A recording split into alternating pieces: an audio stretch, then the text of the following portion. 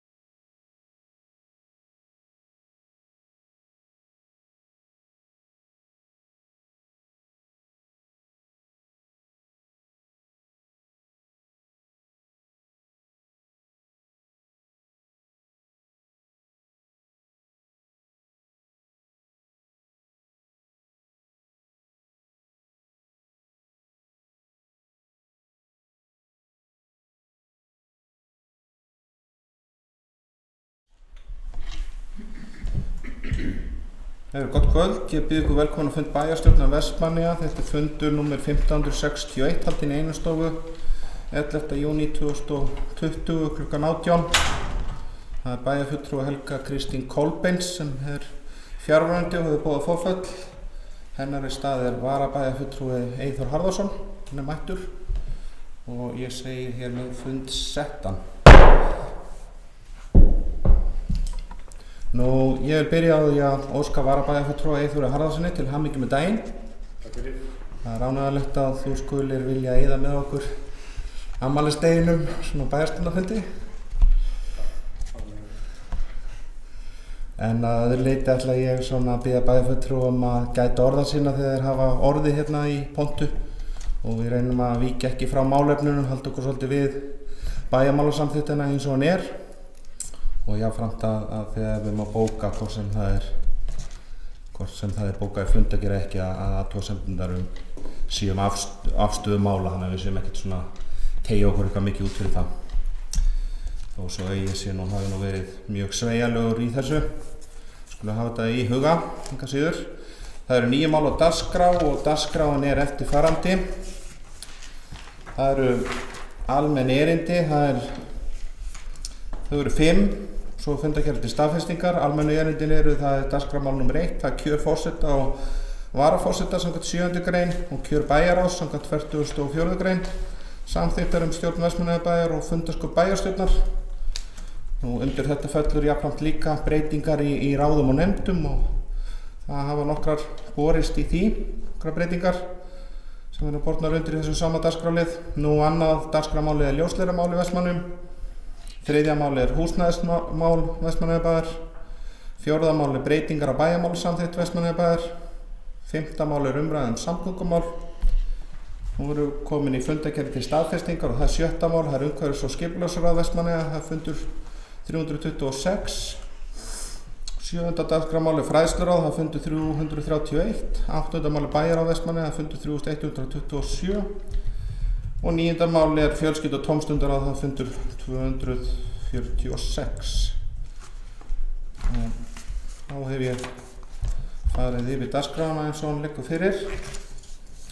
Þá er fátt annað til en að fara bara í fyrsta dagskrárliðinn. Það eru kjör forseta og varaforseta samkvæmt 7. grein samþykktar stjórn Vestmannaeyjabæjar og fundarskap bæjarstjórnar. Það hefur borist tillaga að það sé óbreytt með forseta og varaforseta. Það er borið upp í sitthvoru lagi. Þetta þarf að kjósa árlega samkvæmt bæjarmálasamþykktinni. Þannig að það er Elís Jónsson sem er þá í kjöri sem forseti bæjarstjórnar. Er ykkur fleiri framboð til forseta? Svo er ekki, þá ber ég það undir atkvæði þegar bæjarfulltrúar sem eru því samþykkir gefa atkvæðamerki. Það eru 7 bæjarfulltrúar, þannig að það er samþykkt.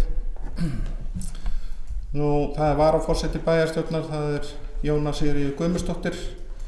Það eru fleiri framboði varaforseta. Svo er ekki, þá ber ég það undir atkvæði þegar bæjarfulltrúar sem eru því samþykkir gefa atkvæðamerki. Það er allir 7. Það er samþykkt. Nú, jafnframt er í bæjarmálasamþykktinni í 44. grein, það er að við kjósum í bæjarráð í júní ár hvert og það hafa komið óskir fram að það breyta hér einn aðalmann, þannig að það yrði þá aðalmenn í bæjarráði yrði þá núna Njáll Ragnarsson, Jóna Sigríður Guðmundsdóttir og Helga Kristín Kolbeins. Þannig að ég gerir ráð fyrir að það er engar breytingar á því, þannig að það er hægt að bera það undir atkvæði þegar bæjarfulltrúar sem er því samþykkir. Það er allir 7 bæjarfulltrúar sem samþykkja það.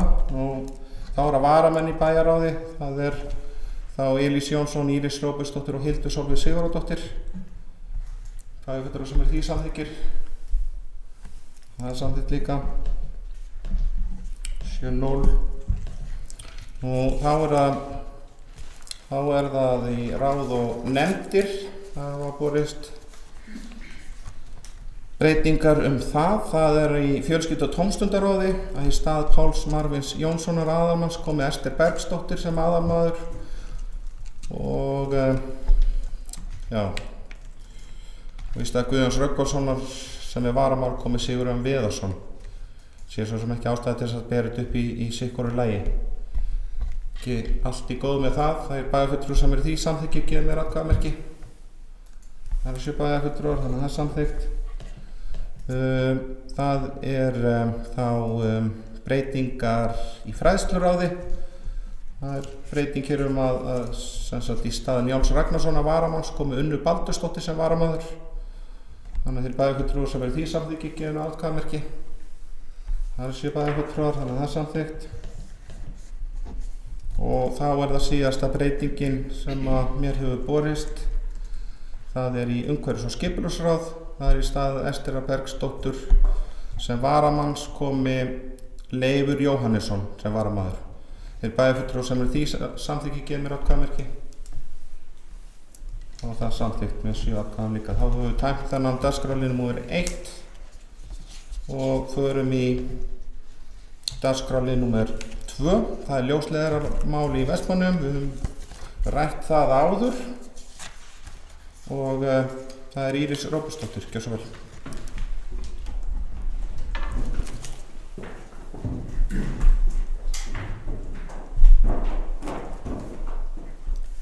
Forseti. Ljósleiðaravæðing Vestmannaeyja. Þetta afskaplega skemmtilegt að vera að ræða þetta hérna og við höfum tekið þetta nokkru sinni fyrir hérna í bæjarstjórn á þessu kjörtímabili og á síðasta bæjarstjórnarfundi sem haldinn var 28. maí síðastliðinn lagði ég fram minnisblað frá kerfisstjóra, deildarstjóra tölvunar í Vestmannaeyjabæ og framkvæmdastjóra umhverfis- og skipulags framkvæmdastjóra umhverfis- og framkvæmdasviðs það hvernig væri hægt að halda í þessa vegferð og þessa vinnu þar sem bæjarstjórn hafði samþykkt að reyna að flýta ljósleiðaravæðingu Vestmannaeyja að öllum heimilum og fyrirtækjum. Í minnisblaðinu eru raktir kostir ljósleiðaravæðingar, tæknilegar útfærslur, kostnaður, fjármögnun, opinber aðstoð, það ríkisaðstoð, hvernig hægt að framkvæma, hvernig rekstur og svona tímalína.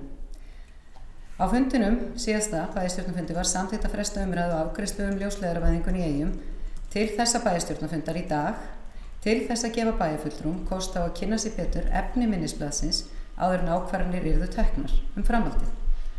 Og málið því tekið aftur upp hér í bæjarstjórn. Vestmannaeyjabær hefur nú í fyrsta skiptið sótt úthlutun úr átaksverkefni stjórnvalda undir heitinu Ísland ljóstengt. Umsóknin, gleðilegt að segja frá því að umsóknin okkar hefur verið samþykkt og hægt að hefja vinnu við að leggja ljósleiðara í þau hús sem liggja fyrir utan þéttbýli sveitarfélagsins. Að ræða 25 tengistæði sem falla undir ákvæði fjarskiptasjóðs styrkhæfi.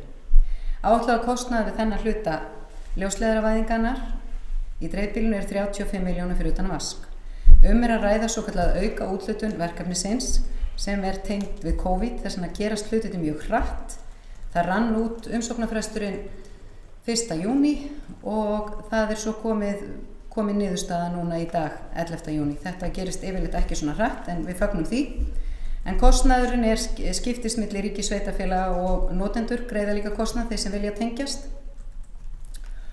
Og eins og ég sagði áður þá báðust þessar jákvæðu fréttir úr samgöngusveitarstjórnarráðuneytinu að við fáum þessa úthlutun og hún upp á rúmar 18 milljónir og á grundvelli þeirra umsóknar sem sótt var og fer undirritun fram á morgun 12. júní þar sem fulltrúi sveitarfélagsins verður forseti bæjarstjórnar Elís Jónsson og hann ætlar að skrifa undir fyrir hönd sveitarfélagsins þennan samning. En jafnframt á síðasta fundi bæjarstjórnar var tekið bara mjög vel í að skoða 5G væðingu í Vestmannaeyjum og mér falið að fylgja eftir viðræðum við Nóa fyrirkomulag og möguleika á slíku umbótaverkefni sem flýtt getur og bætt nettengingu í bænum. Og ég ásamt framkvæmdastjóra stjórnsýslu og fjármálasviðs og framkvæmdastjóra umhverfis- og framkvæmdasviðs og deildarstjóra tölvudeildar áttum fund með fulltrúum Nóa og þeir eru mjög áhugasamir og greindi fulltrúum Nóa frá því að hægt væri að ljúka við fyrsta áfanga 5G væðingar vonandi núna í júní og ef allt gengur upp að þá verður bara haldið áfram í sumar og þetta vonandi bara gengur hratt og vel af því þetta ekki mikið sem þarf til og það er ánægjulegt að finna áhugann hjá Nóa því að bæta netsamband í Eyjum því að þetta hefur gengið allt of hægt. En við erum komin á stað og hálfnað verk þá hafið og það á vel við í dag og fagna í því að Nóa sýna okkur þennan áhuga enda ýtir það væntanlega við öðrum.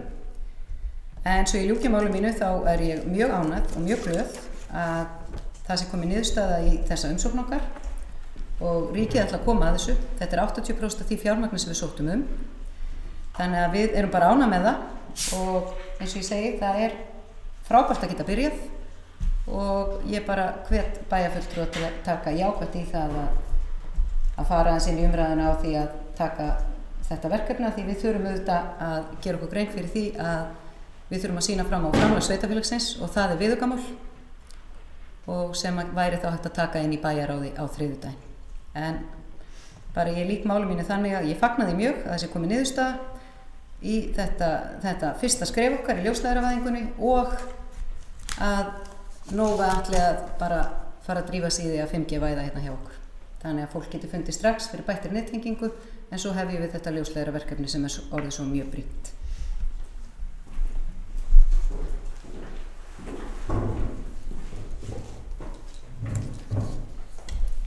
Ég þakka Írisi Róbsdóttur fyrir. Það liggur fyrir innbókun í þessu máli sem að verður farið í fundargerðina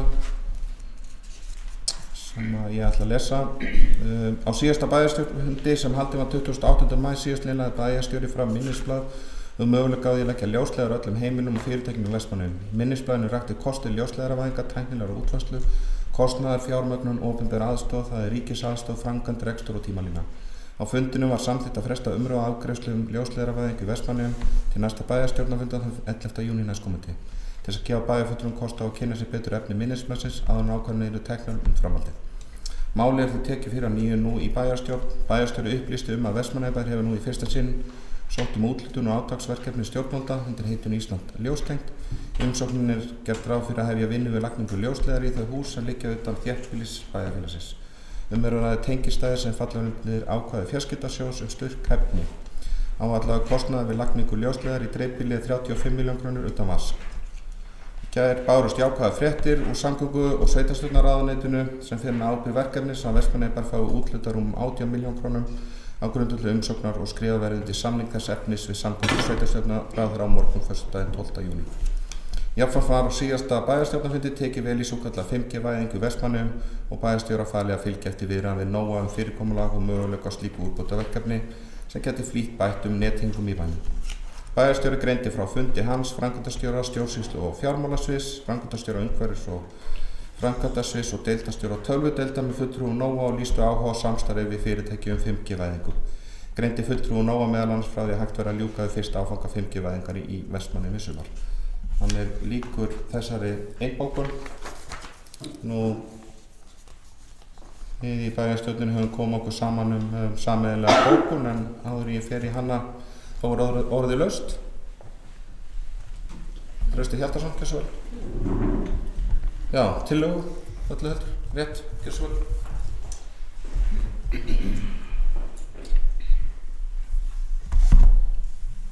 Forseti, bæjarfulltrúar, gestir. Já, afskaplega ánægjulegt mál hér á ferð og við höfum rætt þetta nokkrum sinnum í bæjarstjórn og þetta mál hefur verið rætt í raun og veru alveg frá því að ljósleiðaravæðing hófst á Íslandi og í þessari umræðu hefur komið fram að við höfum fallið út fyrir svega svolítið í því sem að kemur að fjármagni frá ríkinu en nú er aukaúthlutun út af COVID og líkt á bæjarstjórinn kom inn á er ánægjulegt að sjá að þar er verið að keyra málin hratt í gegn og við njótum góðs af því í þetta skiptið og það er auðvitað bara mikið fagnaðarefni og vonandi er þetta fyrsta skrefið sem við tökum í að ná því að ljósleiðaravæða allan bæinn. Það er auðvitað nú þegar búið að ljósleiðara tengja fjölmörg fyrirtæki niður á Bryggju við Strandveg og nýtur atvinnulífið góðs af því en líkt og flestir þekkja úr atvinnulífinu þá er ljósleiðaravæðing mjög mikilvæg og verður alltaf mikilvægari fyrir atvinnulífið og þetta er einmitt einn af þeim þáttum sem við þurfum að hafa í lagi ef við ætlum að byggja hér upp fjölbreytt atvinnulíf og nýsköpun og frumkvöðlastarf og er eina lykilforsendunum fyrir því að við getum sótt fram á þeim sviðum. Þannig að ég bara fagna þessu og er ánægjulegt að bæjarstjórnin hefur verið mjög samstíga og verið bara góð umræða þessi mál hér áður og vonandi verður bara hægt að fylgja þessu eftir áfram og vonandi gengur þetta hratt fyrir sig þannig að við getum verið með fleiri hús sem verða tengd við ljósleiðara hér innan skamms. Ég þakka Trausta Hjaltarsyni fyrir. Vilja fleiri bæjarfulltrúar að ræða þennan dagskrárlið áður en að ég les sameiginlega tillögu bæjarstjórnar. Svo ekki. Þá hljómar tillagan þannig: Bæjarstjórn fagnar því að Vestmannaeyjabær hafi hlotist fjárstyrk úr sjóðnum Ísland ljóstengt hjá Fjarskiptasjóði til að hefja ljósleiðaravæðingu í dreifbýli og samþykkir að hefja undirbúning og framkvæmd fyrsta áfanga ljósleiðaravæðingar í Vestmannaeyjum. Verkefnið er hugsað sem fyrsti hluti í að ljósleiðaravæða Vestmannaeyjar. Jafnframt er ljóst að engin samstarfsaðili er tilbúinn til að ljósleiðaravæða bæinn að fullu á markaðsforsendum. 3 aðilar hafa lýst yfir áhuga að taka að sér að byggja upp ljósleiðarakerfi með stuðningi opinbers aðila. Jafnframt er til staðar áhugi að leggja til fyrirliggjandi fjarskiptainnviði við uppbyggingu gegn endurgjaldi á jafnræðisgrundvelli. Bæjarstjórn er einhuga að lengur verði ekki beðið með að ljósleiðaravæða bæinn, enda hluti af þeim innviðum sem gott er að séu til staðar til að gera atvinnulífið fjölbreyttara með aukinni nýsköpun og frumkvöðlastarfi. Bæjarstjórn felur bæjarstjóra að ræða við þingmenn Suðurkjördæmis frekari aðkomu Fjarskiptasjóð að uppbyggingu og jafnframt að undirbúningi frekari framkvæmda á næstu 4 árum, þannig hægt verður að gera ráð fyrir fjármagni við fjárhagsáætlunargerð í haust. Bæjarstjóra er falið að leggja viðauka við fjárhagsáætlun fyrir bæjarráð til að mæta þeim útgjöldum sem tilheyra bæjarsjóði við fyrsta áfanga verksins. Forseti bæjarstjórnar mun undirrita samning fyrir hönd Vestmannaeyjabæ við samgöngu- og sveitarstjórnarráðherra fjárstyrk úr Fjarskiptasjóði til verkefnisins við hátíðlega athöfn föstudaginn 12. júní næstkomandi. Vilja bæjarfulltrúar ræða þessa tillögu? Ef ekki þá tökum við hana til atkvæða. Þeir bæjarfulltrúar sem eru því samþykkir gefa mér atkvæðamerki. Það er allir 7 bæjarfulltrúar sem hafa samþykkað það, þannig að hún er samþykkt. Nú þá höfum við lokið þessum dagskrárlið nr. 2 og förum við dagskrárlið nr. 3 sem er húsnæðismál Vestmannaeyjabæjar. Þetta er jafnframt framhaldsmál frá síðasta bæjarstjórnarfundi. Íris Róbertsdóttir, gjörðu svo vel.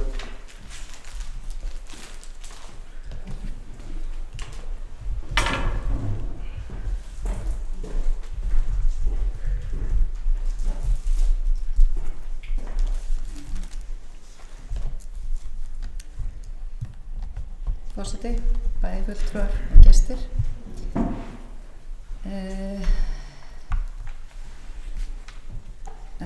Haldum að bæjarstjórnarfundur þann 31. október síðastliðinn og þar var ákveðið að færa hluta af starfsemi bæjarskrifstofnana í gamla ráðhúsi. Það er stjórnsýslu og fjármálasvið bæjarins sem telur 13 starfsmenn. Þar verði líka lítill bæjarstjórnarsalur sem jafnframt eru nýttur sem viðhafnarsalur og undir hluta safna bæjarins. Jafnframt ákvað bæjarstjórn að vinna að því að flytja starfsemi annarra sviða í grennd við gamla ráðhúsið þar sem horft verði til húsnæðis í nágrenninu. Síðan þá hafa verið kannaðir kosti þess að koma umhverfis- og framkvæmdasviði sem telur 6 starfsmenn fyrir í gamla ráðhúsinu ásamt stjórnsýslu og fjármálasviði og nú er ljóst að unnt er að koma sviðinu fyrir þar. Á síðasta bæjarstjórnarfundi sem haldinn var 28. maí síðastliðinn lagði ég fram minnisblað nokkra valkosti við húsnæðismál bæjarskrifstofanna Vestmannaeyja. Það er stjórnsýslu og fjármálasviðs, umhverfis- og framkvæmdasviðs og fjölskyldu- og fræðslusviðs. Var niðurstaða málsins sú að fresta umræðu afgreiðslu húsnæðismála Vestmannaeyjabæjar til næsta bæjarstjórnarfundar sem er í dag til þess að gefa bæjarfulltrúum kost á að kynna sér vel efni minnisblaðsins sem lagt var fram og funda óformlega þá valkosti sem þar eru kynntir, en einnig til að geta kynnt starfsmönnum kostina áður en endilega ákvörðun er tekin. Bæjarstjórn hefur hist á óformlegum fundi til þess að ræða frekar húsnæðismálin og haldinn hefur verið fundur með starfsfólki bæjarskrifstofanna til að kynna þeim umrædda valkosti.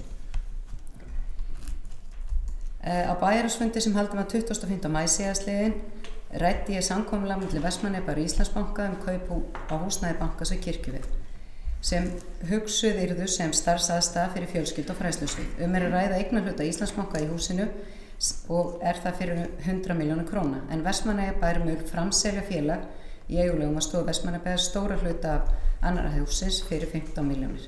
Samkomulagið var gert með fyrirvara og það liggur núna fyrir til ákvörðunar. Þar sem umræðan þessi húsnæðismál var eins og áður sagði frestað, þá það tekið fyrir aftur hérna og það liggur fyrir okkur að fara í gegnum þessa hluti. Ég mun fara yfir næsta þátt í næstu ræðu minni. Þetta svona inngangur á málum.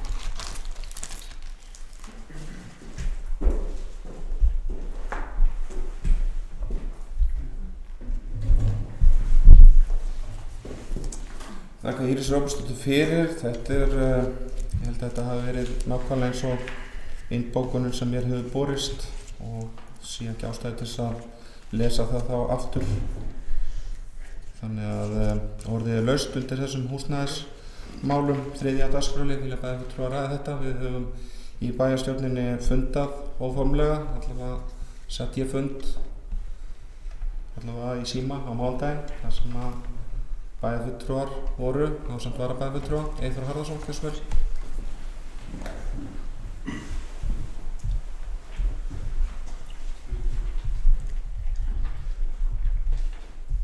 Forseti, góðir bæjarfulltrúar, gestir. Það var svo sem mikið rætt á síðasta bæjarstjórnarfundi húsnæðismálin og sitt sýnist hverjum í þessu máli eins og fram hefur komið bæði í greinum sem bæði við bæjarfulltrúar höfum skrifað og fram hefur komið inn í pontu og í bókunum.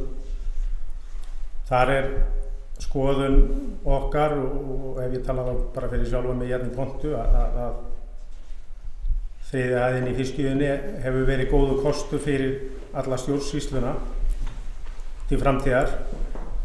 Það hafa komið fram aðrar hugmyndir að beygja þeirri leið sem var búið að plana og fara með þetta hérna í Ráðhúsið og jafnvel í Íslandsbankahúsið að hluta. En á milli þessara funda þá hefur ekki ennþá komið neitt sem hefur sannfært mig að þetta sé góð hugmynd ennþá. Þegar maður las skýrsluna frá vinnuhópnum þriðju hæðina þá ítrekuðu þeir að það væri nú réttast að fara ekki af stað með neitt í þessu fyrir að það væri búið að kanna hug fyrirtækja og stofnana í bænum og kanna möguleikana á fjármögnun og hvernig þetta yrði gert. Þetta hefur maður ekki séð, þessa útfærslu og rekstra hugmynd á þriðju hæðinni. Og svo kemur nú líka fram í skýrslunni að líklega sé nú 1000 fermetrar aðeins of í lagt fyrir þessa hugmynd sem að þeir eru að vinna með. Þannig að svona til að byrja með þá held ég að þetta sé svona það sem að ég myndi segja í fyrstu svona umferð í þessu tali að það þarf að samfæra mann eitthvað meira og við vitum ekki enn hvað þið ætlaði að leggja til eða hvert þið stefnið í þessu. Þannig að ég vona bara að þið séu að skoða málið eða þá og þetta sé allt í vinnslu og við finnum bestu lausnir á endan. Takk.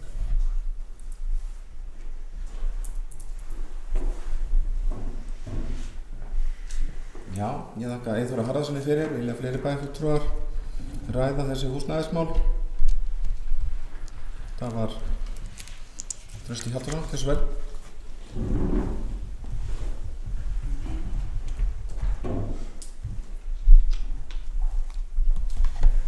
Forseti, bæjarfulltrúar, gestir. Já, hér verið að ræða bæjarskrifstofur og ég svolítið hissa yfir því að mönnum skuli vera detta í huga að fara með bæjarskrifstofunar aftur inn í sama hús og þær voru í eftir að við ákváðum að fara úr því húsi út af Miklu og og allir sem að voru þar inni voru dauðfegnir að komast þaðan út og það var ekki mikil stemning fyrir að fara aftur í það húsnæði. Það er búið að vera núna að vinna að endurbótum á húsinu og vera að laga til og enda mikilvægt að halda þessu húsi í góðu ásigkomulegi, sér í lagi að utanverðu og ég einhvern veginn taldi að það myndi aldrei koma til greina að fara með bæjarskrifstofuna þar aftur inn. Hvað þá vera að skipta bæjarskrifstofunum upp og vera með þar á fleiri stöðum heldur en þörf er á, og mér finnst alveg lengi augum uppi að auðvitað eigum við að finna bæjarskrifstofunum stað undir sama þaki á sama staðnum. Það er augljóst að það er til lengri tíma litið hagræði fólkið í því, bæði fjárhagslegt hagræði og síðan líka tímalegt hagræði. Fólk er nær hvort öðru og boðleiðirnar eru þá augljóslega styttri. Þó að við lifum að tækniöld og allt það, þá erum við samt undir sama þaki og það er alltaf kostur, og flest allir sem er að reka fyrirtæki vita það er kostur að vera á sama staðnum til þess að eiga samskipti við fólk. Þannig að ég held að við höfum að leita allra leiða til þess að koma bæjarskrifstofunum inn í sama húsnæðið, og það var nú haldinn hér vinnufundur í vikunni í bæjarstjórn sem var fínn, og þar sem að þetta mál var meðal annars rætt. En miðað við umræðuna sem að var á þeim fundi og miðað við það sem hefur verið rætt í þessu máli, þá finnst mér einhvern veginn ennþá vera bara eiginlega á fyrstu stigum eftir að það var ákveðið að fara ekki bæjarskrifstofuna inn á 3. hæðina. Þá finnst mér málið ekki alveg orðið og þroskað til þess að taka endanlega ákvörðun, og það er einhvern veginn ekki búið að kanna alla möguleika alveg til enda. Og þá voru lögð fram gögn fyrir síðasta fund sem voru að einhverju leyti upplýsandi en engan veginn nægilega vel, og margt sem hefði þurft að skoðast betur að manna finnst. Og það eru hér hús í bænum sem geta hýst allar bæjarskrifstofunar og það eru lausnir í sjónmáli, og fyrst þá að fara að leggja út í það að kaupa aðra fasteign til bæjarins, hvers vegna þá ekki að kaupa fasteign sem getur hýst allar bæjarskrifstofunar, og ef það er ekki búið akkurat núna, mætti þá ekki bíða og leita leiða til þess að gera það síðar, liggur kannski ekki mikið á eða hvað. En annars bara þakka ég fyrir hennar vinnufund sem var í vikunni. Hann var ágætur, mér fannst hann koma kannski 2 mánuðum og seint, eða svolítið seint í þessu máli, og mér fannst við vera ennþá á þeim vinnufundi svolítið á byrjunarreit og vera að ræða hugmyndir sem hafa ekki verið skoðaðar. Og svo er ég með eina spurningu til formanns bæjarráðs. Á afmælisfundinum þá var samþykkt í bæjarstjórn að fara með fágætissafnið, og hefur staðið til að fara með fágætissafn og hátíðasal inn í gamla ráðhúsið. Stendur það ennþá til og ef ekki, hvar á það þá að vera?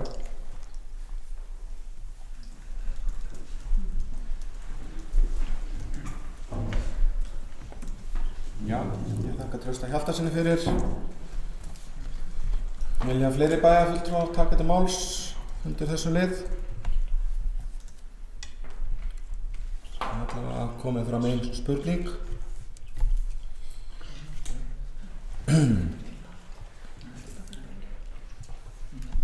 Það ég vil vekja athygli bæjarfulltrúa jafnframt á því að þetta það frestaði dagskrárliður frá síðasta fundi líka undir það er 8. dagskrárliður sem þarf að staðfesta, sem jafnframt húsnæðismál.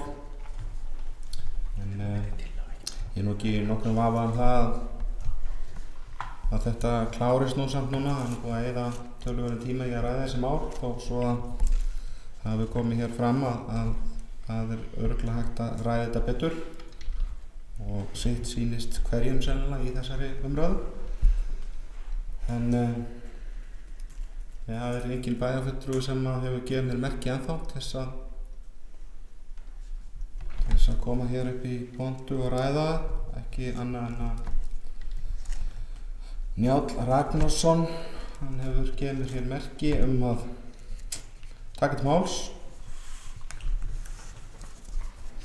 Gjörðu svo vel, Njáll.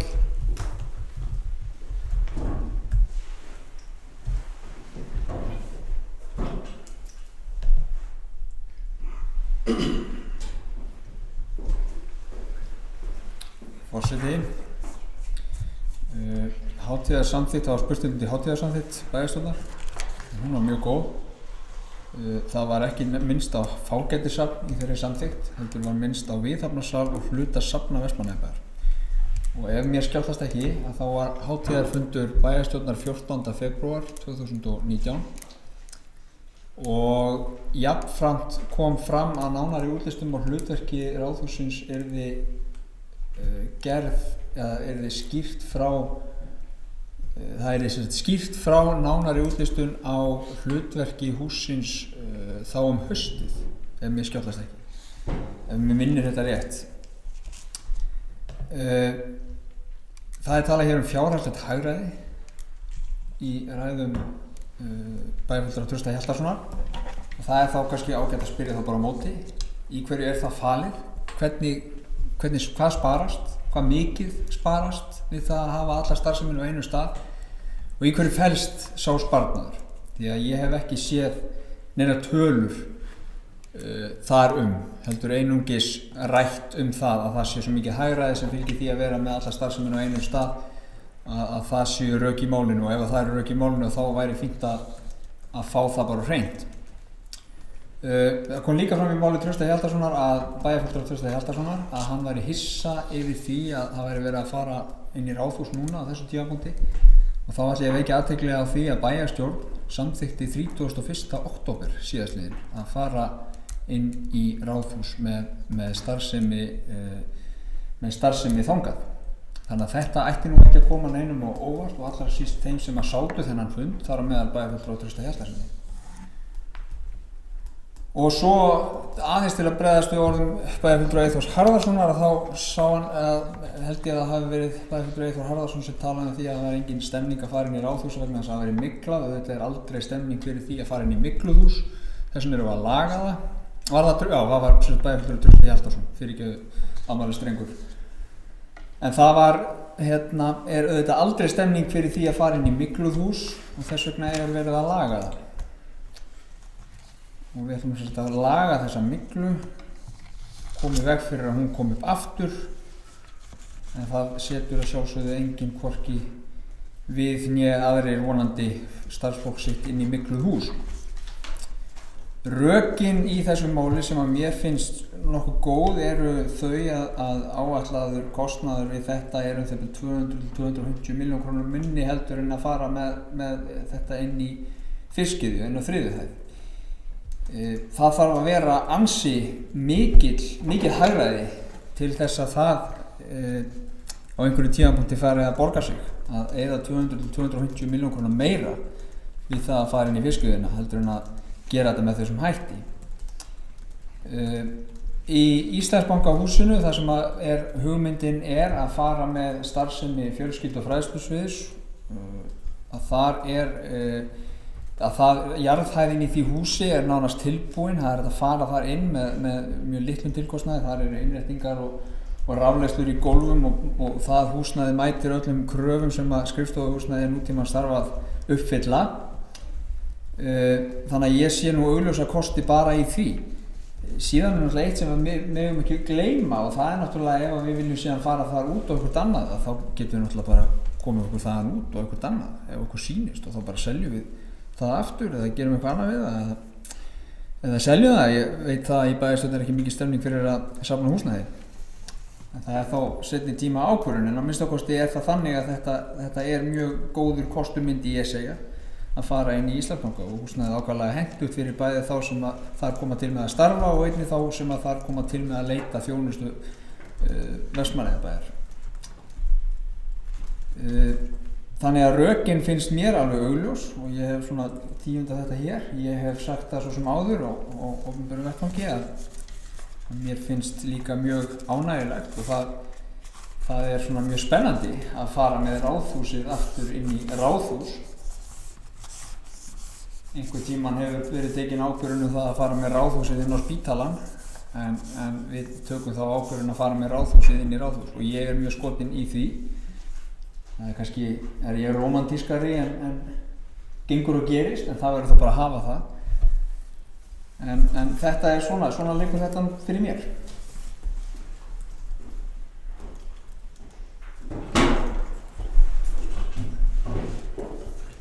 Já, ég þakka Njáli Ragnarssoni fyrir þetta ágætis yfirferð og það er oft sem manni veitir ekkert að því að fá svona smá upprifun.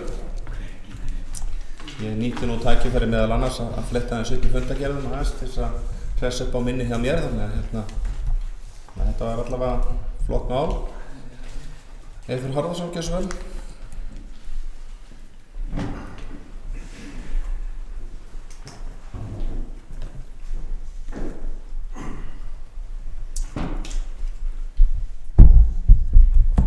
Forseti, bæjarfulltrúar, ég ætla að fá að bera upp tillögu, en áður en ég geri það þá langar mér nú aðeins að koma inn á það sem að bæjarfulltrúi Njáll Ragnarsson kom inn á, að þegar við erum að tala að við teljum að eitthvað sé hagkvæmara en eitthvað annað, og við höfum verið með átölu á það að við sjáum ekki neina tölur á mismunandi rekstra eða sviðsmyndum með pening eða með kostnað, og þá er ég ekki að tala bara startkostnað á að græja húsnæði, það er ekstra kostnað til framtíðar. Þetta tölum á síðasta fundi, þetta verður ekkert komið fram, þannig að ég held að sé nú ekki okkar í minnihlutanum í að búa til greiningarnar og fara hérna til starfsmenn sviðan og láta þá fara að greina kostnað til framtíðar með mismunandi útfærslur á einhverju sem þið eruð að keyra. Þannig að mér finnst nú að þið eigið að samfæra okkur það sem þið eru að fara að gera en ekki öfugt. 200 milljónir sem að þú talar 250 milljónir, að því séu að tala að því séu að fara einhverja hagræðingarleið sem sparar mönnum 250 milljónir, þið verður nú að sýna okkur þetta. Því þetta er nú bara hlægilegt. Þetta er í mínum huga bara hlægilegt, þetta stendur í blaðinu. Þá takið þið ekkert með þriðihæðina á fiskveiðinni. Þetta er ekki bara hægt að bera þetta svona fram. Og það verður að hafa svona viðhald á húsnæðum inn í myndinni þegar menn bera svona kostnað saman. En við erum með tillögu. Bæjarfulltrúar Sjálfstæðisflokksins leggja til að ákvörðun kaup og eignarhlut Kirkjuvegs 23 verði frestað þar sem ekki hafa verið fullkannaðir möguleikar á að hafa alla stjórnsýslu Vestmannaeyjabæjar undir einu þaki, sem myndi leiða af sér mestu rekstrarhagræðinguna og stytta boðleiðir milli starfsmanna. Enn er ekkert fast í hendi varðandi fjármögnun eða áætlanir á 3. hæð fiskiðinnar og hafa engar áætlanir verið setta fram hvað varðar framtíða nýtingu á húsnæði sem nú þegar er í eigu sveitarfélagsins og hýsir starfsemi sem mun flytjast annað á næstu árum. Og undir þetta skrifa fulltrúar Sjálfstæðisflokksins.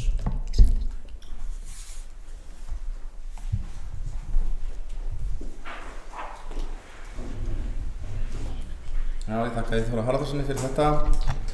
Eyþór hefur hér borið upp tillögu og áður en að við tökum hana til atkvæða þá vilja bæjarfulltrúar ræða þessa tillögu. Íris Ópsdóttir, gjörðu svo vel.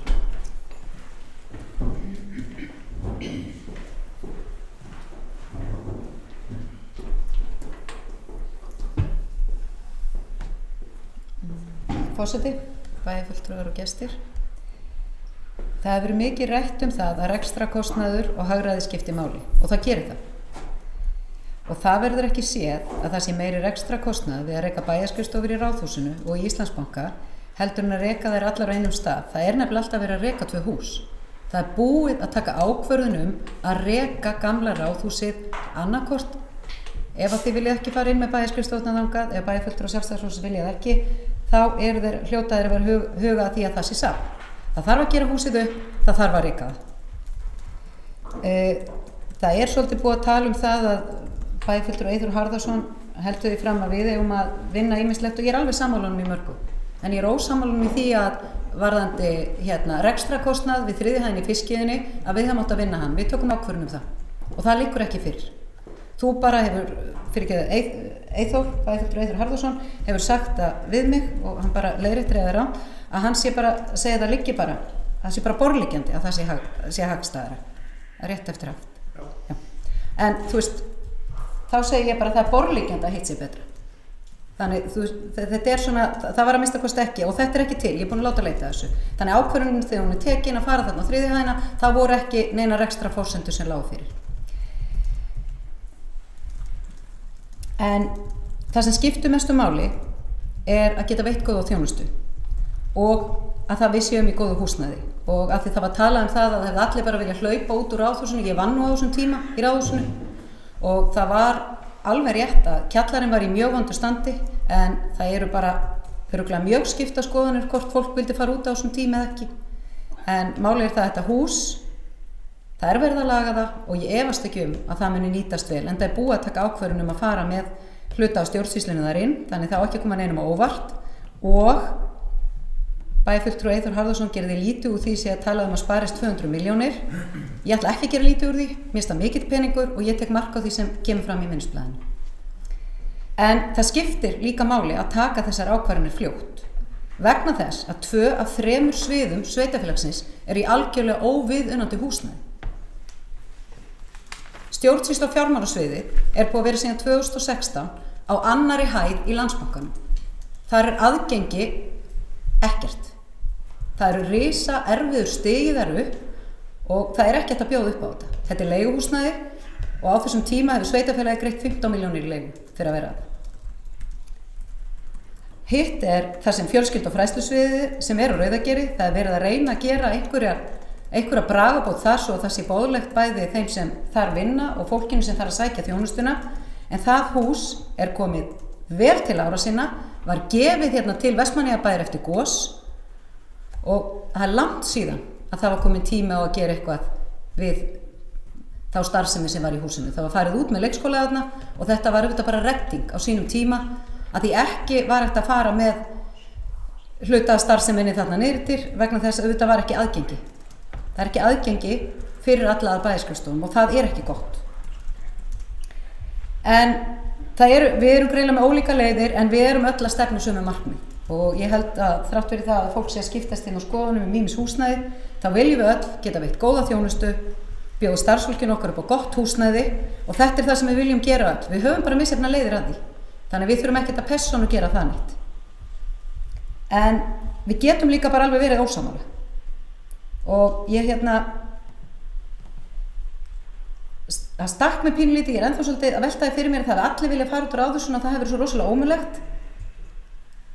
Ég eiginlega veit ekki hvaða allir þetta voru. Ég veit að það var mjög slæm aðstæða í kjallanum þar sem fjölskyldu og fræðslusviði var. Mjög slæm aðstæða og ekki bjóðandi að vera þar. Alls ekki. En það margir sem bera sterka tauga til hússins. Mér finnst það fallegt, ég stolt af því og ég vill að það hafi viðunandi hlutverk. Og það að bæjarskrifstofurnar sé að hluta í því húsi hugnast mér vel, en þeir eru búin að taka að minnsta kosti stæðstan hluta þeirri ákvörðun.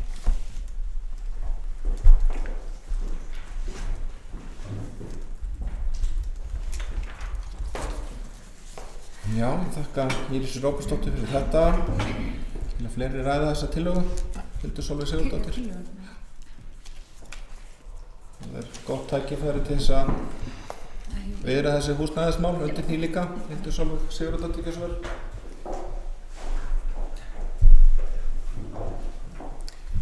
Forseti, bæjarfulltrúar, gestir.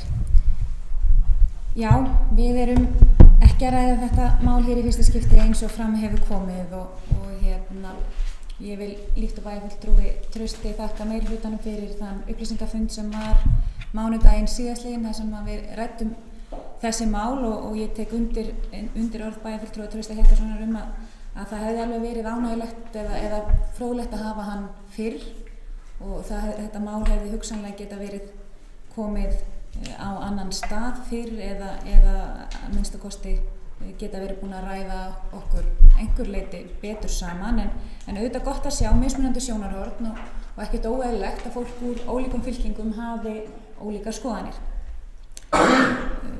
Við þær umræður sem eru búin að vera hérna í dag í þessu máli þá eitt sem að slær mig persónulega og það virðist vera það að fulltrúar meirihlutans virðast á einhvern hentugan máta steingleyma því að við munum áfram eiga fiskiðina. Við þurfum að reka hana áfram, innrétta, viðhalda, en meirihlutinn kýs algjörlega að horfa fram hjá þeirri staðreynd. Það er búið að tala hérna gögn, að við eigum að sýna fram á hagræði. Það einfaldlega ábyrgð bæjarstjórnar og meirihluta bæjarstjórnar sem að leggja fram álíka kostnaðarsama tillögu að sýna fram á af hverju við ættum að fara þessa leið frekar en aðra. Það búið að kalla eftir greiningu á rekstrakostnaði miðað við mismunandi valmöguleika, en hefur það ekki borist.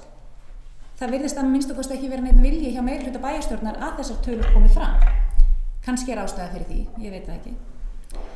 En það líka búið að tala hér þennan kjallara í Ráðhúsinu og nú að mér skilst tæknideildin að fara ofan í áður umræddan kjallara og það hefur líka komið hér fram að það hafi verið haldnir starfsmannafundir þar sem að þessi mál hafi verið kynnt, þannig að það verið forvitnilegt að vita hvernig starfsmenn tóku í það að flytja í þær starfsaðstæður að fara ofan í kjallara á Ráðhúsinu.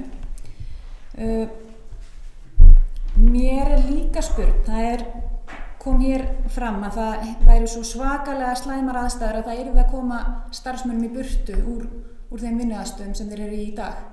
Af hverju í ósköpunum var það þessi meirihluti að samþykkja það að setja 6 milljónir í endurbætur á þessu húsnæði ef þetta þurfti að gerast svona ofboðslega hratt? Það búið að verja þessum peningum í að bæta aðstæður. Það var verið að auglýsa í dag breyttan inngang á þessu húsnæði. 6 milljónir í það minnsta búið að eyða í það. Mér leikur bara svolítið spurn á að vita á hvað gögnum meirihluti bæjarstjórnar sé að byggja sínar ákvarðanir. Eins þegar við fengum minnisblað varðandi ákveðna valmöguleika. Þarna voru takmarkaðar valmöguleikar settir upp. Það hefur komið hér fram að í þessari skýrslu frá nýsköpunarhópnum var tekið fram að ekki þyrfti allt húsnæði fiskiðunnar sem telur yfir 1000 fermetra til þessara starfsemi. Við erum að tala cirka að með minnir 300 fermetra sem að þessi starfsemi sem á að fara undir Íslandsbanka þurfi. Það að mínum mati vel hægt að koma því fyrir á 3. hæð fiskiðunnar.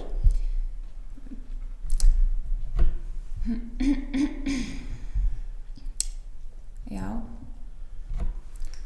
En ég spyr bara enn og aftur, hvað liggur á? Það búið að bæta starfsaðstæður, við eigum eftir að fá niðurstöður og áhuga fyrirtækja og ríkisins varðandi þessa nýsköpunarhugmynd.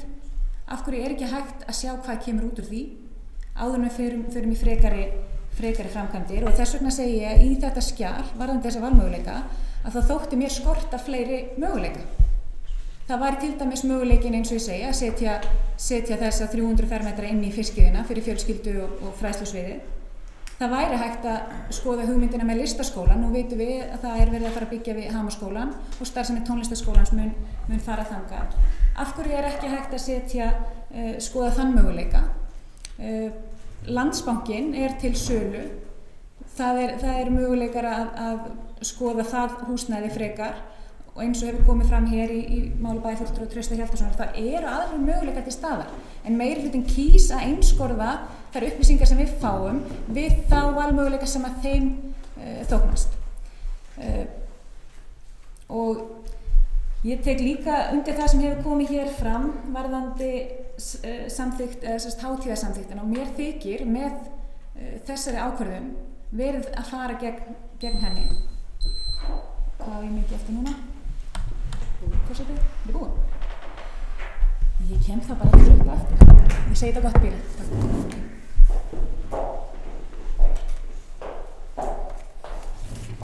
Já, mér þakka Hildur Sólveigu Sigurðardóttir fyrir.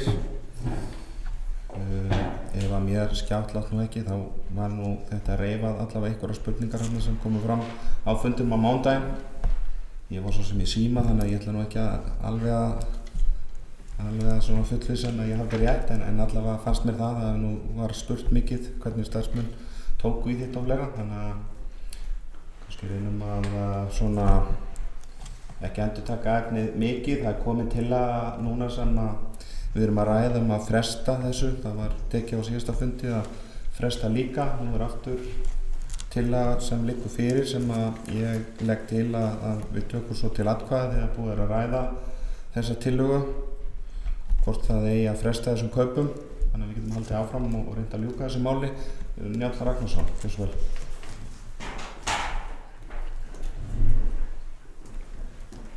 Forseti, ég ætla að hafa það östuð. Það er hérna aðeins að bregðast við þessu bara, sko, mér finnst sjálfstæðismenn hér í bæjarstjórn keppast við það að gera lítið úr þessu minnisblöðu og því sem að í því stendur og þeim sem að það skrifuðu. Vegna þess að þar er tekið á þessum peningamálum hvað þetta kostar, þessi kostir sem að þarna eru nefndir, hvað kostaðir og svo framvegis. Ég ætla bara að minna sjálfstæðismenn hérna í bæjarstjórn á það að það eru þeir sem að tala mest hagræði, rekstrarlegt hagræði. Ég hef aldrei talað rekstrarlegt hagræði, ég hef einungis rætt það að hér sparast 200 til 250 milljónir við það að fara þessa leið. Allt tal rekstrarlegt hagræði er allt komið frá minnihlutanum. Þannig að það er nú ekki hægt að tala það að það sé svo mikið rekstrarlegt hagræði og skamma okkur síðan fyrir að koma ekki með neinn rök í málinu. Ef að þið sjáið rekstrarlega hagræði í þessu, og ég ítreka á bara spurninguna sem ég lagði þetta fram á það, ef að þið sjáið þetta rekstrarlega hagræði, hvað er það mikið, hvað sparast og svo framvegis. Ég ætla ekki að sýna fram á eitthvað sem þið eru að fullyrða að sé til staðar, hvernig í ósköpunum á það nú að vera hægt. Fiskiðan er fokheld, það er hægt að taka ákvörðun að selja hana hvenær sem er. Það er bara ein eign. Ef við viljum ekki nota hana undir nýsköpun sprotastarfsemi og svo framvegis og nota þá tenginguna við þekkingarsetri sem er á annarri hæðinni, þá getum við selt hana. Það er nú bara svo einfalt. Ég heyri það að það er mismikil stemning hér í bæjarstjórn fyrir því að fyrir nýsköpun og því sem að lagt er til í því sem að sá hópur lagði til á sín tíma. Ég er ekki mjög sammála því. Við byggjum okkar ákvörðun og það bæjarfulltrúinn Hildur Sólveig Sigurðardóttir fannst það orka eitthvað, eða var ekki alveg að skilja hvernig við byggðum okkar ákvarðanir. Hún svona íjaði því að við værum að gera þetta bara eftir einhverjum geðþátt og engu öðru. Við byggjum okkar ákvarðanir á minnisblaðinu sem liggur fyrir. Og þetta fólk hér hefur kæst við að draga niður og gera lítið úr. En ég ætla ekki að gera það. Mér finnst ekki sanngjarnt að það sé gert vegna þess að það fór vinna starfsmanna Vestmannaeyjabæjar í það að gera þetta minnisblað. Það er mjög skýrt og vel unnið og við byggjum það á því. 200 milljónir til 250 milljónir sparast. Rekstrarlega hagræðið, ég get ekki rökstutt það eða útskýrt eða reikna það út frekar en bara sá sem er að tala alltaf þetta rekstrarlega hagræðið. Og það er ekki, hvorki ég né við sem sitjum hérna vinstra megin við borðið.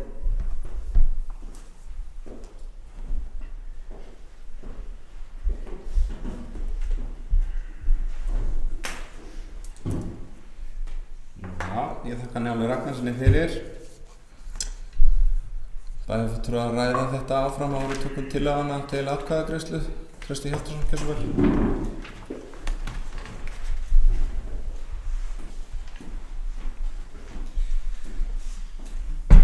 Forseti, bæjarfulltrúargestir, hér er nægur takað þannig að hér þarf að tala svolítið hratt. Fyrir það fyrsta, þá varðandi þessa tillögu sem að núverandi meirihluti er að fara gegn, eða að minnstakosti að mínu mati, og ég ræddi hér áðan í ræðustól. Árið 2017 er sami hópur og var að koma með hugmyndir að því hvað ætti að fara inn í Ráðhús að leggja fram með leyfi forseta. Ég ætla að vitna hér í fundargerð frá 2017 í bæjarráði. Arnar Sigmundsson, Kára Bjarnasyni og Helga Bjarnasyni var falið að koma með tillögu menningarsafn og hátíðasal í Ráðhúsi Vestmannaeyja. Í erindinu sem lagt til að sérstaklega verði skoðað að nýta gamla sjúkrahúsið sem seinustu ár hefur verið nýtt undir bæjarskrifstofu sem nokkurs konar blöndu af viðhafnarsal sveitarfélagsins og fágætisafni. Í hugmyndinni er sérstaklega bent á að vel færi að nýta húsnæði undir fágætisafn Ágúst Einarssonar, valin listaverk eigu Vestmannaeyjabæjar svo sem Kjarvalssafnið, Sigmundsafnið, valefni og ljósmyndasafnið Sigurgeirs Jónssonar og ljósmyndasafn Vestmannaeyja. Þá verði þar komið fyrir virðulegum móttökusal fyrir Vestmannaeyja og íbúa. 2019, eða fyrir ári síðan rúmu, lagði þessi bæjarstjórn sem hér situr og samþykkti einróma með leyfi forseta að fá að lesa upp á hátíðarfundi. Bæjarstjórn Vestmannaeyja samþykkir á sérstökum hátíðarfundi í tilefni 100 ára afmælis Vestmannaeyjaklausturs að halda áfram endurbótum á ráðhúsi Vestmannaeyja við Stakkelstún með það markmið að húsið hljóti þann virðingarsess sem því sæmir og að innan veggja þess rúmist meðal annars viðhafnarsalur og hluti safna Vestmannaeyjabæjar. Í mínum huga er hér verið að tala sama hlutin og var verið að tala áður og þess vegna var verið að samþykkja að vera með fágætisafn inn í ráðhúsi. Bara til að útskýra hvers vegna ég hélt það. Og síðan kemur bæjarstjóri hér upp í ræðustól og talar að það sé mikilvægt að taka ákvarðanir fljótt í þessu máli. Ég er alveg hjartanlega sammála því og mér finnst í raun og veru vera ákveðin vanvirðing búið að vera gagnvart starfsmönnum bæjarins að starfa í þessari óvissu sem búin að ríkja á þessu kjörtímabili þessi mál. Hvers vegna er ekki búið að tala þetta mál þegar kjörtímabili byrjaði? Allt fyrsta ár kjörtímabilisins var ekki eitt orð þetta. Það var búið að ákveða að fara bæjarskrifstofunnar inn í fiskiðu og hefði verið hægt að keyra það í gegn strax ef það hefði verið einhver vilji fyrir því. Það hefði líka verið hægt að taka ákvörðun strax að gera það ekki og taka ákvörðun að kaupa annað húsnæði eða fara þá inn í ráðhús. Og mér heyrist að það var allan tíman staðið til að fara inn í ráðhús og að þetta sé nú bara hálfgerður leikur með að skoða einhverja aðra valmöguleika og þetta minnisblað sem hefur verið að vísa í sem á að vera með svona rosalega miklum gögnum er fyrst og fremst með tölum hvað kostar að koma þessum húsnæðum sem hafa verið skoðuð í það ástand þannig að sé að vera með bæjarskrifstofur. Það er ekkert verið að spá í rekstrinum og þess vegna er ánægjulegt þegar Njáll Ragnarsson kemur hér upp í pontu og talar að meirihlutinn hafi ekkert rætt rekstrarlegt hagræði. Rekstrarlegt hagræði er akkurat eitthvað sem eiginlistanum þótt vera voðalega erfitt að skilja þegar við höfum verið að ræða fjármál sveitarfélagsins vegna þess að það skiptir svo miklu máli í rekstri sveitarfélagsins að reksturinn sé þannig að það sé hægt að veita svo nægilega mikla þjónustu fyrir þá fjármunum sem eru til og að reksturinn keyri ekki fram úr þannig að sé að vera að éta fjármunum sem eru til. Og rekstrarlegt hagræði skiptir svo miklu máli þegar við erum að fjárfesta í fasteignum þá skiptir máli að það kostar að reka fasteignunar og þá komum við að svarinu sem að Njáll Ragnarsson er búin að biðja tvisvar að fá að svara hvaða rekstrarlega hagræði hlýst af því að fara með bæjarskrifstofurnar allar inn í sama húsnæðið. Það er launakostnaður, þar sem að það þyrfti þá færri starfsmenn. Það er rekstur á tækjum og búnaði, þar sem að það þyrfti þá færri tæki og búnaði. Það er rekstur á húsnæðinu og svona mætti lengi áfram telja. Ég hélt að bæjarfulltrúar að það væri augljóst að það er rekstrarlegt hagræði að vera með allt á sama staðinu. Og eftir situr spurningi sem ég var með sem ég ekki fengi svar við, hvað á þetta fágætisafn að vera ef það á ekki að vera upp í ráðhúsi og á það að vera upp í ráðhúsi?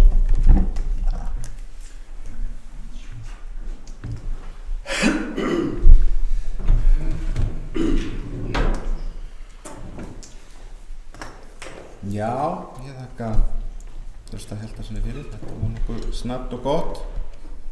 Nú, Rósa Trausta fyrir, hann átti rúma mínútu eftir með þessa. Þetta er vel að sé vikið. En ég heyri það, þetta er ekki alveg tæmt. En þá dagskráinu til þessi lið. Njáll Ragnarsson, gjörðu svo vel.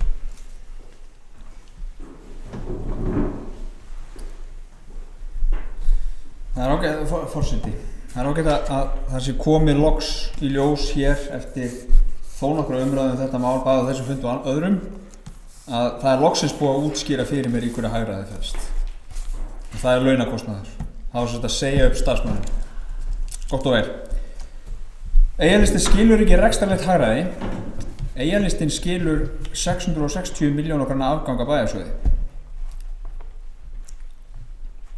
Og Eyjalistin er stoltur af því að vera í meirihluta bæjarstjórnar sem skilar 400 milljóna króna afgangi á A-hluta, 600 milljóna króna afgangi á samstæðu Á sama tíma og þjónusta markvisst aukin við íbúa Vestmannaeyjabæjar, eldri borgara, barnafjölskyldur og svo framvegis. Þetta skil ég mæta vel og stoltur af. Hvað var það fágætisafnið, og það var nú kannski punkturinn sem það var nú kannski spurningi sem mér láðist að svara hér áðan, að þá liggur það ekki fyrir, en það getur vel verið að það sé hægt að nota einhver rými í Ráðhúsinu undir fágætisafn. Það getur líka vel verið að það sé hægt að koma fágætisafni í önnur húsnæði, til að mynda það húsnæði sem við erum í hér, og ég held að það væri alveg stórgóð hugmynd að það yrðu einhverjir góðir menn fengnir til þess að skoða hvar við getum komið fágætisafninu fyrir, ef að það kemst þá ekki fyrir upp í Ráðhúsi og ef að bæjarstjórn tekur ákvörðun eitthvað annað.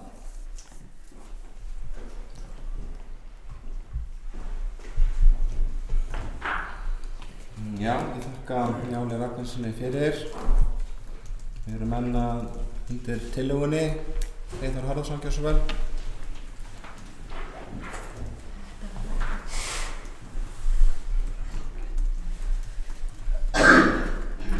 Forseti, góðu fulltrúar. Ég kom hérna í upp til að svara Njáli. Bæjarfulltrúa Njáli Ragnarssoni. Gott að hafa blaðið hérna. Það má ekki kalla það njalli@gmail.com eins og stendur hérna. Það stendur hérna á blaðinu. Þetta var nú grín. En svona til að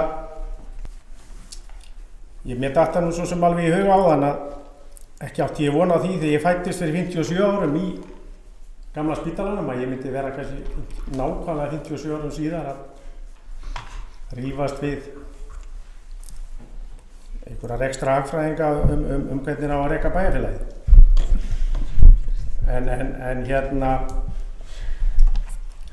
En það sem að ég kom eiginlega aðallega upp að var að ef bæjarfulltrúi Njáll Ragnarsson var að beina þetta í mín að ég væri á móti nýsköpun, þá var það algjör misskilningur. Ég held að enginn af okkur sé á móti nýsköpun og þessi umræða snýst ekkert það annað en að ég held meiri sé að nýsköpun og frumkvöðlastarfsemi eigi bara við síðasta lið með ljósleiðaravæðingunni að þá höfum við örugglega tekið mörg skref fram í þeim tækifærum sem jafnast á við bara samgöngubætur þegar að ljósleiðari verður komin út allt bæjarfélagið.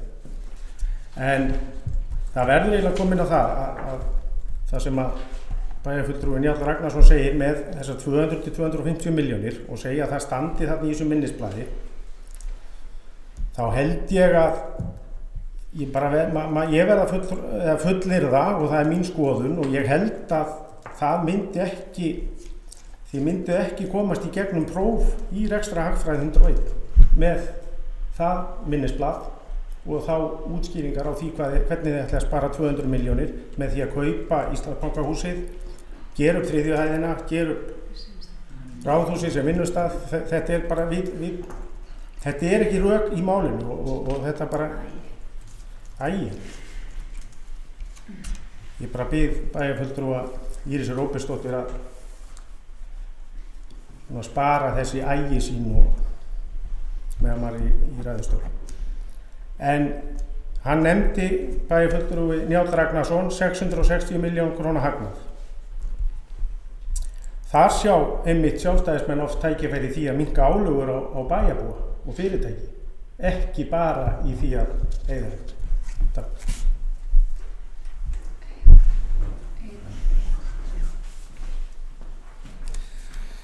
Ég þakka Eyþóri Harðarssoni fyrir þetta. Það held ég augljóst og okkur greinir svolítið á í þessu máli en þá. Og ég held að það sé nú bara svo við gerum nú svona smá þetta á léttu nótunum þá síðan við ekkert veita því að tölvupóstarnir hjá bæjarfulltrúum sé hérna á blaðinu þannig að það er hægt að ræða málinn þá enn betur en það ekki Hildur Sólveig Sigurðardóttir, gjörðu svo vel.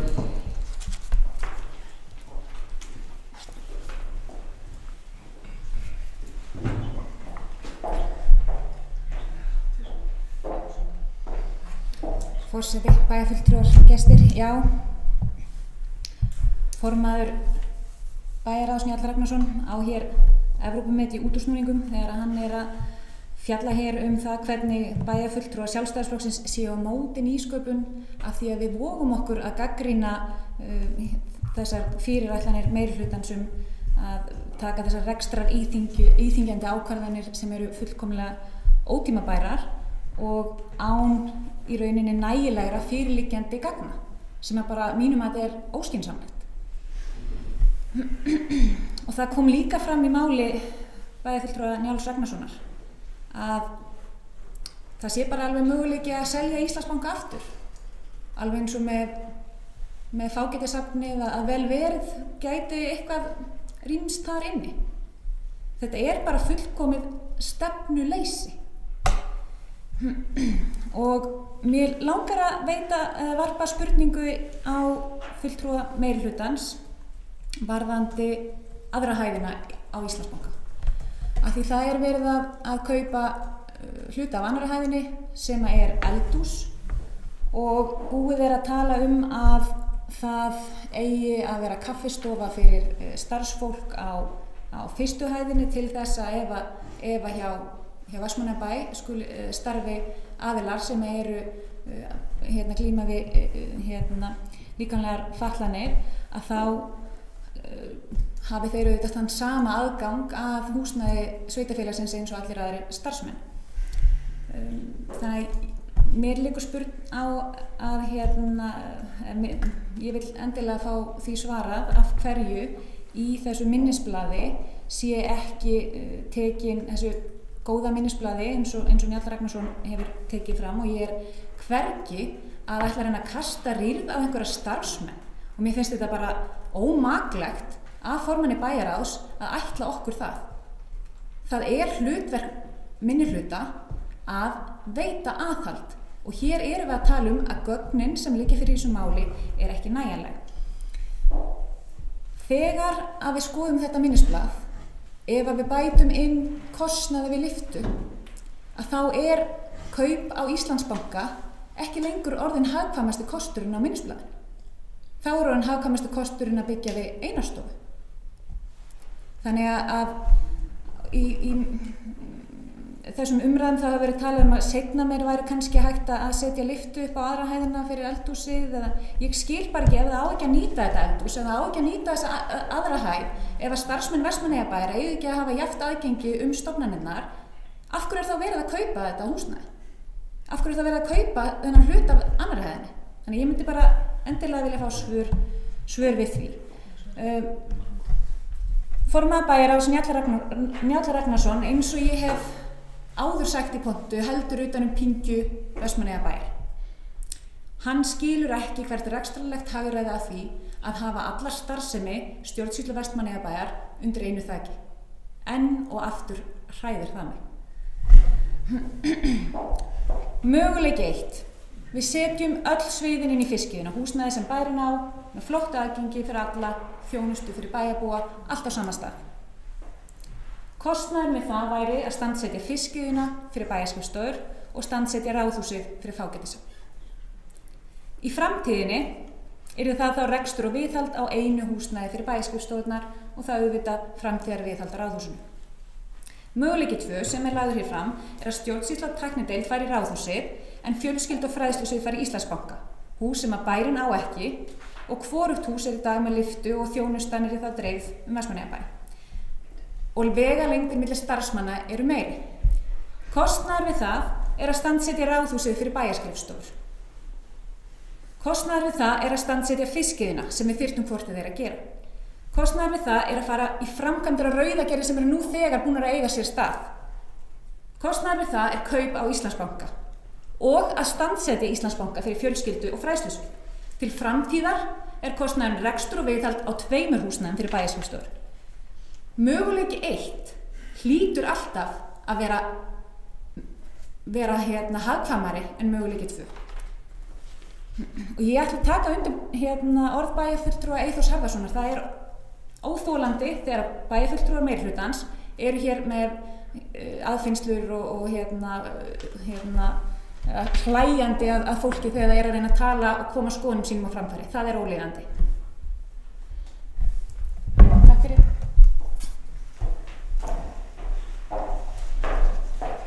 Já, ég þakka Hildi Sólveigu Sigurðardóttur fyrir þetta. Ég kannast ekki við það að neitt hafi hlegið hér ennþá. Það komið fyrir að það verði eitthvað smá orðakast á milli bæjarfulltrúa, en það náttúrulega gildir hér samkvæmt bæjarmálasamþykktinni að sá sem í pontu hefur orðið. Ég held að þetta getur nú sanngjarnt sagt að þetta var nú gengið á báða bóga. Við reynum að gæta því að leggja við hlustir þegar bæjarfulltrúi er hér í pontu. Ég ætla örlítið áður en að hleypi þessu máli lengra að vitna aftur í fundin á mánudaginn. Ég man ekki betur, þetta vel að ég hef verið á öðrum fundi hérna, en ég man ekki betur en þessi lyftumál og þetta hafi verið rætt á þeim fundi líka. Þá verður það allavega leiðrétt að það var rætt það að starfsemin yrði á fyrstu hæð í Íslandsbanka. Það sem yrði kaffistofa og engin þörf á að nýta aðra hæðina. Og jafnframt var lýst ramp, það ekki, rampur sem að starfsmaður bæjarins, framkvæmdastjóri á bænum er búið að vera lengi í bígerð sem yrði gerð við Ráðhúsinu og innan gengt niðri þar sem að yrði lyft upp á aðrar hæðir, þannig að þið leiðréttið mig ef að þetta hefur ekki farið fram á fundinum á mánudaginn sem vinnufundi. Þannig að það er ágætt að við séum ekki kannski aðeins að við erum að komast hjá því að vera í sama farin og spyrja aftur sömu spurningana, en það er augljóslega ýmislegt órætt og það greinir hér bæjarfulltrúum mikið á, greinilega. En orðið er laust undir þessari tillögu. Ég held að það sé ágætt að fara að taka hana þá bara til atkvæða, segjum við þá. Þannig að við getum farið að þokast áfram hvernig við ætlum að ljúka þessu. Nú það var lesin upp hér tillaga á það sem að hljóma svona: bæjarfulltrúar Sjálfstæðisflokksins leggja til ákvörðun kaup á eignarhlut Kirkjuvegi 23 verið frestað þar sem ekki hafa verið fullkannaðir möguleikar á að hafa alla stjórnsýslu Vestmannaeyjabæjar undir einu þaki sem myndi leiða sér mestu rekstrarhagræðinguna og stytta boðleiðin milli starfsmanna. Enn er ekkert fast í hendi varðandi fjármögnun eða áætlunum á þriðju hæð fiskveiða og hafa engar áætlunum verið settar fram hvað varðar framtíða nýtingu á húsnæði sem nú þegar er í eigu sveitarfélags og hýsir starfsemi sem mun flytjast annað á næstu árum. Þetta hefur verið sent á bæði forseta og ritara. Svona var þetta borið upp áðan og ég held að við berum þessa tillögu bara undir atkvæði. Þetta sé ekkert annað að gera. Þeir bæjarfulltrúar sem eru því samþykkir gefum við atkvæðamerki. Það eru 3 bæjarfulltrúar sem samþykkja þessa tillögu. Nú þeir bæjarfulltrúar sem eru á móti. Það eru 4, þannig að þessi tillaga er þá felld. Þá erum við komin aftur á byrjunarreit í þessu máli, breytingar 4 dagskrárliðir, breytingar á bæjarmálasamþykkt. Nei, það er þó svo að maður ruglist nú örlítið, þá verði nú að fyrirgefa mér það. Ég er nú búinn að viðurkenna það að maður getur nú gert mistök, það geta allir gert mistök. Þannig að þetta er kannski ekki og verða sannlega ekki einu mistökin í kvöld. Þannig að það brýtur þetta þessu upp og gott að athuga það að hér eru allir bæjarfulltrúar greinilega með á nótunum vegna sem ég held að hafa allir kipst við, þannig að það er mjög ánægjulegt. En við erum sett undir 3. dagskrárlið sem eru húsnæðismál Vestmannaeyjabæjar, hafa Jóna Sigríður Guðmundsdóttir gjörið svo vel.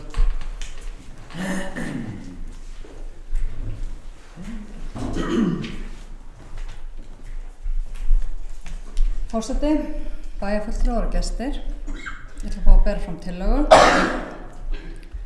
Meirihluti E og H-lista leggur til að starfsemi umhverfis- og framkvæmdasviðs verði komið fyrir í gamla Ráðhúsinu ásamt stjórnsýslu og fjármálasviði bæjarskristofanna sem þegar liggur fyrir ákvörðun Jafnframt leggur meirihluti til að gengið verði að lokatilboði Íslandsbanka kaup á húsnæði bankans við Kirkjuveg og hluti þess seldur til félags í eigu lögmannsstofu Vestmannaeyjabæjar samkvæmt samkomulagi þar Starfsemi fjölskyldu og fræðslusviðs verði komið fyrir á jarðhæð hússins.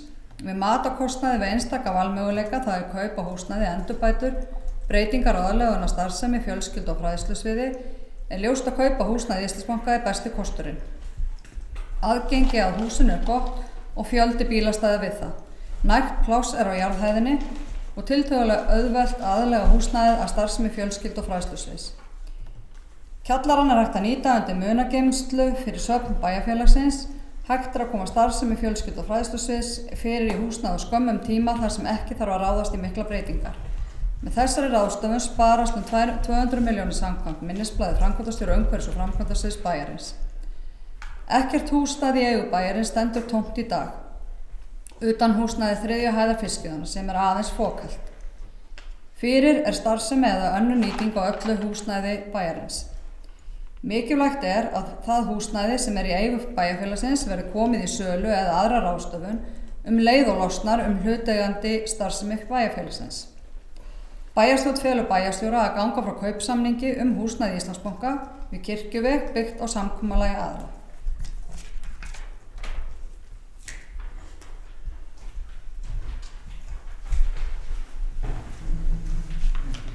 Já, þakka Jóni Sigríði Guðmundsdóttur fyrir þetta.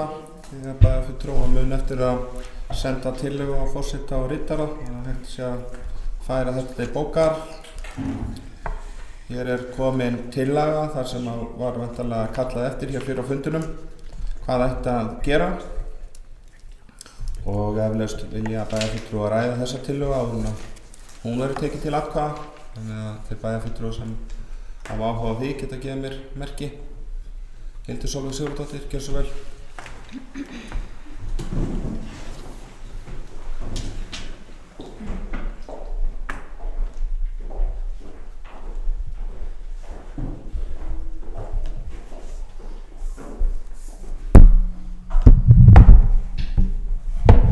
Forseti, bæjarfulltrúar og gestir. Já, þessi tillaga hér komin núna fram það eigi á þessum bæjarstjórnarfundi að ganga frá kaupum á húsnæði Íslandsbanka. Forseta bæjarstjórnar, honum Elís Jónssoni, var, hann tjáði í pontu og fleiri að þetta hafi verið rætt innan á lokuðum fundi, óformlegum fundi bæjarstjórnar.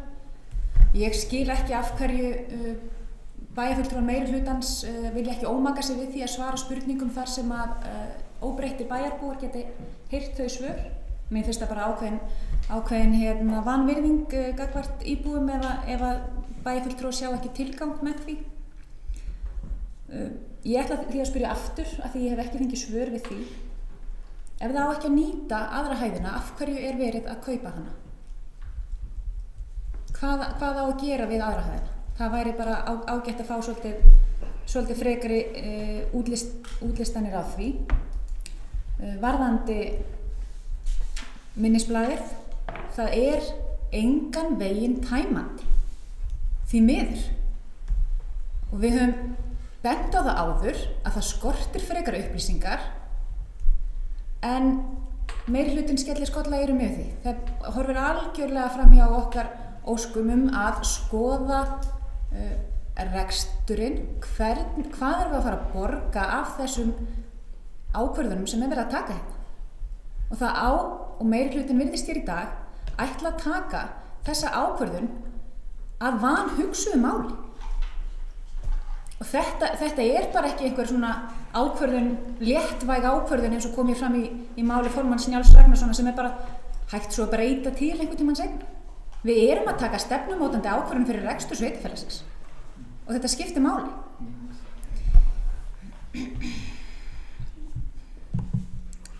Ég mun ekki geta samþykkt þessa tillögu og ég undrandi að hún sé hér lögð fram og að henni verði veitt brautagengi af hálfu meirihluta bæjarstjórnar. Takk.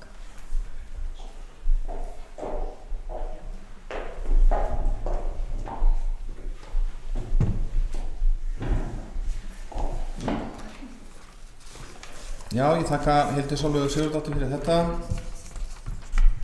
Orðið laust undir þessum húsnæðismálum ef að bæjarfulltrúar vilja ræða það meira eða svara einhverjum fyrirspurnum. Njáll Ragnarsson, gjörðu svo vel.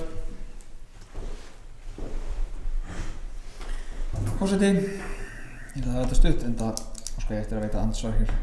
Ég held að öllum þessum spurningum sem hafa komið hér og verið spurðar hér ítrekað. Það er búið að svara þeim margoft í þessari umræðu.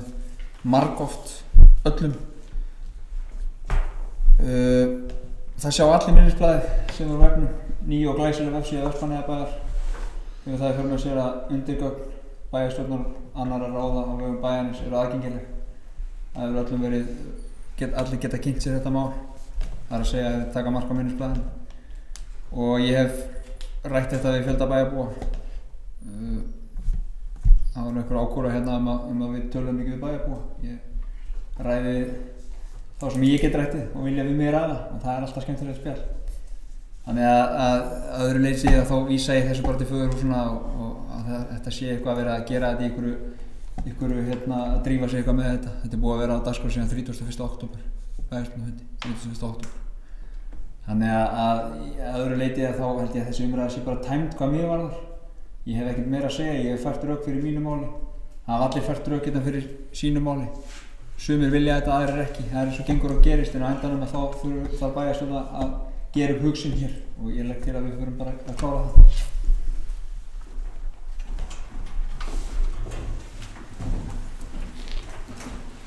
Já, ég þakka Njáli Ragnarssoni fyrir og vona að það sé nú farið að líða á seinni hluta í þessar umræðu. Það eflaust einhverjar spurningar þó eftir. Trausti Hjaltason, gjörðu svo vel.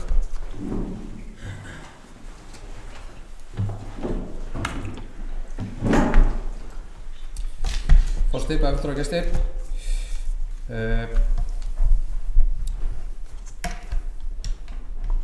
Við hljótum að mega að fá svör í pontu og útskýringar á því þegar óskað er eftir því. Það hlýtur að vera í lagi að óska eftir svörum og að fulltrúar meirihlutans geti hér komið upp í pontu og sagt að það sé margoft búið að útskýra hlutina og þetta liggi fyrir í minnisblöðum sem er á vefnum. Það er bara ekki rétt. Hér er verið að óska eftir svörum og ef eitthvað hefur komið fram á vinnufundi sem er ekki fyrir opnum dyrum, hér erum við í beinni útsendingu og áhörundur og þeir sem er að hlusta, þeir vilja kannski heyra svörin þó að svörin hafa komið fram á lokuðum fundi hjá okkur. Og það hlýtur að vera í lagi að óska hér eftir svörum upp í pontu og leyfa þá bæjarbúum að heyra svörin. Og það er útúrsnúningur að tala að við viljum ekki leyfa bæjarbúum að heyra svör. Þetta snýst þetta. Þess ástæðan fyrir því að við viljum fá svör er líka svo að bæjarbúar geti heyrt svör.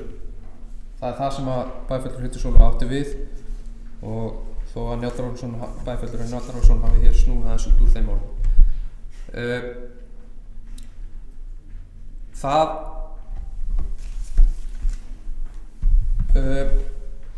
Það getur vel verið að safninu verði komið fyrir í einastofu, sagði bæjarfulltrúi Njáll Rafnsson hér í pontu.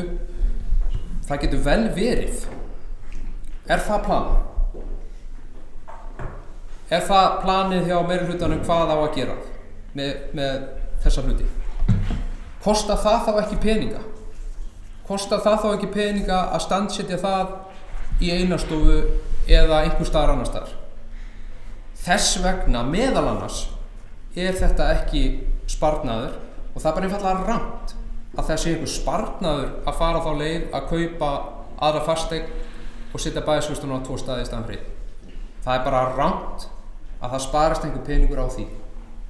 Það er bara að vera að stilla málinu upp þannig að það líti út fyrir það að sparist peningur vegna þess að þá bara eftir að klára aðra hluti sem hefði verið hægt að klára fyrir þessa fjármuni. Það hefði sem sagt verið hægt að nýta peningana betur í þágu bæjarbúa og gera meira fyrir peningin.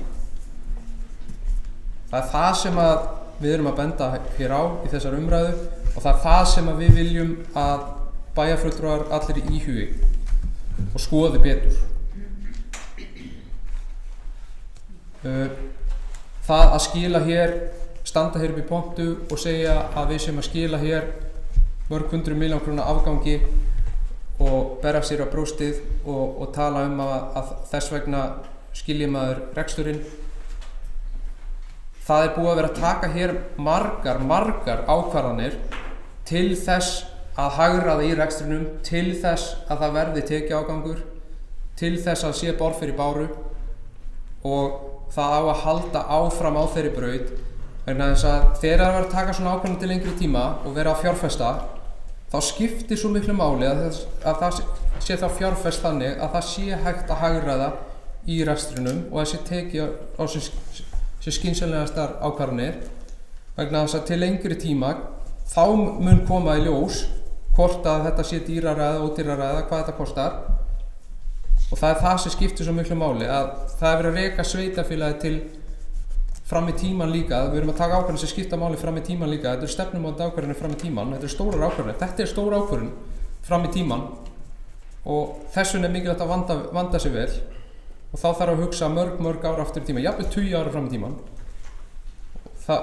Þannig að 1 ár er kannski ekki neitt svo rosalega stórt þegar það er horft á 20-30 ára tímabil sem að bæjarstjórnir geta verið á sama staðnum í 20 ára eins og við þekkjum. Þannig að ég skora á fulltrúa H og E-lista að hugsa sig aftur og skoða aðra kosti heldur en að kaupa þessa eign og vera með þetta á 2 stöðum.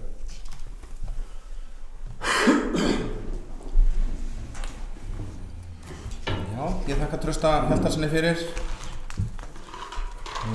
Þetta er skýrt í mínum huga núna þar sem ég var nú eingöngu að beina til bæjarfulltrúa áðan, þannig að það verður nú ekki misskilið og við reynum að hafa svolítið svona skilvirkan fund.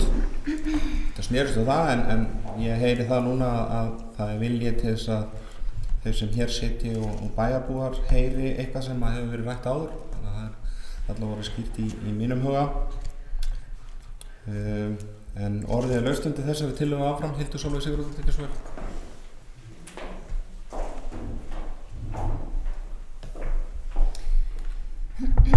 Forseti, bæjarfulltrúar og gestir, áður en ég byrja þá vil ég taka fram að það er, forseti hefur oft tekið fram að það sé gott að fara að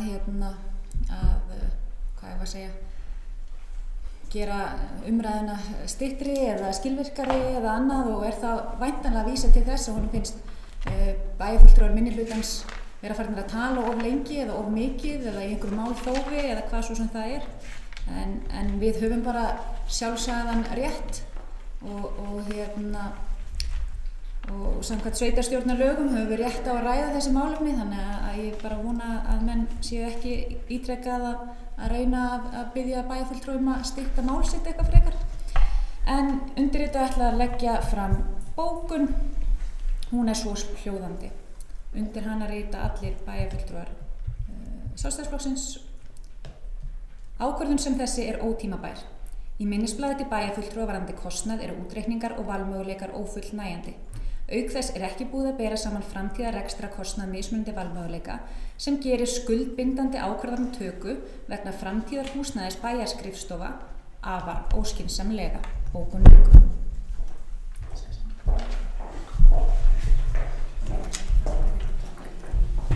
Já, ég þakka Hildur Sólveig Sigurðardóttir fyrir þetta.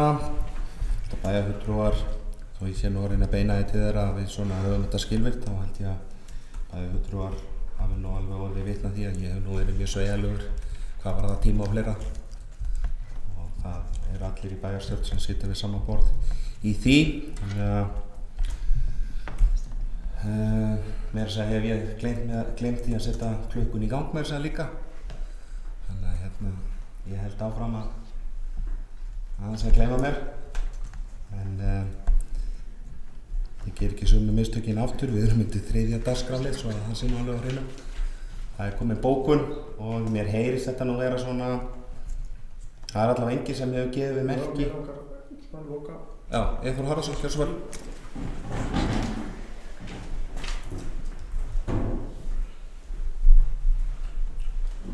Forseti, bæjarfulltrúar, í framhaldinu af þessari tillögu sem að meirihlutin ber hér fram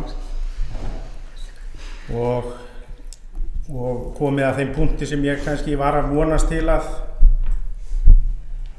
kæmi ekki, að þau var að leggja til kaupa á þessu húsnæði, bankahúsnæði. Maður lifði í einhverju vonum að það væri hægt að ræða þetta á þann punkt að við svona gætum orðað þannig að við næðum að forða bara meirihlutanum frá þessari rekstrar íþykjandi ákvörðun. En svona er matið mismunandi á möguleikum og við verðum að virða það. Það er sitt. Menn hafa misjafna sýn á hlutina, það er alveg ljóst. En ákvarðanir og okkar tal hérna og við allavega mig varðar, þá vinn ég þetta algjörlega út á bara sannfæringu og hef trú á að það sé verið að taka rangar ákvarðanir í rekstri sveitarfélagsins. Og ég vil bara eiginlega ljúka orðum mínu þannig að skora á einn kjarkaðan af ykkur fjórum að standa með okkur og fella þessu tillögu. Takk.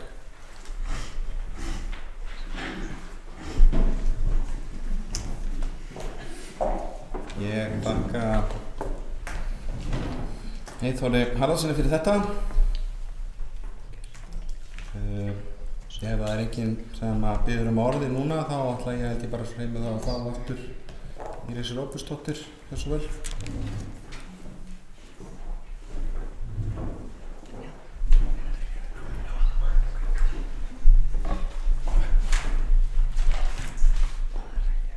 Forseti, bæjarfulltrúar og gestir. Svo það sé sagt bara hér í pontu eins og farið var yfir á fundunum með aðra hæðina, þá er eldhúsið hluti af hæðinni og það er hluti af því sem fer ekki til lögmannsstofu Vestmannaeyja en þeir munu óska eftir leiguaðgangi að þeim hluta og sveitarfélagið getur nýtt sér það.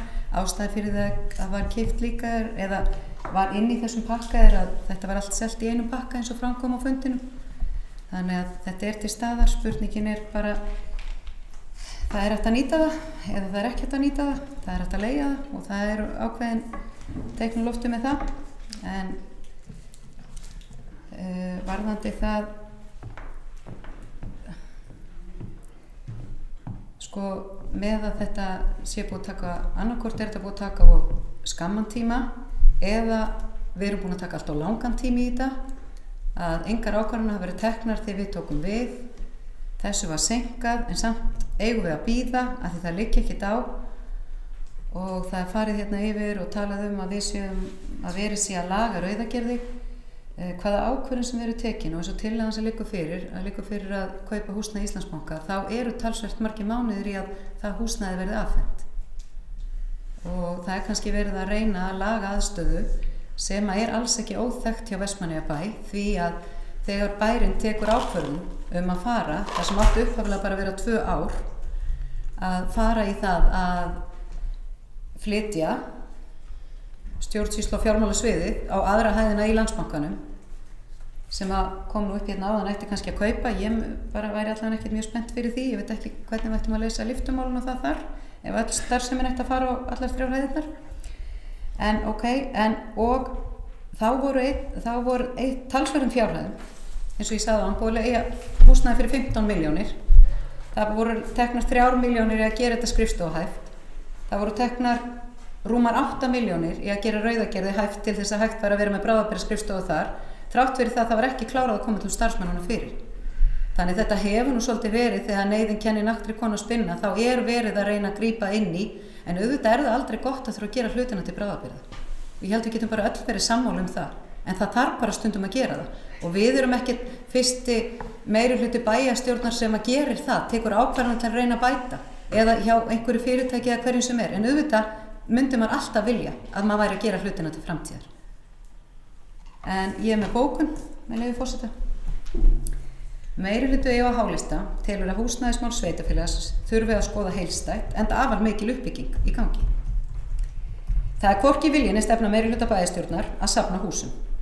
Það húsnæði sem losnar vegna þeirra breytinga sem verður í húsnæðismálum hjá sveitarfélaginu, ekki bara vegna nýra bæjarskrifstofuna, heldur líka vegna byggingu slökkvistöðvar og flutnings tónlistarskóla í nýjan Hamaskóla, verður að sjálfsögðu selt eða komið í notkun með öðrum hætti. Hvað var það rekstrakostnaður? Þá lágu engin gögn fyrir hver rekstrakostnaður nýra bæjarskrifstofu í Fiskiðin yrði þegar ákvörðum að tekjunum að fara með bæjarskrifstofu þangað að meirihluta sjálfstæðismann á síðasta kjörtímabili. Það er því sérstakt að mikið sé talað rekstralegt hagræði þess flutnings.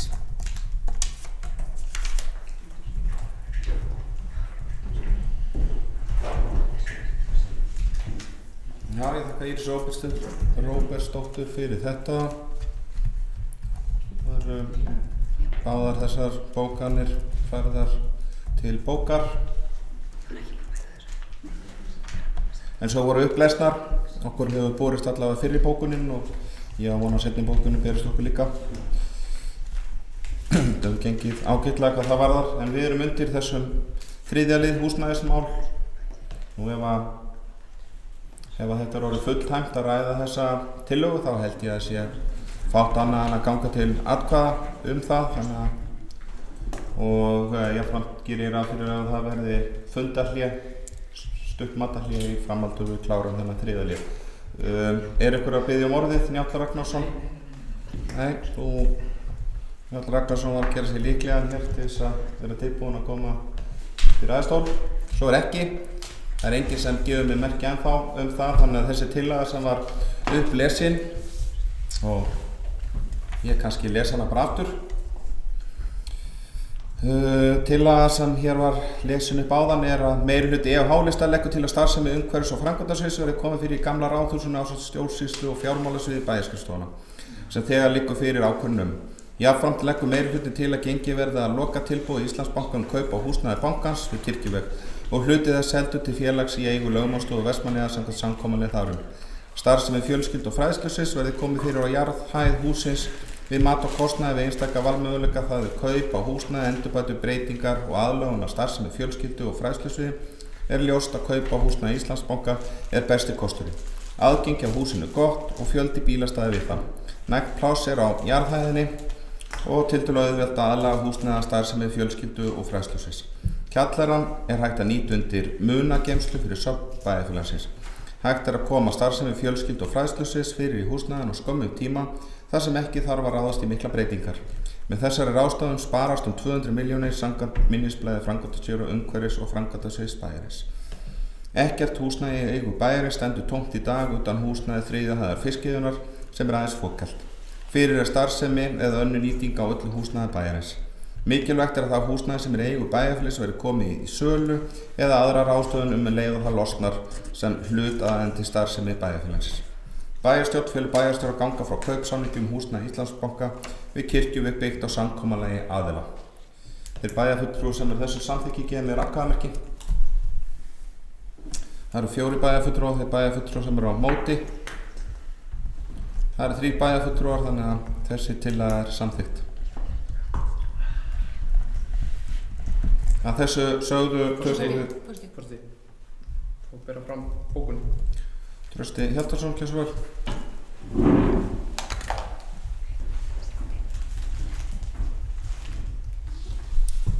Bæjarfulltrúar, gestir fá að lesa hér upp bókun frá fulltrúum Sjálfstæðisflokksins. Hún hljóðar svo: Það er miður að núverandi meirihluti hafi nú ákveðið að fara gegn sinni eigin hátíðarsamþykkt sem núverandi bæjarstjórn samþykkti einróma nýverið. Þar kom fram að ráðhúsið yrði gert að safni með hátíðarsal. Þessi ótímabæra stefnumótni ákvörðun meirihlutans er rekstraríþyngjandi og lýsa bæjarfulltrúar Sjálfstæðisflokksins alfarið á móti þessum fasteignakaupum við þær aðstæður sem eru í samfélaginu í dag. Stígur þú að gera grein fyrir atkvæðinu?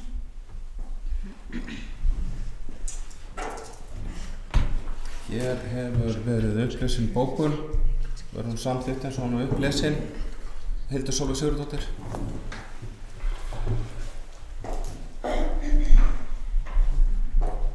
Forseti, bæjarfulltrúar og gestir, ég vil bara fá að koma upp til þess að gera grein fyrir því af hverju ég er andvíg þessum kaupum. Það er einfaldlega út af því að það liggja ekki nægilegar upplýsingar fyrir til þess að ég geti með góðu móti samþykkt það að þetta sé skynsamleg ákvörðun. Og eins og kom fram að í máli varðandi til dæmis eldhúsið, að það væri einhver teikn á lofti með útleigu. Þetta eru algjörlega nýjar upplýsingar, eitthvað sem aldrei heyrt áður, að væri hægt að leigja það, hvort það væri þá veisluþjónusta eða hvað annað. Og þetta er bara svolítið kjarni málsins. Upplýsingar liggja ekki fyrir. Ástæðan fyrir því að ég get ekki greitt atkvæði með þessu og er andvíg þessu er einfaldlega svo að þær upplýsingar sem við höfum eru ófullnægjandi til þess að ég telji þetta vera álitlegan eða skynsaman kost fyrir sveitarfélag. Takk fyrir. Ég þakka Hildur Sólveig Sigurðardóttir fyrir þetta. Óskar bæjarfulltrúinn eftir að þetta sé bókað? Nei. Svo ekki, Íris Ópsdóttir Kjörsvel. Forseti, bæjarfulltrúar og gestir, ég hef greinilega ekki verið nógu skýr. Ég var alls ekki að tala um útleigu á veislueldhúsi, heldur það útleigu sem rætt var á óformlegu fundi bæjarfulltrúa sem til einstaklinga í húsinu sem hafa nýtt eldhúsið. Þannig bara svo það sé sagt hér, það var nefndi engin veislueldhús hérna, pontaði minnst ekki ég, og nefndi ekki útleigu á veislueldhús út í bæ. Ég vil að það sé algjörlega skýrt að það var ekki mínu máli og það kom fram á óformlega fundinum okkar, þá rættum við leigu til aðila á hæðinni. Þannig að ég var bara að endurtaka það því það var beðið það. Já, ég þakka Íris Ópsdóttir fyrir. Það er eitthvað í það við lokum þessum lið. Njáll Ragnarsson, gjörðu svo vel. Forseti, ég ætla að fá að gera grein fyrir atkvæðinu. Sjálfsögðu segi ég já, vegna þess að þetta er góð leið til þess að velja ekki alltaf dýrustu leiðina, heldur velja hagkvæmari leiðina. Ég vil, úr því að þessi mál eru komin á hreint núna með kaupum á Íslandsbanka og stjórnsýslunni upp í Ráðhús, og þá vil ég óska þeim starfsmönnum sem verða í þessum tveimur húsum til hamingju með það, og veit að margir hverjir hlakka mikið til þess að fara aftur til starfa upp í Ráðhúsi og í glæsilegum skrifstofum í Íslandsbanka. Já, ég þakka Njáli Ragnarssoni fyrir. Vilja bæjarfulltrúar bóka þetta? Nei. Svo er ekki.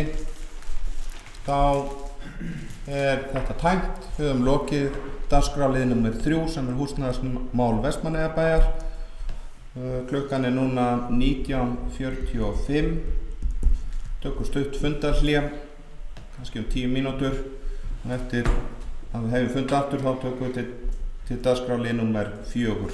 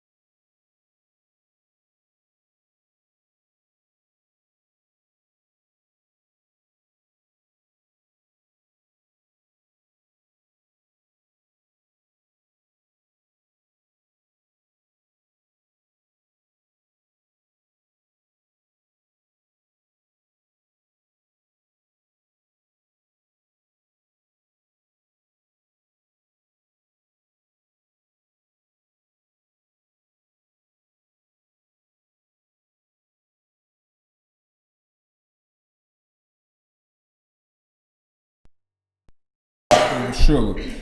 Í fyrsta lagi að þá lagt til að fyrsti og annar kafli í þeirri samþykkt sem hefur verið frá 2014 að hann sameinist í einn sem heitir skipan bæjarstjórnar, hlutverk hennar og verkefni.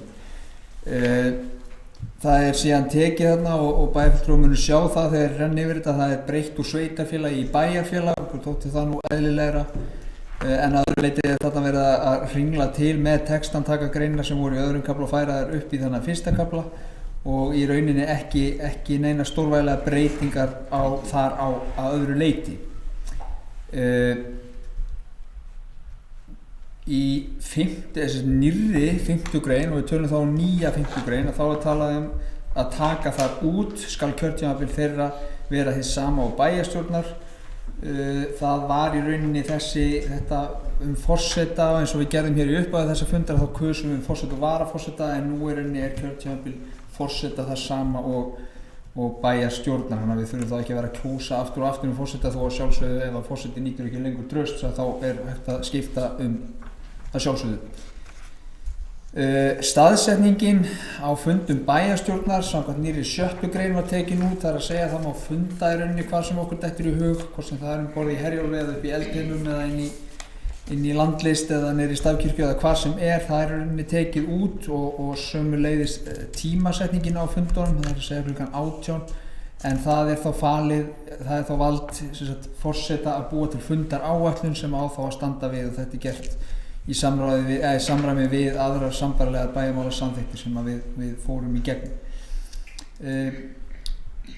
Í 7. grein þá var það bæjarstjóri í samráði við forseta bæjarstjórnar sem boðað bæjarstjórnarfundi síðar en 2 sólarhringum fyrir fund. Fundarboð skal selt öllum bæjarfulltrúum, aðalfulltrúum og jafnmörgum varafulltrúum með rafrænum hætti auk dagskrár fundarins. Þarna aðeins orðalagið kannski skýrt aðeins út en að öðru leyti óbreytt.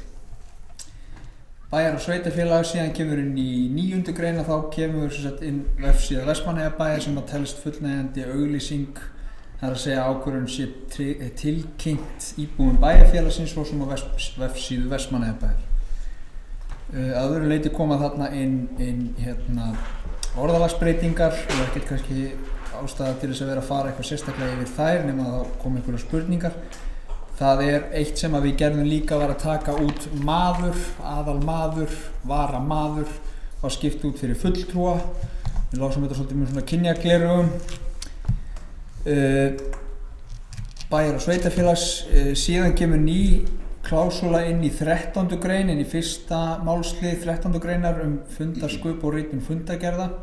En þá segir forfallist forseti stýrir varaforseti fundi bæjarstjórnar, forfallist bæði forseti og varaforseti fund bæjarstjórnar skal bæjarstjórn kjósa fundarstjóra, skal þá sá bæjarfulltrúi sem á að baki lengsta setu í bæjarstjórn bera tillögur þar í upphafi fundar áður en gengið til dagskrár. Og þetta rauninni sett inn vegna þess að voru engin ákvæði sem að sögðu til hvað gerist ef að báðir þessir bæjarfulltrúar forfallast.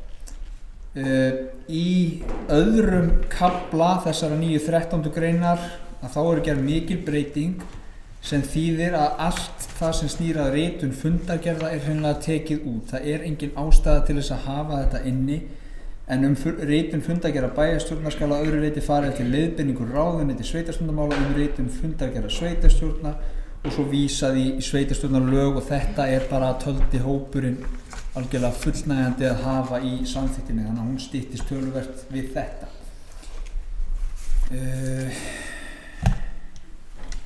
Það orðalagsbreyting og einfaldað orðalag í nýrri 15. grein og kannski ekkert þar sem að kannski tekur í að vera að fara yfir þannig séð.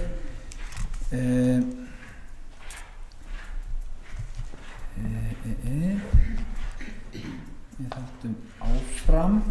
Það eru orðalagsbreytingar áfram, bæjarfélag og í staðinn fyrir sveitarfélag og maður og fulltrúi og svo framvegis. Það kemur ný klásúla inn sem 3. málsgrein 22. greinar, en þar segir bæjarfulltrúi ég ætla að óska leyfi forseta til að lesa hér ítrekað skrifað mál. Bæjarfulltrúi getur vegna starfa sinna í bæjarstjórn óskað eftir funda eða vinnuaðstöðu til skemmri tíma á bæjarskrifstofum eða í öðru húsnæði í eigu bæjarins skal bæjarfulltrúi bera upp slíka ósk við bæjarstjóra, og þetta er gert í rauninni vegna þess að það búa ekki allir bæjarbúar við þann kost að eiga aðstöðu annarkvort heima hjá sér eða á vinnustað eftir atvikum, og því er mikilvægt til þess að allir geti boðið sér fram til bæjarstjórnar, að það hafi allir aðgang að aðstöðu til þess að undirbúa sig í þau verkefni. Nú síðan kemur inn nýtt í nýrri 25. grein að það er að formaður bæjarráðs skal leggja fram fundaráætlun bæjarráðs til samþykktar í bæjarráði fyrir næstu 12 mánuði, og þetta er nýlunda. Ég held að þetta sé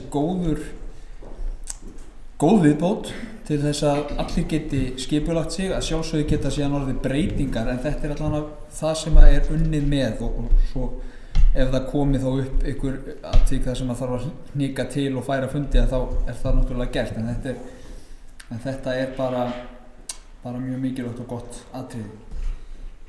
Það er nýtt inn í 27. grein að þá segir hér í 5. málsgrein svohljóðandi: framboðslista sem á fulltrúa í bæjarstjórn en ekki bæjarráði er heimilt að tilnefna áheyrnarfulltrúa til setu í bæjarráði. Áheyrnarfulltrúi í bæjarráði skal uppfylla kjörgengisreglur 36. gr. sveitarstjórnarlaga. Þeir bæjarfulltrúar og varabæjarfulltrúar sem kosningu hafa hlotið af sama lista og áheyrnarfulltrúi eru varamenn hans í þeirri röð sem þeir skipuðu listan.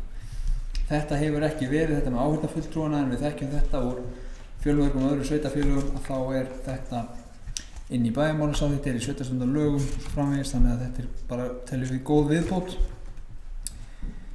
Það er smávægileg breyting á 33. grein, en það er aðalega verið að skýra út orðalag. Það er að óskum opinn fund hjá nefnd, hún skal borin frá skriflega, og þá hvaða máli viðkomandi vill fylgjast með. Óskin skal komið framfæri við formann nefndar og nefndin skal taka fyrir óskin og greiða hana atkvæði. Það er nýjung í 34. grein. Á fyrsta fundi nefndar skal kjósa formann og varaformann, enda hafi þeir ekki verið kosnir af bæjarstjórn. Bæjarstjórn búið á fyrsta fund nefndar nema bæjarstjórn hafi þegar kosið formann, og í rauninni er það þarna verið að svona festa í sessi sjálfstæði nefndana með það að bæjarstjórn sé ekkert endilega að kjósa formann yfir nefnd, heldur er nefndinni bara gert að gera það bara sjálfri og er treyst til þess. Þið sjáu þetta kannski að það er í sem að er strikað yfir. Það var mistök hjá mér og hefði þýtt það að engin bæjarfulltrúi má fara í nefnd, en blessunarlega þá slæddist þetta ekki með, en þetta var mikið gleði efni þegar við uppgötvum þetta. Í 34. grein.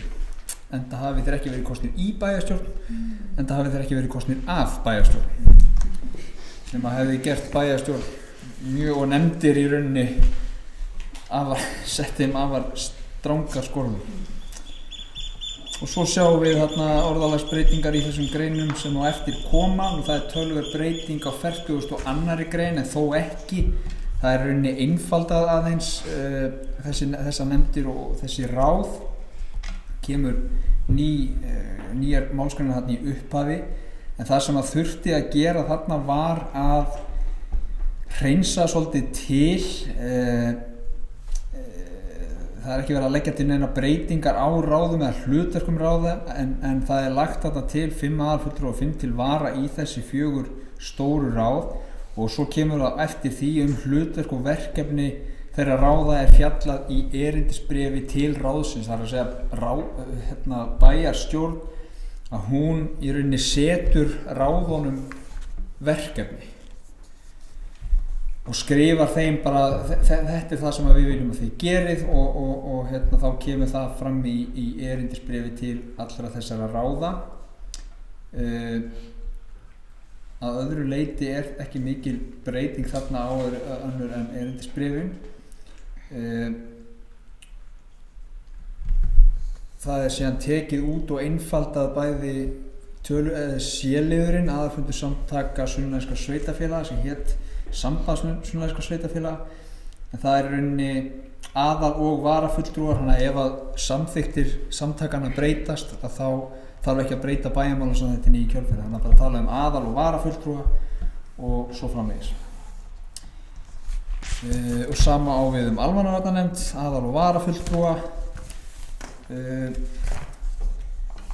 eignarhaldsfélagið, heilbrigðisnefnd, skólanefnd framhaldsskólans, 2 aðalfulltrúar, stjórn Náttúrustofu Suðurlands 3 aðalfulltrúar og þá skal bæjarstjórn skipa formann stjórnarráð þegar það er í lögunum Náttúrustofu Suðurlands.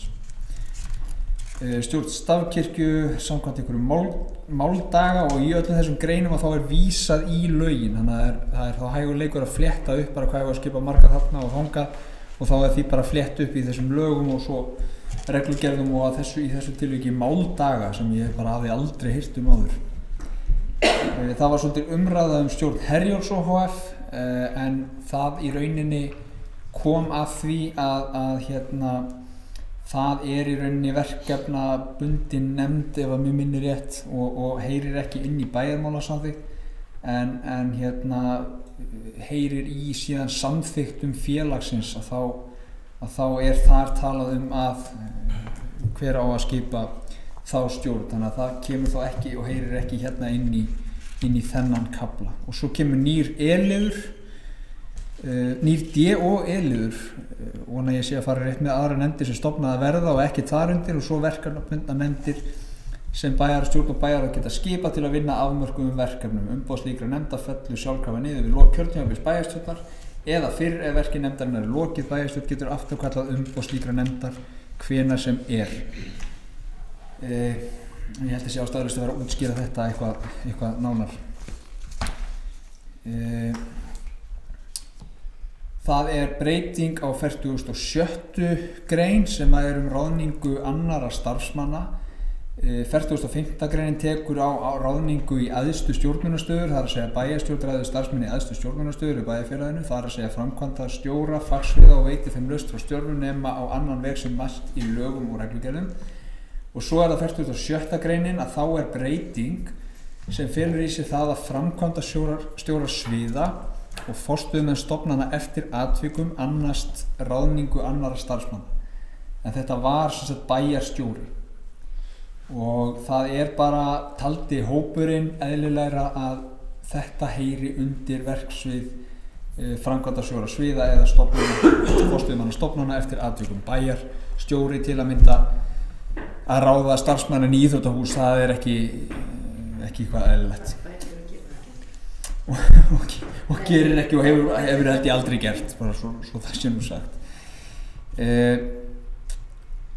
Það er síðan kveðið á í 47. grein viðauka við samþykkt þessa og þeir eru aftast í skjalinu. Það eru viðaukar, það eru heimildir í erindisbréfum starfsmanna sem að við kannski víkjum að á eftir þegar ég kem í þann hluta. Það er bætt inn mannauðsstefnu jafnlaunakerfi inn í 49. greinina. 7. kaflinn, þess að nýr 7. sem var 8. verður þá 7. er fjármál og þar er engu breytt. Við lásum hann og það er engin ástæða að breyta neinu nema einhverja greinar sem að mögulega hafa færst til og sveitar og bæjar og maður og eitthvað svoleiðis sem að breytist í því. 8. kaflinn, hann er ekki nýr en það er mikil breyting gerð á honum með því að taka út þá grein sem var 59. grein í gömlu samþykktinni og í stað hennar koma 4-5 nýjar greinar og þetta er í rauninni upp úr sveitarstjórnarlögunum og hópurinn taldi eðlilegt að taka þetta að þessu sinni inn í bæjarmálasamþykktina. Hérna verið að tala í rauninni íbúalýðræði, það er að segja réttur íbúa til að hafa áhrif á stjórn sveitarfélagsins og ég teka fram hér að þessi texti ætti í rauninni að vera rauður en honum var skeytt inn og síðan breytt eftir á, það var skeytt inn úr lögunum og síðan breytt eftir á, þannig að hann er svartur hér en ætti sjálfsögðu að vera rauður í þeim gögnum sem bæjarfulltrúar fengu útsend. Það er að segja réttur íbúa til þess að hafa áhrif á stjórn bæjarfélagsins og þar er talað virka upplýsingagjöf, samráð, skipun íbúa, notendaráða og svo framvegis. Síðan er það upplýsingar málefni sveitarfélagsins, íbúafundir sem að ég svolítið hrifinn af, atkvæðagreiðsla meðal íbúa og svo krafa almenna atkvæðagreiðslu. og svo kemur gildistöku ákvæði í restina. Er ég ekki alveg á tíma? Tími búinn. Það kemur viðauki, 2 viðaukar á síðustu síðunum, að það er annars vegar embættis afgreiðslu byggingafulltrúa og hins vegar embættis afgreiðslur framkvæmdastjóra stjórnsýslu og fjármálasviðs, sem er sennilega lengsta starfsheiti á Íslandi.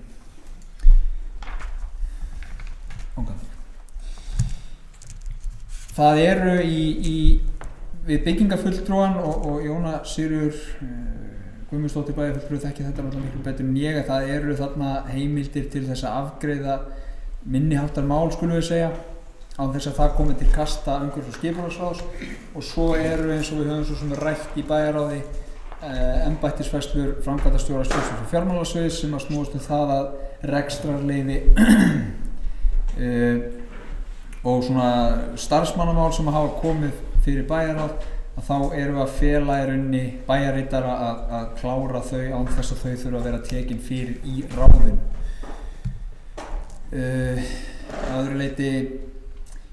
Að öðru leyti ætla ég ekkert sérstaklega að fara yfir það, en svara náttúrulega bara þeim spurningum sem að bæjarfulltrúar kunna að hafa í kjölfarið. Nú ég ítreka það sem ég sagði hér upp á, ég þakka Jónu Sigríði Guðmundsdóttur bæjarfulltrúa og Helgu Kristínu Kolbeins bæjarfulltrúa kærlega fyrir þátttökuna á vinnuna í hópnum.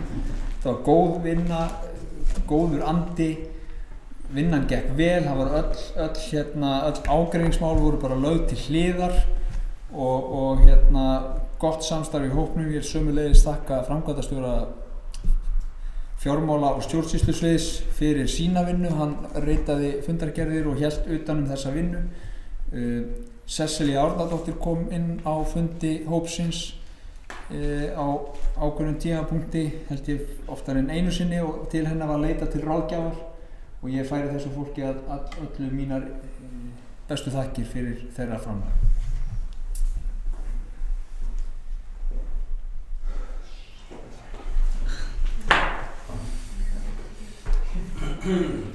Já, ég þakka Njáli Ragnarssoni fyrir. Ég held að eðli málsins samkvæmt var ekki komist hjá því en að leyfa honum að fara aðeins umfram tímann. Nauðsynlegt fyrir okkur að fá svona ítarlega yfirferð og gefur jafnframt gestum og bæjarbúum þá tækifæri á að heyra hvernig vinnan í þessum hóp fór fram. Ég held að þessum tíma hafi verið ágætlega varið fyrir okkur í þessu.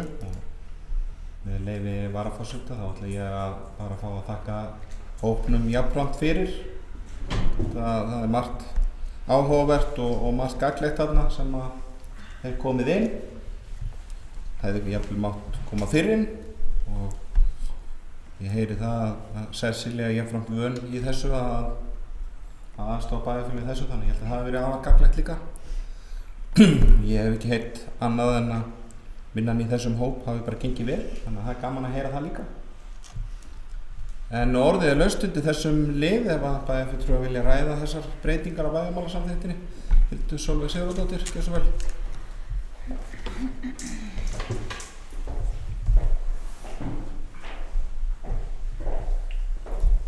Forseti, bæjarfulltrúar, gestir, já, ég þakka formanni bæjarráðs fyrir þessa ítarlegu og greina góðu yfirferð, bara mjög fínt að fá þessa yfirferð. Þetta er auðvitað veigamikið skjal og töluverðar breytingar, þó flestar hverjar svona nokkuð formlegar en svona eru ákveðnar breytingar og við erum auðvitað að ekki bara fara gera þetta í einhverju gríðari við viljum auðvitað gera þetta og vanda okkur vel og ég veit að bæjarfulltrúa Helgu Kristínu Kolbeins þykir eflaust leitt að sitja ekki þennan fund en hún hefur þá séns við síðari umræðu en mér skilst að einmitt samstarfið hafi gengið vel og það hafi verið töluverð vinna að fara yfir þetta og vil ég fyrir hönd Sjálfstæðisflokksins þakka öllum þeim sem koma að þessari vinnu þeirra störf. Ég vil aðeins forvitnast af því að auðvitað vitum við að þannig að þegar við förum yfir svona skjöla að betur sjá oft auga en auga og það er atriði þarna sem að mér langar að spyrja út í ef að gefið mig þolinmæði með hér að opna skjalið hérna, afsakið.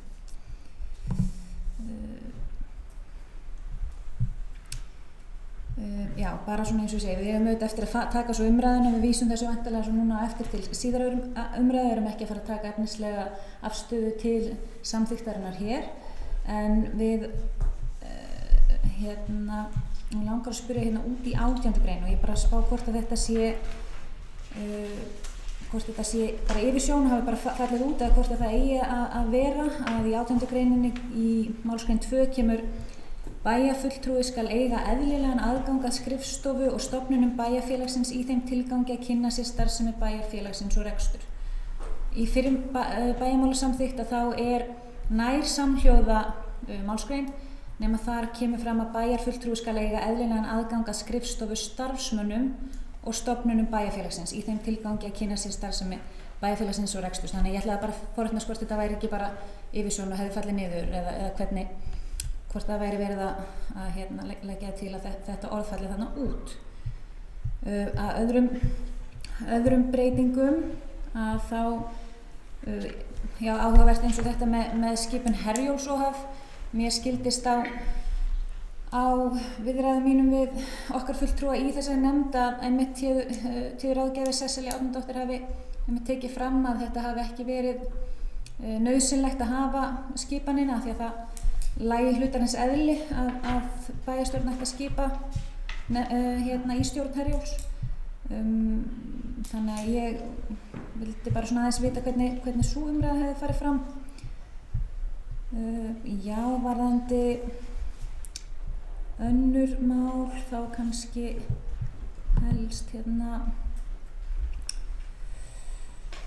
það var þarna varðandi að bæjarráð hafi ekki lengur með yfirráð starfsmannamála heldur kjaramála. Ég vildi bara svona forvitnast af hverju þessi orðalagsbreyting væri.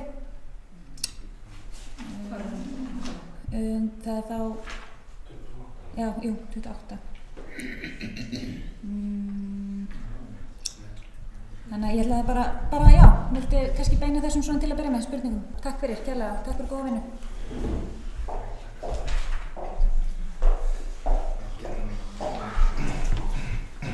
Já, ég þakka Hildi Sólveigu Sigurðardóttur fyrir þetta. Þetta er hárrétt eins og kom fram. Við munum þá væntanlega samþykkja þessar bæjarmálsamþykkt til síður umræðu. Hún fer hér fram á 2 samleikjandi fundum. Hún er aftur á dagskrá næsta fundi. Það sem ég hefði kannski gjarnan viljað gera áðan en var svo ofboðslega spenntur að þakka vinnuhópnum þessa vinnu var að það fylgir þessu innbókun. Ég ætla að fá að lesa hana þannig að það liggi á hreinu hvernig hún er. Á bæjarráðsfundi þann 3. desember síðastliðinn var ákveðið að skipaður Njál Ragnarsson, Jónu Sigríði Guðmundsdóttur og Helgu Kristínu Kolbeins í starfshóp til að endurskoða bæjarmála samþykktar Vestmannaeyjabæjar. Upphaflega stóð til að takmarka endurskoðun við nokkur ákvæði að tilmælum Sesselju Árnadóttur, stjórnsýslu endurskoðanda Vestmannaeyjabæjar, en síðar ákvað bæjarráð að ráðast í heildar endurskoðun bæjarmálasamþykktunar og skipa til þess 3 manna starfshóp kjörinna fulltrúa til að fara yfir einstök ákvæði og leggja fram drög að breytingum til bæjarstjórnar. Með starfshópnum starfaði framkvæmdastjóri, stjórnsýslu og fjármálasviðs. Starfshópurinn hittist á nokkrum vinnufundum og leggur nú fram drögin fyrir bæjarstjórn til fyrri umræðu. En samkvæmt 18. grein sveitarstjórnarlaga nr. 138/2011 ber sveitarstjórnum að hafa 2 umræður með að minnsta kosti 1 viku millibili samþykktir og aðrar reglur sem samkvæmt lögum eiga hljóta staðfestingu ráðherra. Þannig að ég hef þá bætt úr þessu. Þetta er upplesið og innbókunin er svo hljóðandi en orðið er enn laust. Það voru einhverjar spurningar til Njáls Ragnarssonar. Mér fannst Njáll með þess að vera að gera sér tilbúin til þess að koma og svara spurningum á þess að ég kæmi upp með þess að hann var það spenntur. En Eyþór Harðarson, gjör svo vel.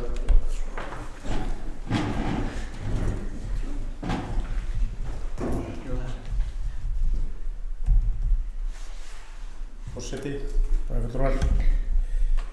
Þetta er svo sem gríðarleg vinna sem er búin að eiga sér stað í að uppfæra þetta skjal sem við köllum bæjarmálasamþykkt, svo maður fari nú rétt með þetta og ég er að fara að tala íslensk mál og málvenjur en ég áttaði mig fljótlega á því þegar maður var búinn að eyða nokkur tími að reyna að lesa þetta niður með þeim breytingum og útstrikunum og hverju var verið að breyta að þetta snerist sko langflestu 97-8-9% af þessu var að breyta orðum og nota önnur orð og sérstaklega þá varamenn eru varafulltrúar, starfsmenn eru starfsfólk og við þennan lestur allan fór ég bara að spyrja mig er þetta eitthvað sem að er smekksatriði eða er þetta eitthvað sem að þykir eðlilegt að breyta orðið í öllum svona opinberum pappírum að nota ekki þessi orð og ef svo er að þá við lesturinn hérna áðan þá eru samt eftir orð hérna ræðumaður, ræðumann, formaður, yfirmaður, venslamenn og aðalmenn. Þannig að ég vildi bara benda á það ef þið viljið að komi hvergi fyrir maður í þessari bæjarmála samþykkt, þá voru hérna nokkur orð eftir. Takk.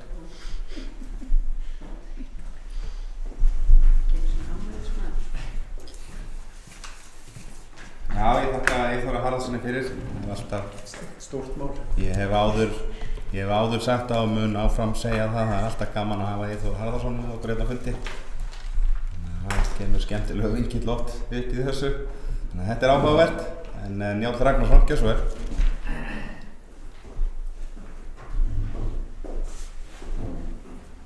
Þetta byrjaði að svara bæjarfulltrúa Eyþóri Haraldssoni að já, þetta er kannski smekksatriði en mér finnst það bara, við erum með bæjarstjórn sem er skipuð 4 konum og 3 körlum. Þó við séum kallara þá er þetta bara nútíminn sko. Þannig að en sko nú náttúrulega er þessari bæjarmálasvæði vísa til verður vísa til hérna annar umræðu á hérna síðar og þá náttúrulega getur hún komið til að breytast eftir umræður hér í bæjarstjórn. Þannig að ég bara fagna því að við sjáum í þessu maður og ég veit ekki hvað oft yfir þetta að hérna leiðrétta þessa orðnotkun. Hildur Sólveig Sigurðardóttir bæjarfulltrúi, hún spyr 3 atriði ef ég náði þessu rétt. Fyrsta atriðið sneri að aðgangi að gögnum. Þetta kemur í rauninni til með að hljóma á eftirfarandi hátt. Vegna starfa sem í bæjarstjórn á sérhver bæjarfulltrúi rétt á að kynna sig gögn og upplýsingar sem fyrir liggja í stjórnsýslu bæjarfélagsins og varða málefni sem komið geta til umfjöllunar í bæjarstjórn. Bæjarfulltrúi skal eiga eðlilegan aðgang að skrifstofu og stofnunum bæjarfélagsins í þeim tilgangi að kynna sér starfsemi bæjarfélagsins og rekstur. Bæjarfulltrúi skal beina beiðni aðgang að gögnum til bæjarstjóra sem veitir honum afrit af gögnum, upplýsingum og öðru aðgengi séu við gögn viða mikil og svo framvegis og það breytist ekki. Það var eitthvað þarna sem að bæjarfulltrúin taldi hafa dottið út og sneri að aðgengi að starfsfólki, starfsfólki þá. Er það rétt skilið hjá mér? Það er í eldri samþykkinu. Það er í eldri samþykkinu og er þetta komið þá í rautt og út tekið. Nú man ég hreinlega ekki alveg eftir umræðu þessa ákveðnu grein en ég held að það sem að vakti fyrir hópnum var í rauninni að lágmarka eins og mögulegt er að beina því í gegnum bæjarstjóra að afla gagna og upplýsingar. Það vakti ekki fyrir hópnum að banna einhverjum bæjarfulltrúum að kynna sér eitt eða neitt en kanallinn þyrfti að vera í gegnum bæjarstjóra og það er það sem þarna er lagt til. Ef að það er eitthvað hérna sem við erum að taka út sem við viljum halda inni þá bara er fínt að fá þá umræðu í lofti. Það er ekki, eins og ég segi, hópurinn kom sér niður á þetta orðalag og það var í rauninni engin ágreiningur þetta í hópnum. ég verð bara að viðurkenna, ég man ekki alveg nákvæmlega eftir því sem að framfór þarna en þetta svona skýringin hjá mér að það verið að lágmarka í rauninni já, það verið að lágmarka þetta sem ég kom hérna inn á og síðan var talað í 28. grein Hildur Sólveig Sigurðardóttir spurði mig hér út í bæjarfulltrúi spurði mig hér út í 28. grein að bæjarráð fer með yfir umsjón almennra starfsmannamála þarna erum við að taka út málefni einstakra starfsmanna og setja þau frekar á hendur framkvæmdastjóra sviðsins, framkvæmdastjóra fjármála og stjórnsýslu og koma þessum verkefnum inn í viðauka. Í viðaukanum þá talað að enda ber framkvæmdastjóri ábyrgð á starfsmannamálum bæjarfélagsins með öðrum orðum ráðningarsambandi starfsfólks og bæjarins og svo kemur í annarri grein framangreindar afgreiðslu framkvæmdastjóra stjórnsýslu og fjármálasviðs skuli lagða fram til kynningar á næsta reglulega fundi bæjarins. Þannig að bæjarráð í rauninni ekki að taka sko pólitískar ákvarðanir málefni einstakra starfsmanna. Það var það sem að vakti fyrir hópnum. Og þriðja málið það var stjórn Herjólfs og við kölluðum til ráðgjafar eins og ég sagði hér áðan Sesselju Árnadóttur og samþykktir Herjólfs skipun stjórnar Herjólfs betur fyrir komið í samþykktum félagsins var hennar mat og við féllumst alveg á það enda sjáum við það í hendi okkar að þau verkefni sem eru sett inn í þessa töluliði að það geta komið í rauninni ákveðin verkefni, sérverkefni til lengri eða skemmri tíma en það þarf þá ekki að breyta bæjarmálasamþykktinni ef við gefum okkur það að eftir 10 ár að þá sjáum sér bærin ekki ennþá rekstur Herjólfs, bara svona dæmi sér tekin.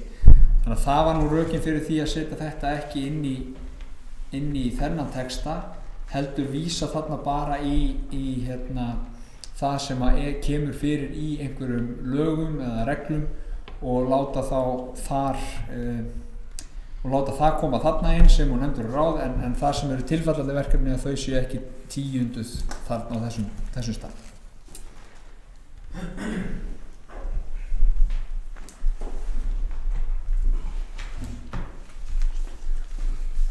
Já, þakka Njáli Ragnarssoni fyrir þetta. Þetta hafi svarað þessu ágætlega.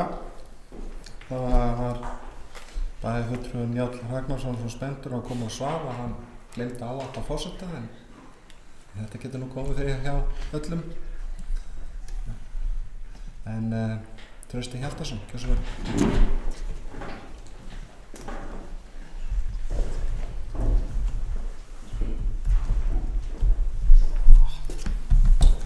Forseti bæjarfulltrúagestir, ég vil byrja að þakka þessum góða hópi fyrir þá miklu vinnu sem liggur hér að baki þessari yfirferð. Þetta nákvæmnisvinna og þarfnast mikillar yfirlegu og ég veit að þeir eru búin að eyða töluverðan tíma í þetta og þakka þeim fyrir þessa vinnu og ég treysti nú hópnum til þess að hafa farið vel yfir þetta og skila þessu til okkar en líkt og komið hefur hér fram að þá er alltaf gott að fá fleiri augu á þetta og þetta skiptir okkur máli þessi bæjarmálasamþykkt og það er bara eitt atriði sem ég ætlaði að fá að spyrja úti sem hefur komið hér aðeins fram í ræðustól sem snýra þessu með að leita eftir upplýsingum. Við höfum svo sem áður rætt þetta hérna í bæjarstjórnum, við höfum svona aðeins karpað þetta.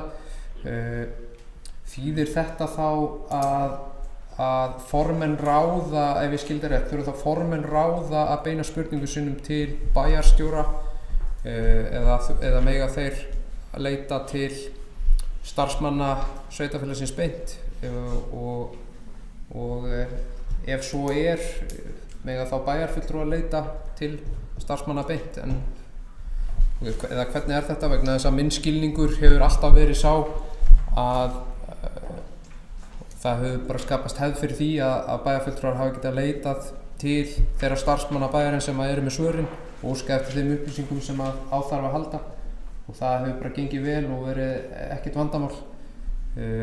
Ég hef viljað að það er þannig áfram og sé ekkert því til fyrirstöðu að við fáum upplýsingar frá framkvæmdastjórum sveitarfélagsins sem nú yfirleitt framkvæmdastjórunni sem við erum að leita eftir upplýsingum frá og án þess að það þurfa að fara eitthvað sérstaklega í gegnum bæjarstjóra. Þannig að spurningin er sem sagt til þá bæjarfulltrúa Njáls Ragnarssonar þurfa formenn ráða að beina spurningum sínum til bæjarstjóra.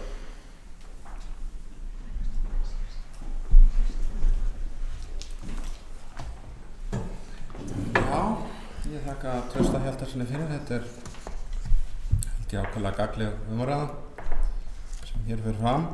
Ég veit ekki hvort að Njáll Ragnarsson geti svarað þessu öllu en það búið að liggja í mikilli vinnu þannig að eflaust eru svör við þessu öllu saman. En það nú töluvert í næsta fund hjá okkur líka þannig að ég held að sé ágætis tækifæri líka ef við viljum að hittast og fara yfir þetta í sameiningu og mögulega fá Cecilíu með okkur. Ég held að það sé bara jafnvel til bóta líka en þetta nú bara eitthvað svona hugmynd sem að fættist hjá mér núna. Þetta mikill lestur og það verður svona, ég veit það ekki, það hálfgerður söknuður að kveðja gömlu bæjarmálasamþykktina og þurfa að lesa þetta nokkur sinnum til sem maður fari nú svona vita hvað á að leita. Þannig að maður hefur allavega eitthvað að gera. En Njáll Ragnarsson, gjörðu svo vel.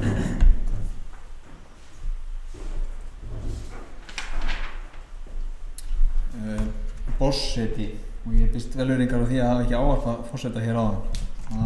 Ég held ég aldrei klikkað á þessu áður en allir geti gert mistök eins og þú bendir réttilega á áðan.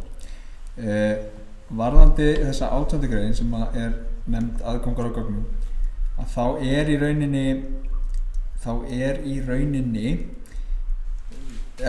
var í rauninni málsgreinin svo hljóðandi bæjarfulltrúi skal beina beiðni aðgang að gögnum óski bæjarfulltrúi slíks aðgengi skal hann beina því til bæjarstjóra sem veitir honum afrit af gögnum, upplýsingum og öðru aðgengi. Það er í rauninni engin meiri háttar breyting hvað þetta varðar. Þessar greinar eru upp úr að ég tel sveitarstjórnarlögum og snýst þetta sem ég nefndi hérna áðan. Þannig að í rauninni er þessi breyting í rauninni ekkert eitthvað sem við vorum að finna upp hjá sjálfum okkur. Það er rauninni verið að óska þess að bæjarfulltrúar fari með beiðni upplýsingar í gegnum bæjarstjórn.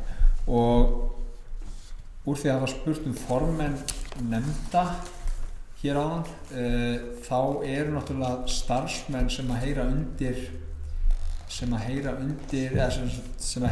þær nefndir og ráð að þeir náttúrulega eru yfirleitt inn á þessum fundum ráðana þannig að það eru þá hæg heimatökin að nálgast upplýsingar þar beint og en að öðru leyti þá náttúrulega erum við með ákveðin upplýsingarlög sem eru í gildi og svo framvegis en að öðru leyti að þá gildir væntanlega sama reglan formenn nefnda eins og öðrum bæjarfulltrúum nema hvað að þeir hafa náttúrulega meiri aðgang að framkvæmdastjórum og þeim sem að þeir vilja ná í upplýsingar frá í gegnum bara nefndarfundi. Ég vona að þetta svari spurningum bæjarfulltrúar. Já, ég þakka Njáli Ragnarssyni fyrir þetta. Það er eflaust, já, Trausti Hjaltarsson, gjörðu svo vel.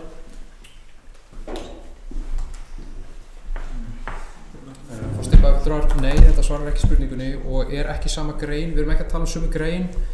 Bæjarfulltrúi Njáll Ragnarsson, við erum ekki að tala um sömu grein, við erum að tala um greinina fyrir neðan, 18. grein. Það sem að, í nýrri bæjarmálasamþykkt er 18. grein. Við erum að tala um að það verði ekki fellt út orðið starfsmönnum úr núverandi bæjarmálasamþykkt þar sem kemur fram að bæjarfulltrúi skal eiga eðlilegan aðgang að skrifstofu starfsmönnum og stofnunum bæjarfélagsins á venjulegum afgreiðslutíma í þeim tilgangi að kynna sér starfsemi bæjarfélagsins og rekstur eins og lagt er til að verði gert. Þessi breyting myndi þá fela það í sér að það verði að takmarka aðgengi bæjarfulltrúa að starfsmönnum sveitarfélagsins sem er skerðing á eðlilegu upplýsingaflæði. Við tala um 18. grein. Já, við erum að tala bara þetta orðalag hér að sem sagt, það sé ekki fellt út orðið starfsmönnum. Þetta bara ábending.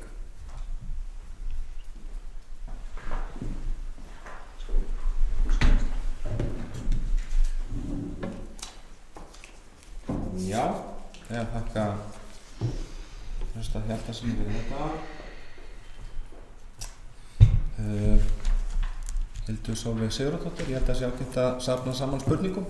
Áður en allt kemur aftur. Hildur Sólveig, gjörðu svo vel.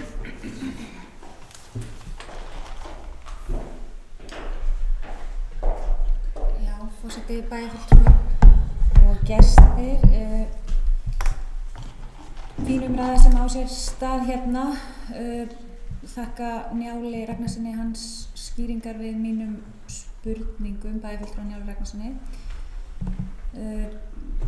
Svona minn skilningur á eins og hann varðandi stjórn Herjólfs OHF að þá að öllum líkindum myndi eins og slík stofnun þá geta væntanlega fallið undir 42 grein 42D sem er þá á endanum bæjarstjórn kýs í eftirtalda nefndir ráð og stjórnarauk formann og varaformann ráða samkvæmt A-B-lið og undir D stendur þá aðrar nefndir sem stofnaðar verða og undir því ætti hugsanlega þá stjórn Herjólfs að geta fellst undir. Annað ein bara svona smávægileg ábending sem að kannski bara geti sendt í tölvupósti, þetta er bara svona einhver smámunasemi varðandi 7. grein. Þar er verið að tala fundi bæjarstjórnar. Bæjarstjórn heldur reglulega fundi einu sinni í mánuði að jafnaði samræmi við fundaáætlun fyrir bæjarstjórn sem bæjarstjórn samþykkir tímanlega fyrir komandi ár hverju sinni. Þarna er ég bara svona aðeins að hugsa orðið tímanlega. Þetta er svona svolítið huglægt og teygjanlegt hugtak. Hugsanlega kannski betra að hafa það eitthvað formlegra, bara ábending. En varðandi umræðinu hérna þetta orð starfsmönnum og það var einmitt ástæðan fyrir því eins og kom fram í máli bæjarfulltrúa Trausta Hjaltasonar að ég hikaði við þessa setningu og óska eftir því að þetta orð verði sett aftur inn. Við höfum eins og kom fram í máli bæjarfulltrúa Trausta Hjaltasonar áður rætt aðgengi að starfsmönnum og það eins og kom fram í máli bæjarfulltrúa Njáls Ragnarssonar að þá hafa formenn ráða betra aðgengi að starfsmönnum en aðrir bæjarfulltrúar og formenn ráða eru auðvitað fulltrúar meirihlutans. Þannig að þessar reglur gilda þá kannski að meira magni gagnvart minnihlutanum. Þannig að það væri þá kannski ágætt að ef að það er viljinn að það kæmi þá bara fram að eðlilegt aðgengi að skrifstofu starfsmönnum og stofnunum en aðgengi bæjarfulltrúa minnihlutans væri að starfsmönnum þeim skilyrðum háð að þurfa að fara fram undir ritskoðun bæjarstjóra. Það væri kannski svona myndi hugsanlega fara nær því sem að þetta ætti að ná fram en ég persónulega myndi eindregið hvetja til þess að orðið starfsmönnum fá að halda áfram að þessi eðlilegur aðgangur bæjarfulltrúa af starfsmönnum. Takk fyrir.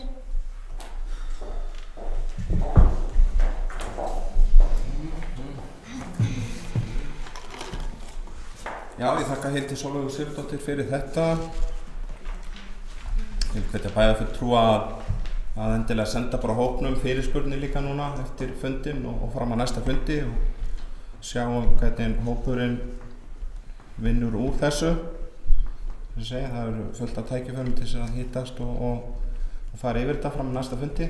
Það sé alveg gagnlegt margt sem hefur komið þetta fram. Við höfum verið að vinna eftir mörg af þessu sem hefur komið fram meðal annars dagskrá bæjarstjórnarfunda sem hefur verið lögð tímanlega fram og mér finnst það mjög eðlilegt en allir bæjarfulltrúar geti skipulagt sig og við munum gera það á næsta fundi að leggja fram dagsetningar þannig að það sé ljóst hvernig fundir eru út árið.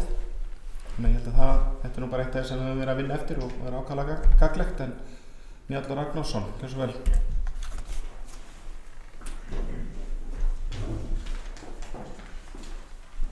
Forseti, ef mér skjáttast ekki, þá voru 3 ábendingar, eða talað 3 greinar. Fyrsta lagi stjórn Herjólfs, það sýnist mér heyra undir þá þennan délið og það er rétt ábending. Stjórn Herjólfs er þó ekki sett inn í samþykktina af þeim ástæðum sem ég talaði hér áðan. Það var spurt út í, símanum, það var með skjáskot þar sem ég ætlaði að fá. Það var spurt út í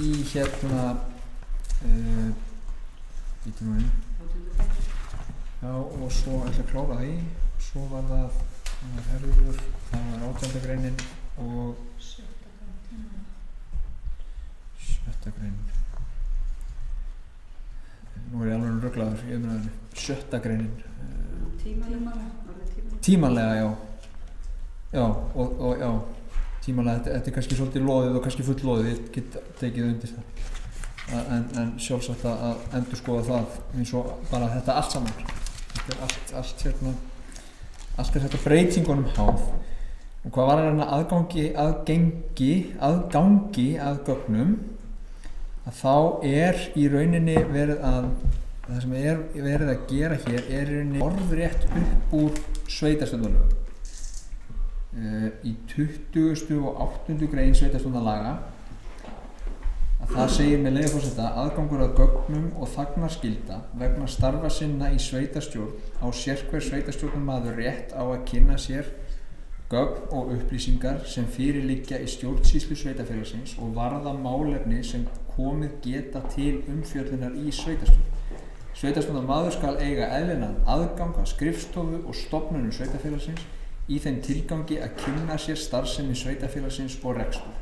Sveitarstjórn skal í samþykktum stjórn sveitarfélagsins mæla nánar fyrir rétt sveitarstjórnarmanna til að fá afhent afrit gagna sem falla undir 1. málsgrein og fyrirkomulag og framgang aðgengis að skrifstofu og stofnunum sveitarfélagsins samkvæmt 2. málsgrein.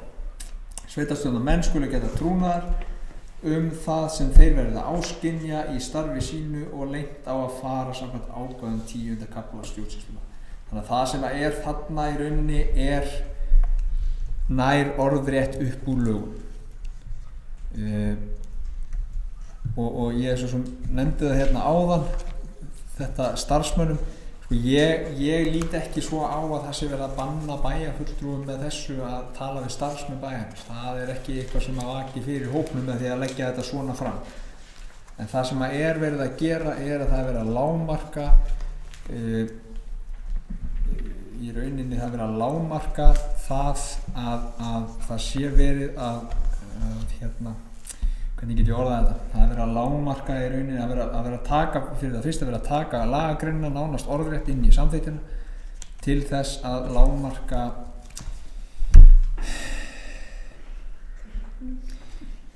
nú bara vantar mig réttu orðin, ég get ekki orðað þessa setningu en það skal, en við skulum kannski bara halda þessari umræðu áfram á milli funda og ef við þurfum að breyta þessu eitthvað þá er ég opinn fyrir öllum góðum ábendingum slíkt. Já, ég þakka Njáli Ragnarssoni fyrir þetta. Þessi ágætis umræða.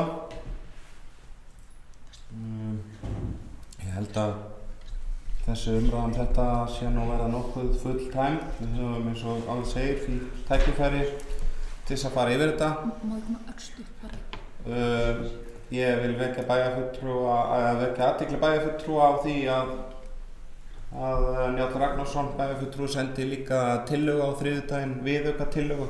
Hún sendi á alla bæjarfulltrúa þannig að hún er svo til umræðu í framhaldi.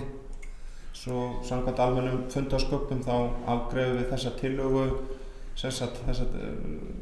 eins og hún liggur fyrir fyrst og svo þessi viðauka tillaga afgreidd sérstaklega þannig að við ræðum hana þá líka. Ég reikna passlega með að bæjarfulltrúar vilji ræða þetta líka. Þannig að ég er ekki að lesa, já það er kannski allt í lagi, áður ég gef orðið laust bæjarfulltrúa Hildur Sólveig Sigurðardóttir, þá var það kannski ágætt bara Já, ég held að þetta hafi komið fram í svo sem í framsögu Njáls Ragnarsson. Ég ekkert að ítreka það. Það hefur komið fram að það var mikil eining þessar breytingar þó svo við erum búin að ræða ýmislegt sem að okkur þykir gott að fá skýringar við og held ég sé bara gagnlegt og við vinnum úr því milli funda en Hildur Sólveig Sigurðardóttir, gjörðu svo vel. Örstutt, takk forseti, bæjarfulltrúar og gestir.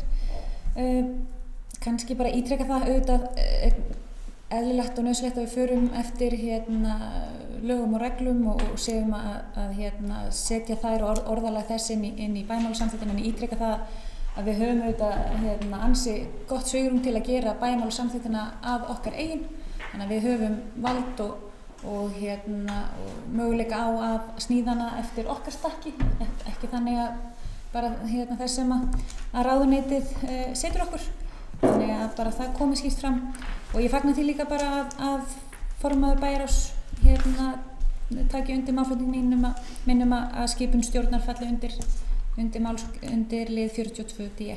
Bara fagna því. Takk fyrir. Já.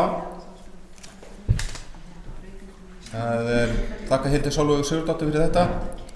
Sé gagnlegt, þetta örugglega eitt af því sem maður á að lesa margsinnis aftur og aftur til þess að vera vissum hvernig þetta ljómar allt saman í beittum fundarsköpum bæjarstjórnar, bæjarmálasamþykkt. Þannig en ég held að þetta umræðan í þessu bara held ég tæmd að sinni, það ekki? Það enginn sem gefur mér merki þetta, þannig að ég held að við afgreiðum þá þetta með atkvæðagreiðslu þá þessa endurskoða bæjarmálasamþykkt, þannig að með því að samþykkja hana þá vísum við þessu til síður umræðu bæjarstjórn þann 9. júlí, þannig að það er ekki bæjarfulltrúi sem gera athugasemdir við það, þannig að ég ber þetta þá undir atkvæði til bæjarfulltrúi sem því samþykkir að vísa þessu í seinni umræðu. Fyrst að klára hana svo við. Já, svo tek ég hana í framhaldi. Það er að endurskoða vísum til seinni umræðu og svo tökum við, þetta ekki breytingatillaga, þetta viðaukatillaga og samkvæmt fundarsköpum þá verði ég að taka hana sér og þannig að þessi sem sagt ég ber þá undir atkvæði að endurskoðu bæjarmálasamþykkt sé vísa til seinni umræðu í bæjarstjórn þann 9. júlí, þannig að það gefst öllum tækifæri á að ræða það. Þeir bæjarfulltrúar sem því samþykkir, ég mér atkvæðamerki, það eru 7 bæjarfulltrúar, þannig að það er samþykkt. Nú þá liggur fyrir þessi viðaukatillaga sem að bæjarfulltrúi Njáll Ragnarsson sendi bæjarfulltrúum. Ég held að það sé rétt að Njáll hafi framsögu það og við munum örugglega ræða það svo í framhaldi. Gjörðu svo vel Njáll Ragnarsson.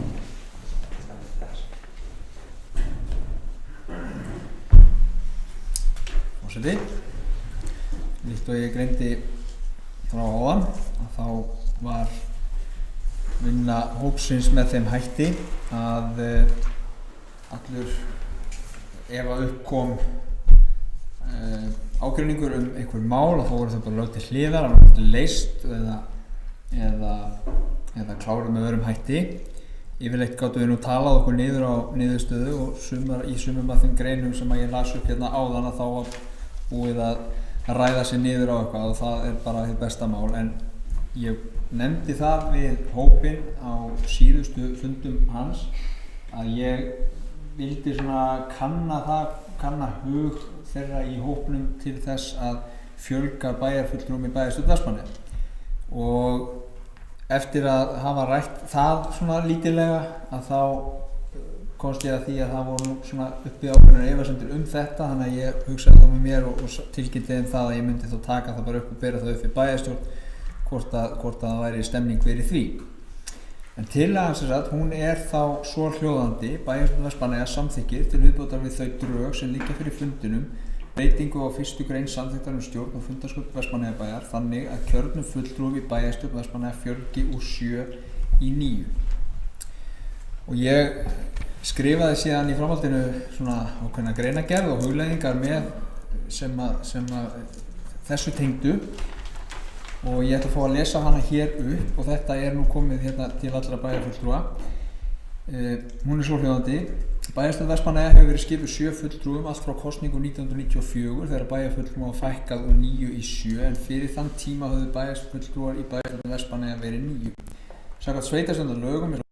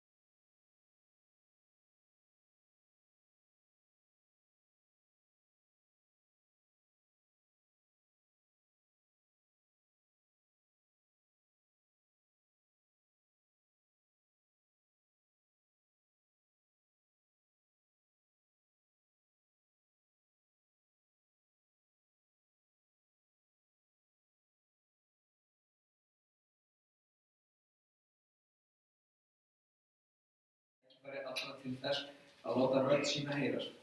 Fjölgun bæjarfulltrúa styrkir lýðræðið í nærsamfélaginu. Tillagan er í samræmi við þá lýðræðislegu hugsun sem býr að baki sveitarstjórnarstiginu og þeim reglum kosningar til sveitarstjórna að sveitarstjórnarfulltrúar séu fulltrúar íbúa sveitarfélagsins og geti þar með á virkan hátt endurspeglað vilja íbúa. Verði tillagan samþykkt og bæjarfulltrúar verði 9 tekur breyting í gildi frá með sveitarstjórnarkosningum árið 2022. Það sem ræðutíminn er búinn, þá þakka ég fyrir.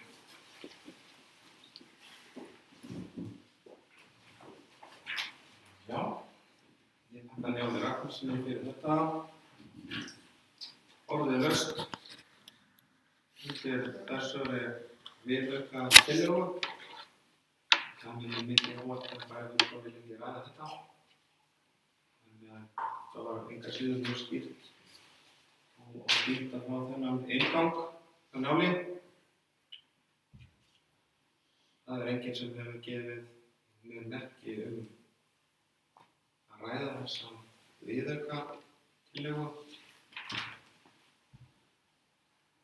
Það kemur mér á óvart, þannig að með leyfi varaforseta, Hildur Sólveig Sigurðardóttir, gjörðu svo vel. Það er hefð fyrir því að ég leyfi bæjarfulltrúum alltaf að tjá sig áður en að ég tek til máls, þannig að Hildur Sólveig Sigurðardóttir, gjörðu svo vel.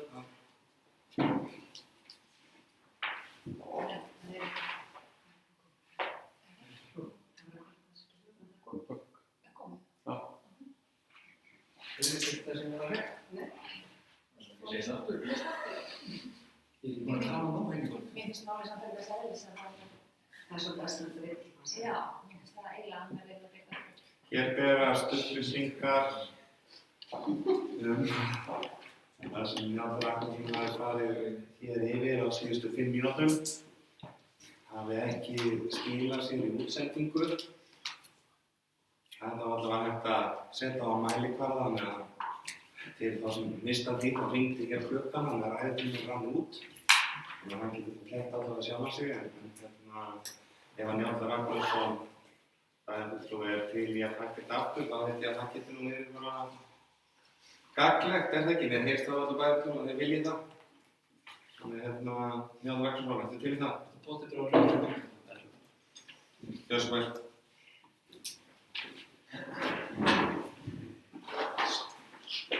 Forseti.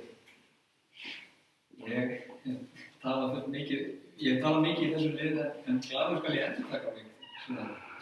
En ég sagði hér, ég man ekki hvað ég sagði hér í upphafi en ég talaði það að í hópnum starfaði þannig að það var ákveðið strax á fyrsta fundi að við myndum lesa bæjarmálsæðingarna, gera það breytingar sem við teljum eðlilegt að gera og leggja ágreining til hliðar. Ágreiningurinn í hópnum sem var mjög smávægilegur var með þeim hætti að yfirleitt var hægt að ræða sig niður á niðurstöðu sem allir gátu sagt sig við en á lokametrunum í þessari vinnu að þessu sinni að þá í rauninni viðraði ég það við fulltrúana í hópnum hvort að það væri stefning fyrir því að fjölga bæjarfulltrúum í bæjarstjórn Vestmannaeyja úr 7 í 9 og heyrði þá að það voru svona ákveðnar efasemdir það. Þannig að ég ákvað þá þegar að geyma það bara, vera ekkert að láta það farast fyrir að gera freka bara upp við bæjarstjórn og fá þá umræðuna þessa tilhögu hér. En tillagan er svo hljóðandi með leyfi forseta bæjarstjórn Vestmannaeyja samþykki til viðbótar við þau drög sem liggja fyrir fundinum breytingu á 1.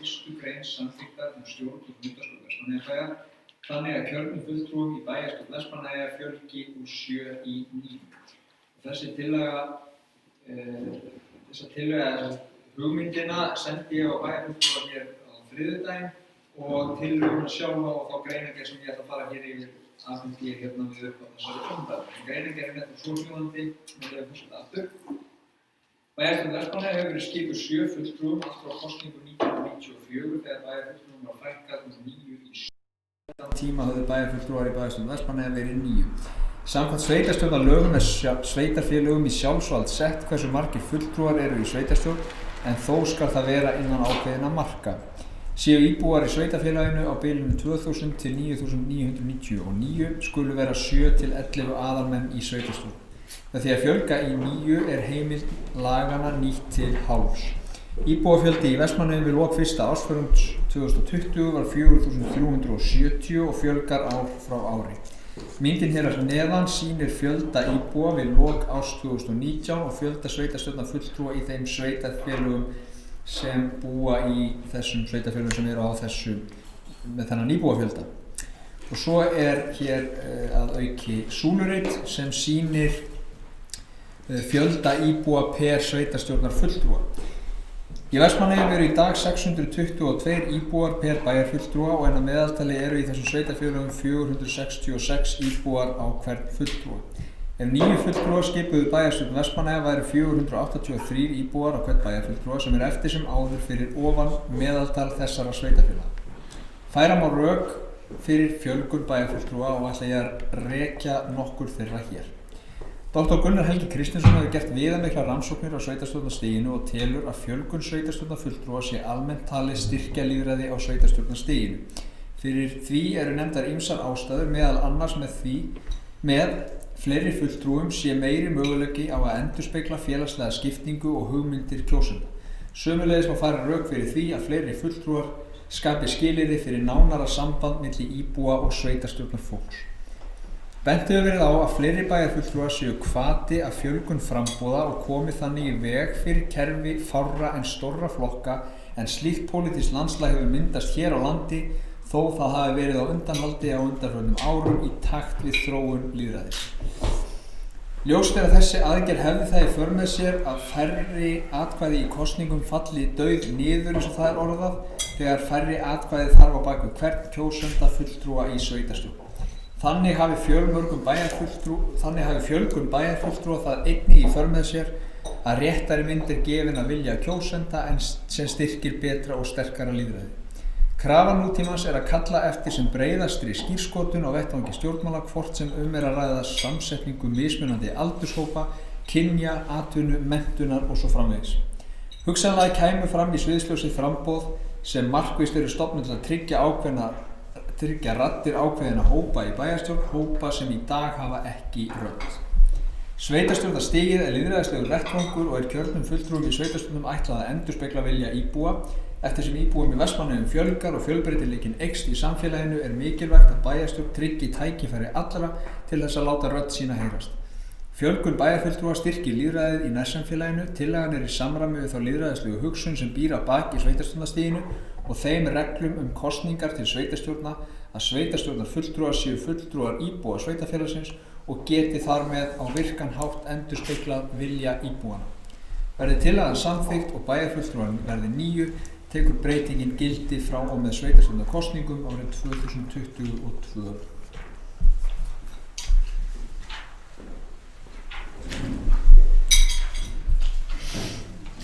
Já, ég þakka Njáli Ragnarssoni fyrir þetta. Ég held að þetta hafi bara verið nákvæmlega á pari nema það hringdi ekki tíminn, ég náði að stoppa hann rétt áður en hann fekk rauða spjaldið samt enga síður. En ég held að þetta skila sér bara vel og vonandi eigum við eftir að ræða þetta eitthvað frekar. Hildur Sólveig Sigurðardóttir, gjör svo vel. Ég ætla að bara beita þér orðið á undan.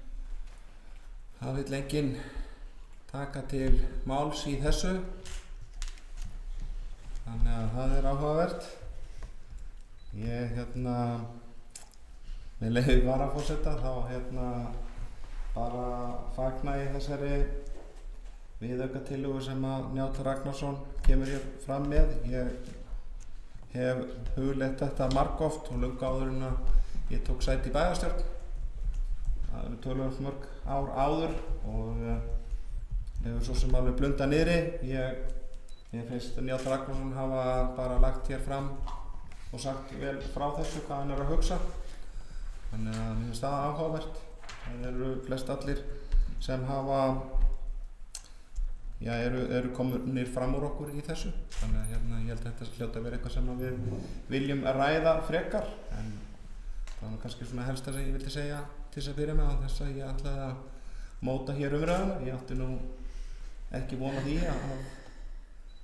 ég átti frekar vona því að bæjarfulltrúar myndi hér keppast við að ræða þessa tillögu, en kannski er hún bara svona áhugaverð að allir eru sammála. En ég verð að hingra eftir því, en ef að bæjarfulltrúar vilja ekki ræða þetta þá Hildur Sólveig Sigurðardóttir, gjör svo vel.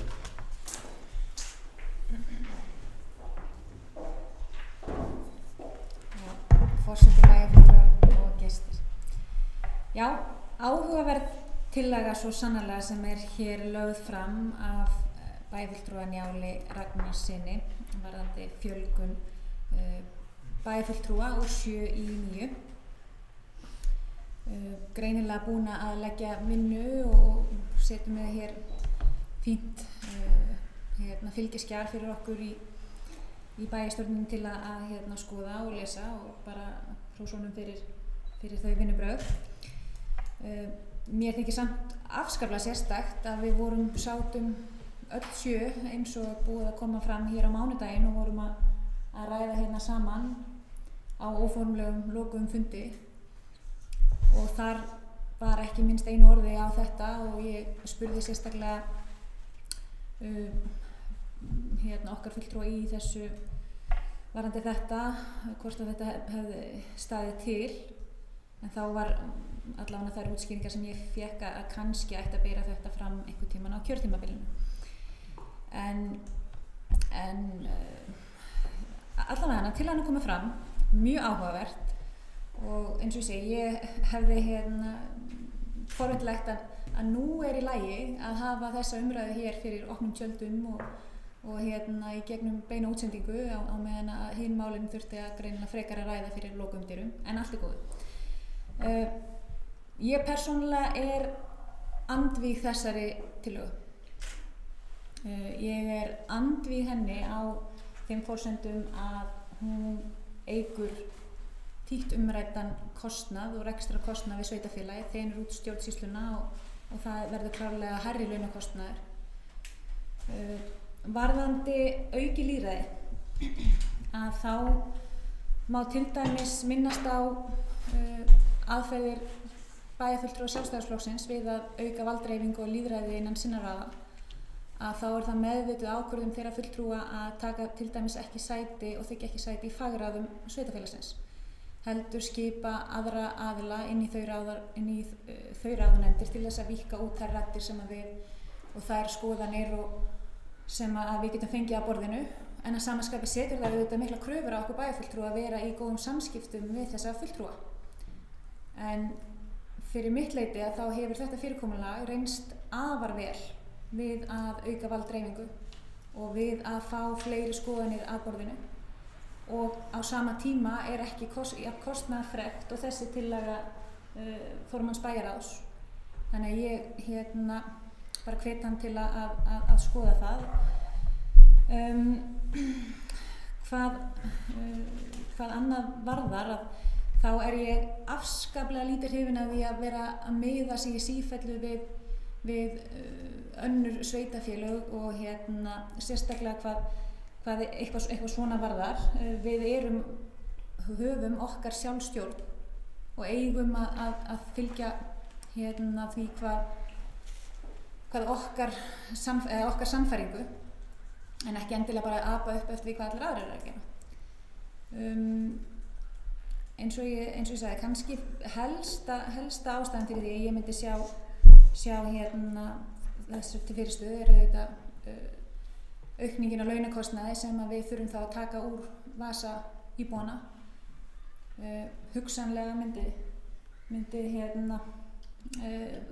bæjarstjórnarfundir lengjast, þeir eru nú alveg ágætlega langir fyrir, en já, þetta sannarlega áhugaverð tillaga og ég trúi því ekki, ég svona í barslegri hugsun minni að þá vil ég ekki trúa því að það sé vilji meirihluta af bæjarstjórnar að fjölga bæjarfulltrúum, en að svo sögðu þá þætti mér að sérstakt að formaður myndi leggja fram tillögu sem hann vissi að yrði ekki samþykkt. Þannig að ég bíð bara mjög spennt að heyra hvernig aðrir fulltrúar leggja mat á þessu tillögu og verður bara verulega áhugavert að sjá hvernig þær umræður fara. Takk fyrir.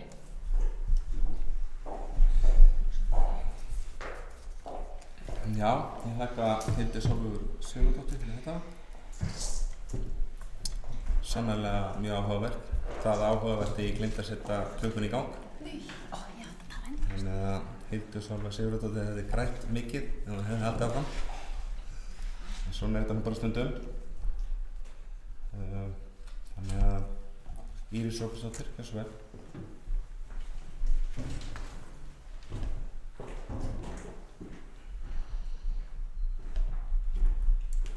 Forseti, bæjarfulltrúar, gestir. Já, við erum að ræða hér tillögu sem kemur frá bæjarfulltrúanum Njáli Ragnarsyni. Við sátum klárlega á fund á mánudaginn, en ég fekk að minnsta kosti í tölvupósti og ég veit ekki betur en allir bæjarfulltrúar fengi að vita þessu í tölvupósti á þriðjudaginn, hann hygðist leggja þessa tillögu inn í púkkiðinu. Og bara í ljósi þess eins og hvernig búið að ræða bæjarmálasamþykktina og hvernig formaður bæjarráðs hefur rætt með það að við erum að setjast niður og ræða málin, að þá finnst mér bara mjög eðlilegt að þessi tillaga komi fram hér, henni sé ekki deimt inn, kannski við seinni umræðu eitthvað, ekki bara eðlilegt að við ræðum þetta hefur kost og galla, þetta klárlega kostar meira, en það eru líka kostir við þetta. Þannig að mér finnst bara mjög eðlilegt að þetta komi hérna og formaður bæjarráðs var sjálfsögðu búin að ræða þetta við okkur, en við bara erum tilbúin að ræða þessa hluti. Og ég veit ekki hvort að hann ætlar að leggja til að láta greiða atkvæði um þetta núna eða ekki, en mér finnst bara mjög eðlilegt að tillagan komi fram, henni dreift inn á fundinum, það var sent á bæjarfulltrúa á þriðjudaginn að hann myndi leggja fram tillögu þess efnis í tengslu við þessa umræðu, þannig hún á ekki að koma óvart. Þetta var tekið í hópnum, þetta var rætt. Mér þykir mjög slæmt að bæjarfulltrúi Helga Kristín Kolbeins sé ekki hérna, vegna þess að hún auðvitað var fulltrúi Sjálfstæðisflokksins í þessum hóp og eins og komið fram var samstarfið mjög gott og það hefði auðvitað verið gott að hafa hana í þessar umræðu, en við bara munum að sjálfsögðu taka og ég held að það sé bara gott eftir að það eru ýmsar athugasemdir stórar og smáar og ekkert allar mendilega við þurfum að taka hér breytingu á einhverju litlum orðum og svona sem væri gott að taka á vinnufundi og ræða sig kannski niður á einhverja niðurstöður.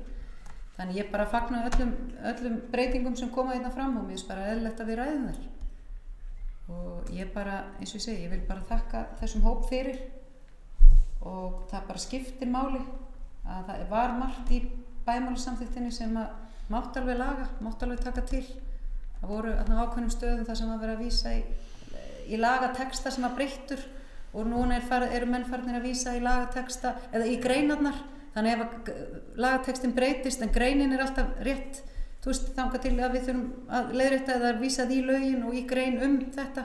Þannig ég held að það sé mikilvægt, þannig að hún haldi gildi sínu bæjarmálasamþykktin. En mér finnst bara þetta fyrirkomulag í kringum þessa bæjarmálasamþykkt verið til fyrirmyndar, hvernig vinnan var og hvernig þessi hlutir voru gerðir. Og að því að það er óbúslega mikið rætt að þetta sé svo dýrt og aukinn kostnaður, það er náttúrulega bara ákvörðun. Bæjarfulltrúar getur auðvitað að tyggja á sig launalækkun eða það eru 9 bæjarfulltrúar. Það þurfa ekki allar að halda laununum sínum. Þannig ég held að sé bara fínt að við tökum bara þessa umræðu og ekkert að því að ræða þetta. Ég meina hverjir eru kostur og gallar. Þannig minnst það bara sjálfsagt.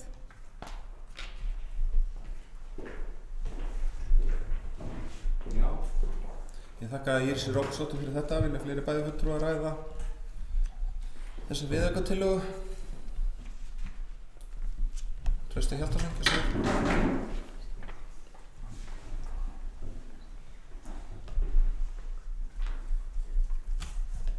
Forseti, bæjarfulltrúar, gestir. Ok, ég veit ekki hvar ég að byrja. Ég ætla að byrja samt að segja að ég er ánægður að bæjarstjóri skuli hér koma upp í ræðustól og tala að minnst ákvæmst ekki það aðdráttarlaus að hún styðji tillöguna en heldur ekki á mótinni. Hún er vonandi tilbúin að hlusta á öll rök og fara vel yfir málið, þannig að ég er ánægður með að heyra það. Ég, eins og aðri bæjarfulltrúar, fékk hér greinargerð í hendunar og sem að bæjarfulltrúinn Njáll Ragnarsson las upp og hér vísar hann í Gunnar Helga. Fyrir fundinn var ég að hugsa, það eru bara eiginlega engin rök fyrir því að gera þessa breytingu. Bara, ég finn engin vitran rök fyrir að gera þessa breytingu. En Gunnar Helgi er dreginn upp úr hattinum og er vísað í hann með greinargerðinni og það er bara fínt. Ég og Njáll höfum báðir setið marga tíma með honum en ég er búin að lesa greinargerðina, búin að nýta tíman hérna á meðan og hlusta á bæjarfulltrúann Njáll Ragnarsson lesa greinargerðina 2 svar. Og það er súlurít eða það er ekki súlurít, það er hérna listi við sveitarfélög sem eru með 9 bæjarfulltrúa og 7 bæjarfulltrúa og íbúafjöldi og ég held að þetta sé svolítið kjarni málsins, þessi listi. Þau sveitarfélög sem eru þarna með 9 fulltrúa eru nánast öll sveitarfélög sem hafa verið að sameinast á undanförnum árum og ég held að það sé svolítið ástæðan fyrir að þau eru með 9 fulltrúa en ekki 7. Það er búið að vera gríðarleg fækkun sveitarfélaga undanfarin ár. 1992 voru cirka 200 sveitarfélög á Íslandi. Þau eru í dag 72 eða allan síðast þegar ég athugaði, það má vera að þau séu orðin eitthvað færri. Og í nýrri þingsályktunartillögu sem að Sigurður Ingi lagði fram, kemur fram að sveitarfélög sem eru með 1000 íbúa eða að sveitarfélög eiga að vera með 1000 íbúa að lágmarki og það er stefnt að því að fækka sveitarfélögum enn frekar. Það eru 40 sveitarfélög af þessum 72 72 sem eru með færri en 1000 íbúa. Þannig að við erum að tala um það að sveitarfélögin eru að fara í svona 30. Ég held að það sé ástæðan fyrir því í sveitarstjórnarlögunum að það sé þessi sveigjanleiki frá 7 til 11 fulltrúar til þess að gefa þessum sveitarfélögum sem eru að sameinast kost á því að velja sína fulltrúa úr sínum sveitarfélögum að auðvelda þetta. Ég held að hugmyndin sé ekki svo að sveitarfélag eins og Vestmannaeyjar, sveitarfélag eins og þarna Grindavík, Hveragerði sem er með 2700 íbúa og 7 fulltrúa sé með 11 eða 9 eða 10 eða hvað á að vera bæjarfulltrúa. Og svo ég vitni aftur í þingsályktunartillögu Sigurðar Inga, þá er kjarninn þar og kemur margoft fram að hugmyndin er að fyrir sveitarfélögin að þau lækki stjórnsýslukostnað. Laun bæjarfulltrúa er klárlega stjórnsýslukostnaður. Auka skilvirkni. Maður eykur skilvirkni með því að fækka millistjórnendum, straumlínulaga, hafa ráð skilvirk, hagræði í rekstri og það sem hefur verið lagt áherslu á undanfarin ár hjá Vestmannaeyjabæ er að hagræða í rekstri, lækka stjórnsýslukostnað. Það hefur verið fækkað, svona rök fyrir því er að það hefur verið fækkað í nefndum hefur verið fækkað og fulltrúar í nefndum þiggja laun, nefndar setja laun, bæjarfulltrúar þiggja laun og ok, hér á komum fram þau rök að bæjarfulltrúar, það mætti lækka laun bæjarfulltrúar ef að bæjarfulltrúum er fjölgað, ef að það er einhver lausn til þess að draga kostnaði. Það má líka lækka laun bæjarfulltrúa þá núna ef að það er vilji bæjarfulltrúa. Það má leggja það fram. Ég tel það óraunhæft að ætla að lækka laun bæjarfulltrúa það mikið að það komi verið laun 2 annarra bæjarfulltrúa.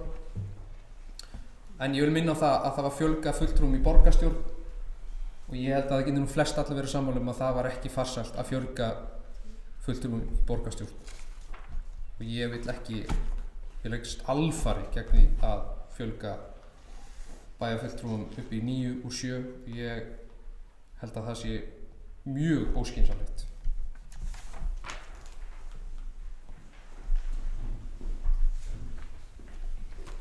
Já, ég þakka Trausta Hjaltasyni fyrir þetta. Vilja fleiri bæjarfulltrúar taka til máls eftir þessu lið þessari tillögu. Eyþór Harðarson, gjörðu svo vel.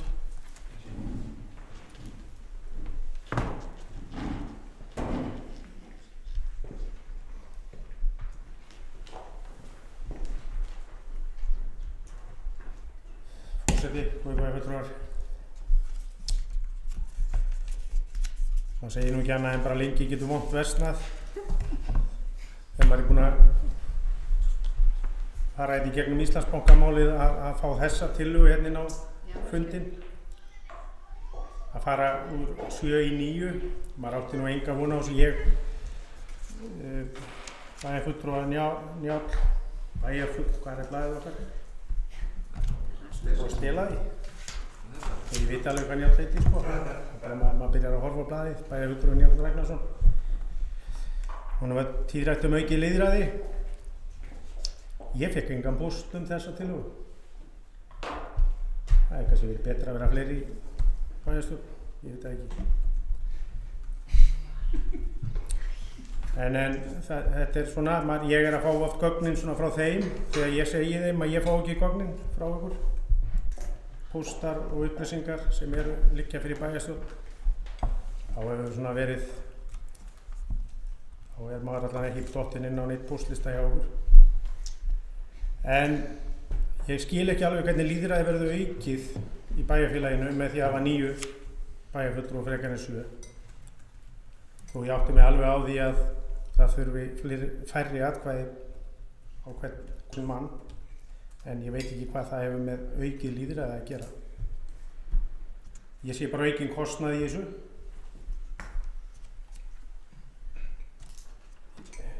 Ég veit ekki hvernig bæjarfélagi verður betur rekið með þessu 9 frekar en 7, ég sé það ekki. Og talandum að við eigum bara þá að lækka launin í þessu, þá erum við að fara kannski að tala um það að það sem að fer nú töluverður tími í þetta, að það verði kannski eingöngu fólk sem að í góðri vinnu og geti lifað af annarri vinnu.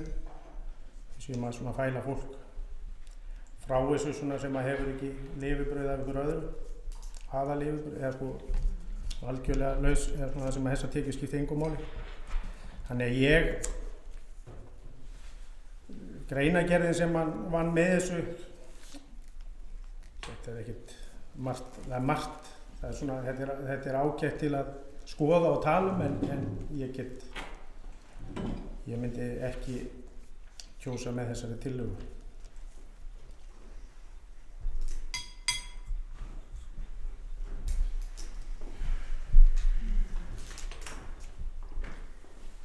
Já, ég þakka Eyþóri Harðarsyni fyrir þetta. Það er ekki fleiri bæjarfulltrúar sem hafa gefið merki að taka til máls á sinni, en já, Jóna Sigríður Guðmundsdóttir, hversu vel?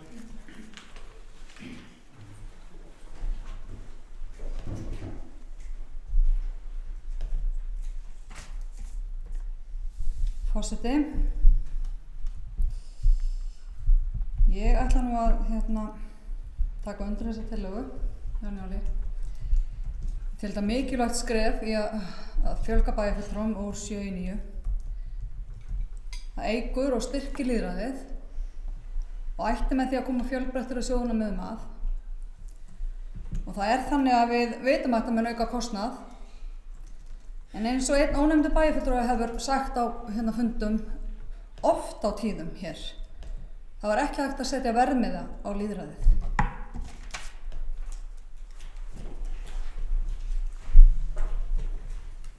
Já, ég þakka Jónu Sigríður Guðmundsdóttir fyrir þetta. Það verður engin beðið orðið eins og þá með leyfi varaforseta, þá ætla ég að leggja orð í belg í þessu. Svo ég kannski í að áðan að þá hef ég oft hugleitt þetta og ég treysti mér nú alveg til þess að vera með njáli á þessari tillögu. Þetta er vel unnið og áhugavert.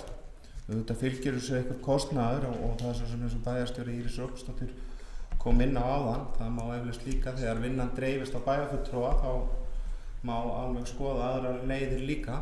En bæjarfulltrúi Eyþór Harðarson kom inn á að þyrfti að lifa á þessu eða kannski ekki hægt að lifa á þessu, þyrfti að vera í góðu starfi. Ég persónulega hef alltaf verið hér að hugsa einni og leið og ég fer að hugsa eitthvað annað þá ætla ég að hætta. Vegna þess að þetta verður seint metið til fjár, þessi vinna sem er hér. Þetta er vinna bara fyrir bæjarfélagið og þetta er einhver hófleg þóknun og það hefur svo sem komið fram í könnunum Sambands íslenskra sveitarfélaga að við höfum ekki langt frá verið þar á toppnum, meira verið að verma botninn þar. Þannig að það hefur nú verið gæts hófs í því, þar eru sveitarfélögin flokkuð í flokka, þannig að ég allavega, það hefur svona verið mín túlkun að við höfum ekki verið að teygja okkur of langt í því. En maður verður vissulega að hafa mjög gaman að því að vera að gera og taka þátt í þessu starfi. Þetta er bara margt mjög áhugavert og það er svo sem bara er ekki allt metið til fjár í þessu. Það er bara, þú getur haft mikil áhrif og það er að hafa áhrif á fullt af tillögum og hvernig bæjarfélög eru að þróast. Við erum búin að fjalla fullt af áhugaverðum málum á þessu kjörtímabili og mér sýnist til dæmis eitt svona stórt hagsmunamál, þetta ljósleiðaramál sem að ég hef haft lengi í huga. Það er nú svona loksins aðeins að færast fram á við og það er nú kannski vantað eitthvað meiri kraft í það. En við erum að stíga hér öll saman, skref, samhljóma og það er ánægilegt og við erum þarna með nokkuð að þessu sé lokið innan 4 ára og fleira. Þannig að þetta er nú fullt af verkefnum sem að eftir sem við erum fleiri að þá vonandi endurspeglu við svona íbúa lýðræði betur og erum við tengslum við fullt af og fleiri íbúum og ég er nú alltaf reglulega spurður hér út á götu ýmislegt bæjarmálin og það er bara skemmtilegt. Það er bara virkilega gaman að taka umræðuna við íbúa og sitt sýnist hverjum og það er nú svo sem sést hér á fundum hjá okkur líka, við erum nú langt í frá að vera sammála oft, en sem betur fyrir erum við líka sammála, þannig að það kom mér svolítið á óvart byrjunum á þessar umræðu. Ég held að við erum öll sammála, ég var búinn að gefa með það yrði algjör andstæða í þessu máli. En það er nú flest allir bæjarfulltrúar búin að segja sín hug og mér sýnist nú svona liggja ljóst fyrir hver hugur bæjarfulltrúa í þessu orðið. Ég held að þetta sé nú einu rökin á móti þessu kostnaður inni. Ég held að það séu öll önnur rök eru með þessu. Þannig ég veit ekki hvort sé þetta tína mikið meira heldur kostnaður á móti þessu. Þannig að það er nú svona mér sýnst allavega það sem ég hef lesið í þessu, en sitt sýnist hverjum augljóslega og ég hef lokið máli mínu að sinni, en Íris Róbersdóttir gjör svo vel.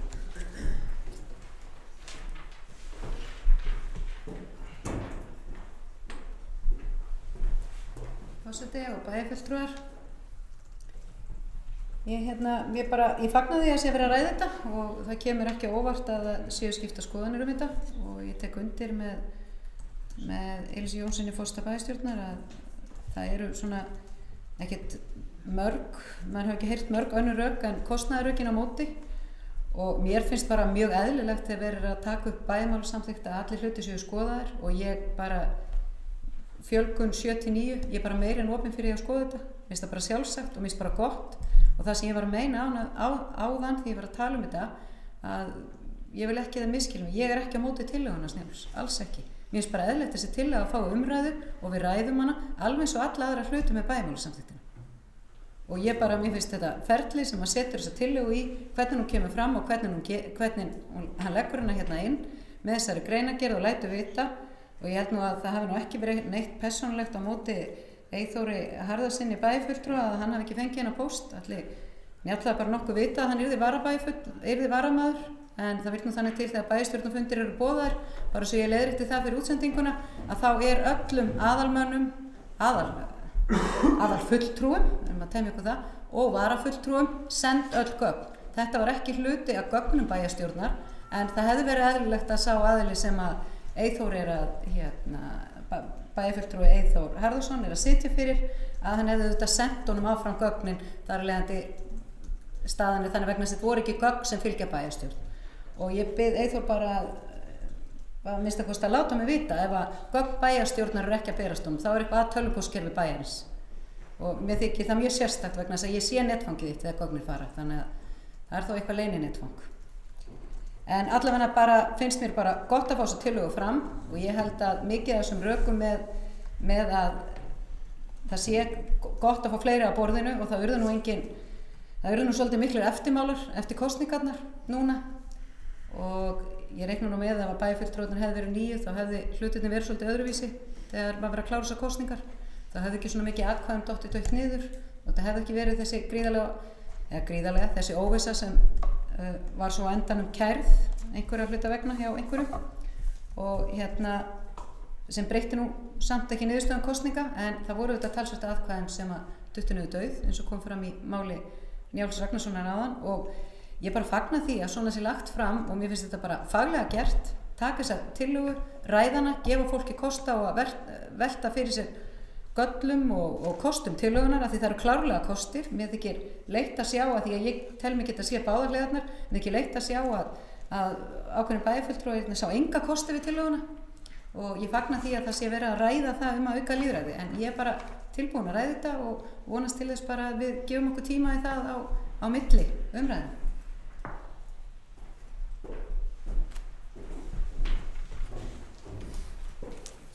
Já, ég þakka Írisu Róbersdóttur fyrir þetta, Trausti Hjaltason.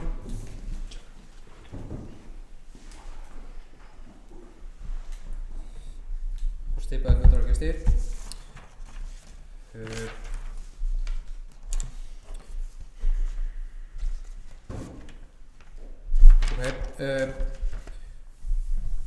Engin önnur rök gegn tillögunni heldur en kostnaður. kostnaður ekki, eru það ekki góð rök, en það eru fleiri rök. Það eru boðleiðir, það er tími, og ég sé bara ekki ennþá eftir allt þetta spjall hérna að það séu einhverjir kostir við þessa tillögu. Bæjarfulltrúi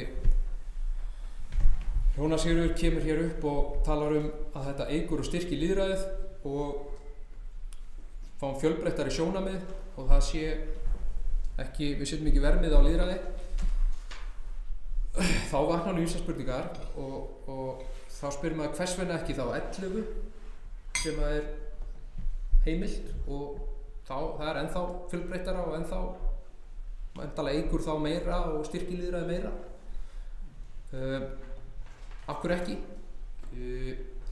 Ég held að við séum með í dag fullt af leiðum til þess að auka og styrkja lýðræðið og ég held við séum farin að notast við aðra leiðir í dag heldur en fyrir nokkrum árum og ég held við séum á vissu leyti að auka og styrkja lýðræðið hérna í bæjarfélaginu okkar og við höfum verið að gera undanfarin ár.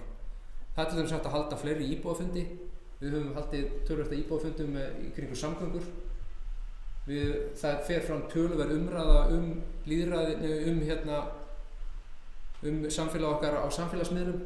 Ég held að allir bæjarfulltrúar séu meðvitaðir það og lesi margt af því sem er þar og taki einhver þátt í þeim umræðum. Bara svona til þess að nefna eitthvað. Það eru síðan alls konar tæki sem er hægt að nota sem var ekki hægt að nota áður. Tæknin og annað býður upp á það. Það er hægt að koma skilaboðum hraðar áleiðis. Við vorum með nýja heimasíðu sem að veitir svona skjótari og þægilegri aðgang að gögnum og allt þetta sem ég er búinn að nefna, það eykur og styrkir lýðræðið. Ég held að þessum fjármunum, það verður alltaf aukinn kostnað. Það er bara blekking að halda það að það sé ekki aukinn kostnað við að fjölga bæjarfulltrúum. Ég held að þessi kostnaður, ef að við viljum auka við fjármunum í að reyna að efla og styrkja lýðræðið og fá fleiri sjónarmið fram, þá held ég með að eyða peningnum í aðra hluti heldur en að fjölga pólitískum fulltrúum á launum. Ég held í alvörunni að það sé ekki það sem að samfélagið vill. Ég held að bæjarbúar vilji ekki fleiri bæjarfulltrúa á launum, pólitíska fulltrúa. Ég held að það sé ekki það sem fólk vill. En það má vera að ég sé að lesa það vitlaust sko. Þannig að ég sé enn afskaplega lítið í þessu sem er jákvætt og ég ítreka bara þetta með upplegg Sigurður Inga þingsályktunartillögunnar. Við verðum að muna hvað er verið að gera í landinu. Það er verið að fækka sveitarfélögum, sameina þau, reyna að búa til sterk og öflug sveitafélög og þess vegna er þessi sveigjanleiki í lögunum með fjölda fulltrúa. Við erum hérna eyja á litlum stað og erum í góðum tengslum við íbúana hérna að ég tel og ég held að við verðum ekkert betri að stýra þessu sveitafélagi með fleiri pólitíska fulltrúa á launum og ef það þarf fleiri pólitíska fulltrúa að dreifa valdinu eða draga fleira borðinu, af hverju stíga þá ekki fulltrúa meirihlutans til hliðar í nefndum og ráðum og hleypa fleiri fólki að þar?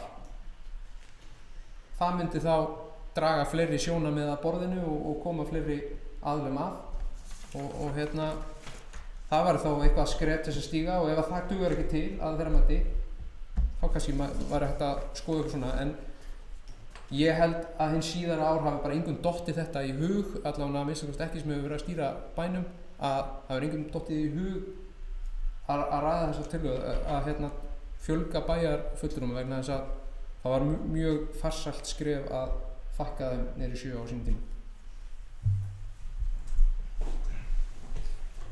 Já, ég þakka Trausta Hjaltarsyni fyrir þetta. Þetta er áhugaverð og góð umræða. Er ekki bæjarfulltrú sem að gefur merki ennþá og vilja taka til máls. Njáll Ragnarsson. Gjörðu svo vel, Njáll.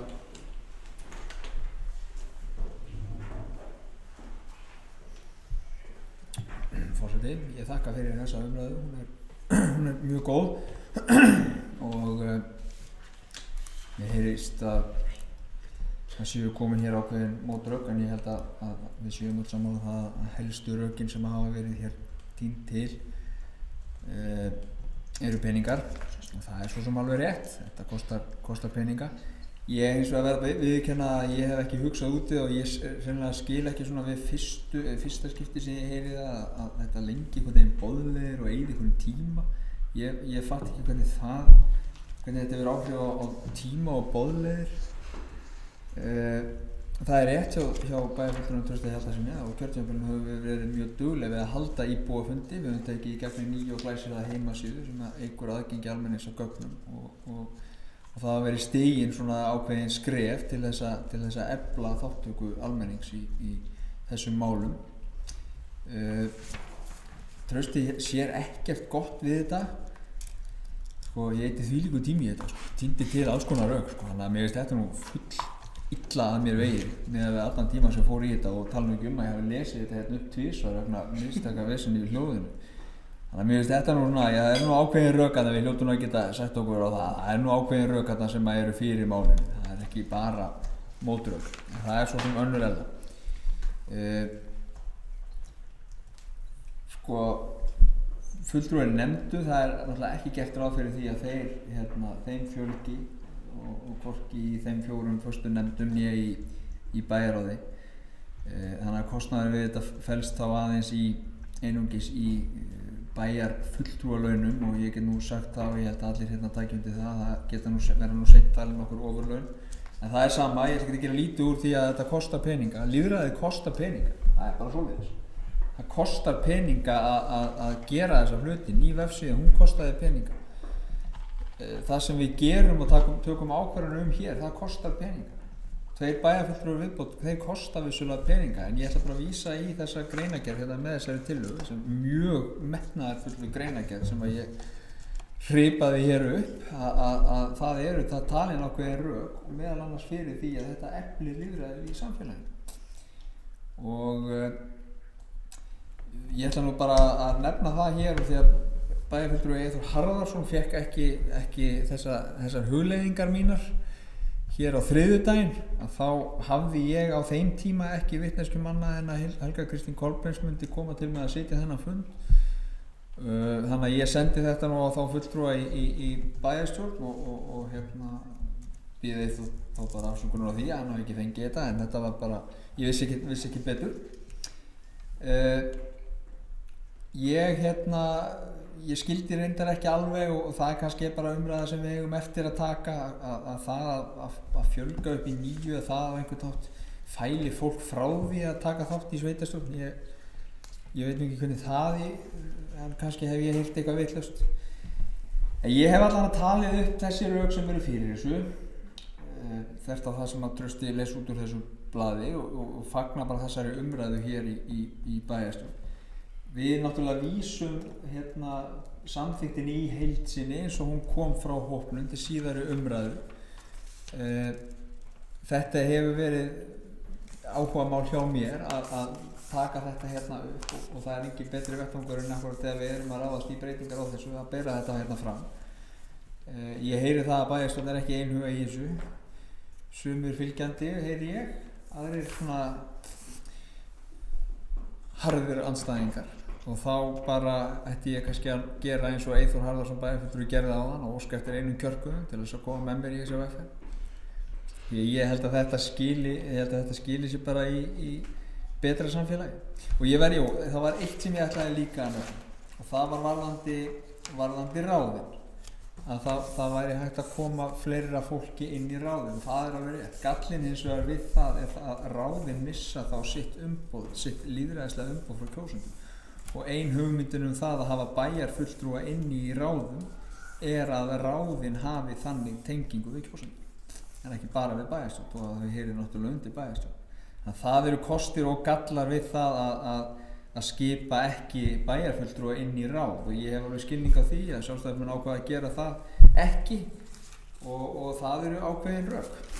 En þá allavega er þessi tenging þarna við þetta lýðræðislega umboð sem við köllum, sem er þá rofið. En að öðrum kosti öðrum orðum, ég er búinn að tala held ég manna mest í þessari umræðu, fagna þessari fagna þessari umræðu hér og hef þá upplýsingar það hver hugur bæjarstjórnar til þessari tillögu. Þannig að við sjáum síðan bara hvað setur í þessu máli. En tillagan framlögð og svo það undir forseta komið hvernig við leysum úr þessu máli.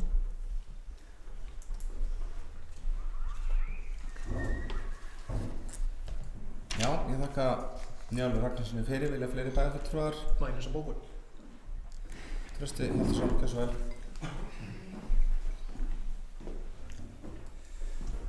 Forseti bæjarfulltrúar fá að lesa hér upp bókun sem að hljóða svo: Bæjarfulltrúar Sjálfstæðisflokksins leggjast alfarið gegn þeirri hugmynd að fjölga bæjarfulltrúum úr 7 í 9.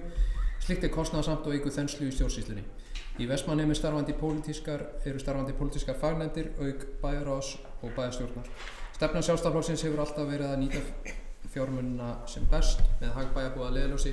Það verður ekki gert með því að fjölga pólitískum fulltrúum á launum hjá sveitarfélaginu. Undir þetta skrifa allir fulltrúar Sjálfstæðisflokksins. Já, ég þakka Trausti Hjaltarssoni fyrir þetta. Það Hildur Sólveig Sigurðardóttir, gjörðu svo vel.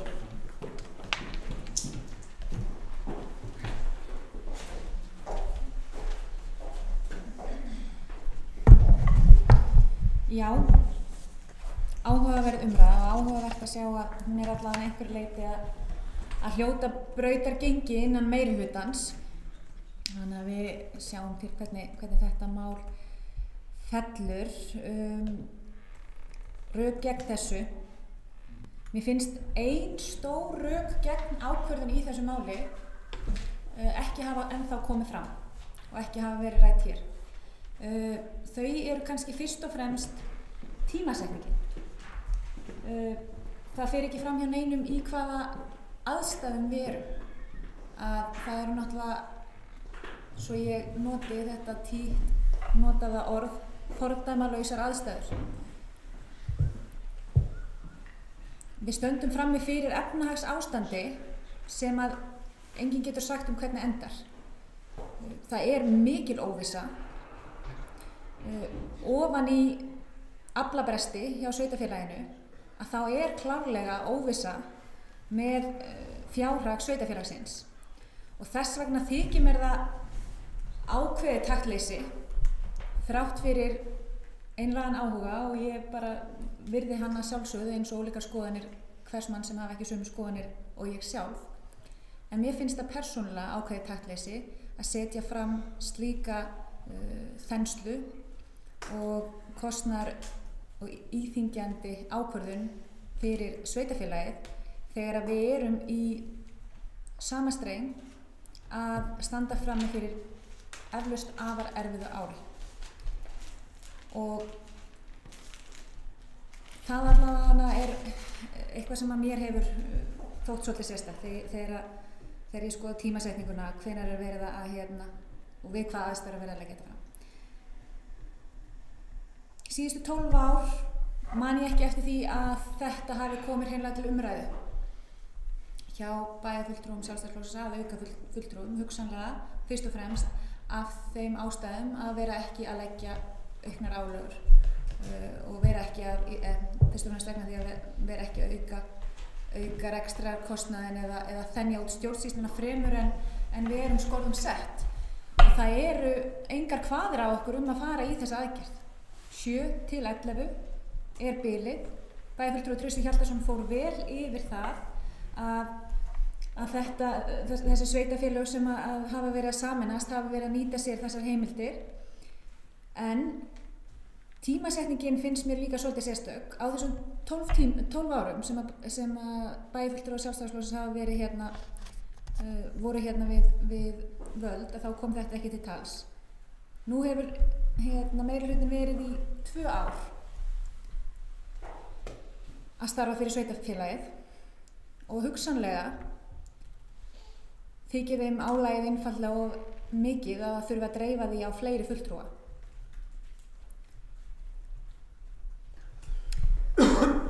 Ég er heldur ekki hlynnt því eins og kom fram hér í máli bæjarstjóra Írisar Róbertsdóttur varðandi það að lækka laun fulltrúa. Það hefur komið hér fram að Vestmannaeyjabær er ekki að greiða há laun bæjarfulltrúa miðað við ef við viljum fara í þennan margrædda samanburð gagnvart sveitarfélögum. Og mér þykir það persónulega bara allt í lagi. Eins og kom fram í máli bæjarfulltrúa Eiríksar Jónssonar, að þá er þetta sannarlega hugsjónastarf og það væri enginn sem að hefði lítinn áhuga að leggja sig í þessi störf. En þetta er gríðarlega tímafrekt og það er afar seint að menn fái gott tímakaup í þessum störfum. Þannig að mér þótti þetta góðu punktur sem kom fram hjá Eyþóri líka, fyrirgefið, bæjarfulltrúa Eyþóri Harðarsyni, að það sem að hann, allavega eins og ég túlkaði hans orð, að það fæli fólk frá þessum störfum væri væntanlega þessi tillaga að ætla að lækka launin til hlutfalls við þessa 2 fulltrúa. Og þá erum við líka einmitt, eins og hann benti réttilega á, hugsanlega að gera þeim aðilum sem eru launalægri þetta starf minna spennandi.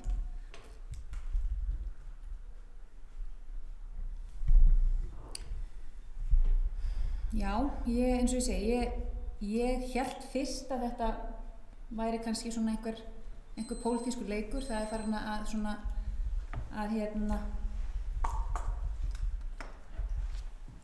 farin að koma svona uggur að mér að þetta sé í raun og veru eitthvað sem meiri hlutin ætlar að samþykkja, en ég vona að svo verði ekki. Ég tek undir bókun mína sem kom fram í máli bæjarfulltrúa Trausta Hjaltasonar. Takk fyrir.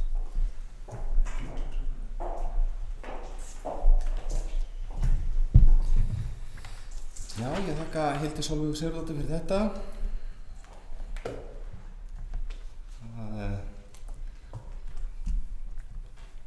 Við varaforseta þá held ég að þetta sé nú loks að rætast, það sem ég sagði, að það getur náttúrulega verið að bæjarfulltrúar ætla ekki að ræða þetta.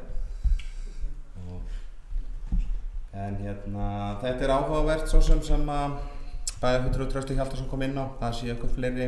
Hann nefnir til allavega 2 önnur atriði við kostnað, það er boðleiðir og tími og það var akkurat kannski mótsögn í því þá ganga alla leið og segja þá 11, einhvers staðar má nú millivegin fara, þannig að það er svona spurning öfgana að vera í lágmarki eða hámarki. En ég bara ítreka aftur það sem ég hef sagt, ég er hlynntur þessu og myndi góðfúslega að setja nafn mitt á þessa tillögu með honum Njáli Ragnarsyni. Það er ekkert sem að ég hræðist í þessu, en eins og ég segi, hef ég hugleitt þetta löngu áður en ég tók sæti hér í bæjarstjórn. En greinilega eins og bæjarfulltrúar bæjarfulltrúar Hildur Sólveig Sigurðardóttir, hún upplýsti hér áðan að þetta hefði aldrei komið til tals á síðustu 12 árum þegar Sjálfstæðisflokkurinn, ekki svo hún vissi allavega, þannig að það sé ekki verið að rangfæra eitthvað upp á bæjarfulltrúan. Þannig að það var gagnlegt svo sem að heyra það líka. En eins og segi, við höfum séð það margótt, sitt sýnist hverjum í þessu öllu saman, þannig að ég held að það sé nú líka kostur við þetta allt saman, að við endurspeglum misjafnar áherslur og misjafnar sýn á bæjarmálum. Þannig að ég held að það sé bara ekkert á okkur sem situr í bæjarstjórn núna. Ég held að enginn á okkur sé eins í skoðunum. Ég er bara ekki orðið var við það. Það eru mismunandi sýn á þetta allt saman. Og þannig það er ekki búið að selja mér að þetta sé ókostur. En svo nú þetta bara, en það var bæði Eyþór Harðarson og Njáll Ragnarsson sem voru búin að biðja orðið, þannig að Njáll Ragnarsson, gjör svo vel. Já, forseti, ég ætlaði að slá botninn í þetta áður en að Eyþór gaf þér merki, en mér langar að leggja fram bókun sem er svo hljóðandi. Bæjarstjórn Vestmannaeyja hefur verið skipuð 7 fulltrúum allt frá kosningu 1994 þegar bæjarfulltrúum var fækkað úr 9 í 7, en fyrir þann tíma höfðu bæjarfulltrúar í Bæjarstjórn Vestmannaeyja verið 9. Sveitarfélögum er sjálfsvald sett hversu margir fulltrúar sitja í sveitarstjórn, en það skal þó vera innan ákveðinna marka. séu íbúar í sveitafélagi á bilinu 2000 til 9999 skulu vera 7 til 11 aðalmenn í sveitarstjórn. Íbúafjöldi í Vestmannaeyjum er í lok fyrsta ársfjórðungs 2020 var 4370 og fjölgar ár frá ári sem mikið gleðiefni. Í Vestmannaeyjum í dag eru 622 íbúar per bæjarfulltrúa en að meðaltali eru í ofangreindu sveitarfélögum 466 íbúar á hvern fulltrúa. Skipuðu 9 fulltrúar bæjarstjórnar Vestmannaeyja væru 483 íbúar á hvern bæjarfulltrúa, sem eftir sem áður fyrir ofan meðaltal þessara sveitarfélaga. Fjölgun bæjarfulltrúa hefur það einnig í för með sér að réttari myndir gefin að vilja kjósenda sem styrkir betur og sterkari lýðræði. Tillagan í samræmi við þá lýðræðislegu hugsun sem býr að baki sveitarstjórnarstiginu og þeim reglum kosningar til sveitarstjórna að sveitarstjórnarfulltrúar séu fulltrúar samfélagsins og geti þar með á virkan hátt endurspeglað vilja íbúanna. Breytingin mun ekki taka gildi fyrir en eftir næstu bæjarstjórnarkosningar. Ekki hægt að setja verðmiða á lýðræði. Tilvitnun lýkur, ég óska þess að fara þetta til bókar og þetta nefnilega í þessu tekið til að þetta taki ekki gildi fyrir en eftir næstu kosningar. Það að segja COVID ástandið verður vonandi ef Guð lofar búið þá, þannig að við skulum hafa það hugfast. En að öðru leyti þá enn á ný þakka ég fyrir umræðuna og myndi svona leggja það til bara að þetta mál verði klárað bara á næsta fundi í annarri umræðu bæjarmála samþykktina. Nú erum við búin að samþykkja að vísa til annarri umræðu, við gerum það bara saman við þessa tillögu, færum hana bara næsta fund. Hvort að þetta sé ég ætla að enda þetta á að segja hvort þetta sé pólitískur leikur. Þá held ég að engin bæjarfulltrúi og ég vona að engin bæjarfulltrúi leggi til eitthvað í bæjarstjórn öðruvísi sem að standa bak við það. Og ég stend við á bak við þessa tillögu vegna þess að mér finnst hún góð.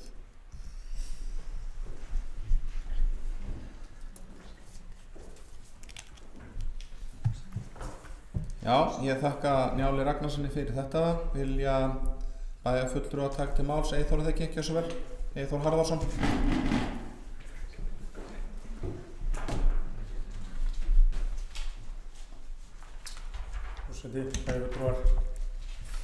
Það sem að eiginlega liggur á mér í rauninni eftir þessa umræðu og að hafa hlustað á meiri hlutann dásama þessa hugmynd, þá hefur það komið fram að það var fækkað úr 7 í 9 1994 fyrir 26 árum. Á þessum árum hef ég aldrei heyrt nokkurn mann í Vestmannaeyjum tala það að þetta hefur verið óheillaspor að fara úr 9 í 7. Bara aldrei.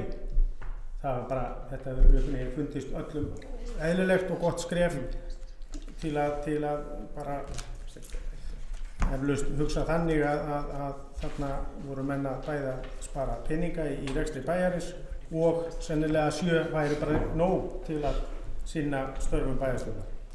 Ég get ekki séð hvað við næðum betri árangri hérna með 4 hérna megin og 5 hérna megin.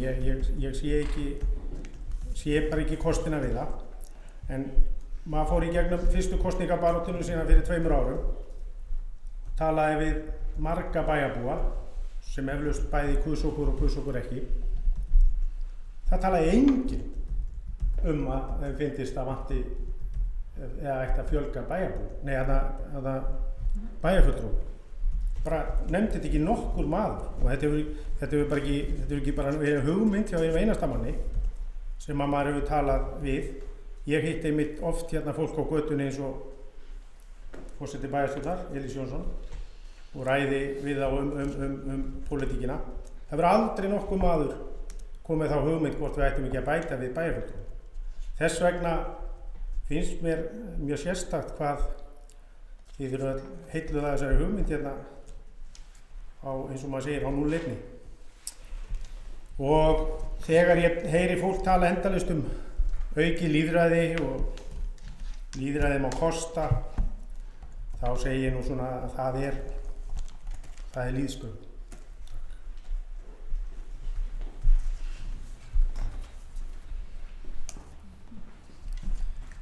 Þakka Eyþóri Harðarssoni fyrir þetta. Þetta er bara búið að vera gagnleg umræða og það er gaman að svona hlusta samfélagið fram á næsta fundi. Njáll Ragnarsson hefur nefnt það að við frestum þessari tillögu fram að næsta fundi og mér finnst það bara hið besta mál. Ég styð það alveg líka, þannig að ef að umræðan tæmd í að sinni, þá held ég að við bara berum upp þá tillögu, eða ég ber upp þá tillögu að þessari viðauka tillögu sé fresta fram á næsta fund og bið bæjarfulltrúum að gefa mér atkvæðamerki sem eru því samþykkir. Það eru 4 bæjarfulltrúar í það minnsta. Það fresta viðaukatillögunni? Já. Nei, við fjölgi 11. Það eru 4 bæjarfulltrúar allar sem hafa tekið þátt í þeirri atkvæðagreiðslu að fresti svo fram á næsta fund. Við viljum ekki fresta ef það bara greiða atkvæði. Það er bara þessu fresta til þess að rétta ræða. Þannig ef við viljum það ekki. Þið eru búin að greiða atkvæði? Að fresta, já. Þá verður henni frestað og bara næstu. Getur endur tekið atkvæði? Það hægt, já. Það náttúrulega ekki búið að ljúka málunum nema bara... Við erum ekki á móti. Spurning hvort þið verið frestað eða taka málun atkvæði. Við viljum bara ekki hafa þetta mál, sko.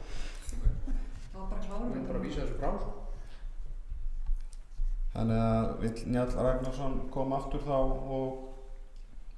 og draga tillöguna tilbaka að þessu sé frestað. Þannig að við getum þá bara endur tekið atkvæðagreiðslu ef það er. Gjörðu svo vel, Njáll Ragnarsson. Við taka fundarhlið á sig. Forseti.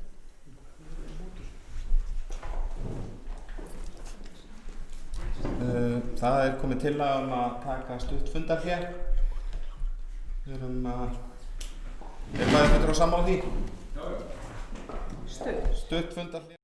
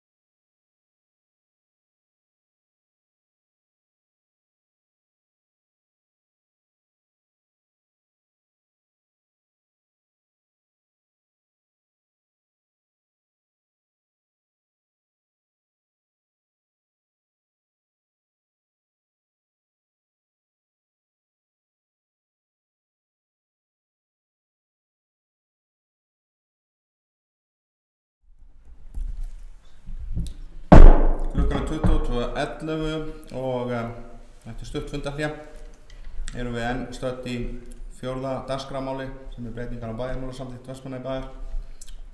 Við erum búin að vera að ræða undanfarið viðaukatillögu sem að bæjarfulltrúi Njáll Ragnarsson var með. Það er búin að vera hér einhverjar væringar hvort að eigi að fresta málinu fram á næsta fundi til þess að það geti farið einhver betri umræða fram það. Það var staðan þegar við gerum fundarhlé. Njáll Ragnarsson var búinn að biðja orðið, þannig að við tökum upp þráðinn þar sem fram var horfið. Njáll Ragnarsson, gjörðu.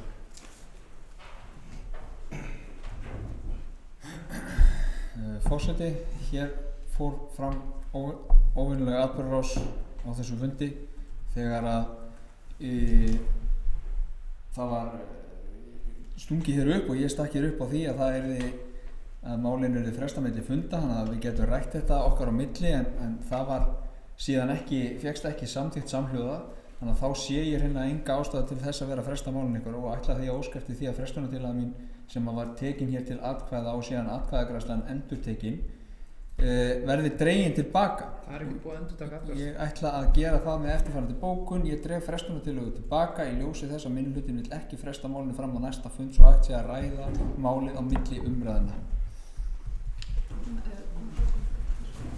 Við vorum stödd í miðri atkvæðagreiðslu þegar við hættum við hana. Það þarf ekki að endurtaka hana en hins vegar eru breyttar forsendur. Við fáum að gera hans athugasemd við fundarstjórn. Okay. Held ekki. Já, þú ert í orðið sem sagt. Já, í punktum. Já. Er það ekki í lagi, Forsti? Forsti bæjarfulltrúar, hér hefur farið fram atkvæðagreiðsla og þegar búið að greiða atkvæði þá er hætt við vegna þess að niðurstaða atkvæðagreiðslunnar er ekki eins og menn vilja og þá er óskað eftir því að það fari fram aftur atkvæðagreiðsla, síðan gert fundarhlé og þá er dregið tilbaka og sagt hér í pontu að það fari fram atkvæðagreiðsla sem fór aldrei fram. Hvers slags fundarstjórn er þetta?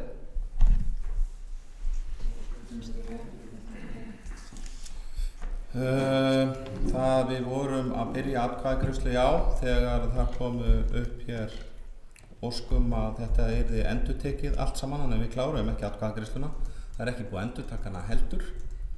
Þannig að við klárum aldrei þetta mál, en bæjarfulltrúa áður en að þetta er full afgreitt, þá er bæjarfulltrúa full heimilt að draga tilbaka þessa tillögu og hann hefur nú gert það. Hann hefur dregið tilbaka að hann vilji frestus, hann vill að hún sé tekið til atkvæða þessi viðaukatillaga eins og hann bað þannig að ég get ekki séð annað en að ég taki hana til atkvæðagreiðslu.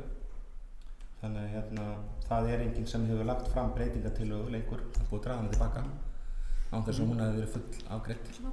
Lesum bókun. Já, en viltu ekki bara gera það eftir atkvæðagreiðsluna eða? Bara í kjölferð á frestun. Ok. Hildur Sólveig Sigurðardóttir, gjörðu svo vel.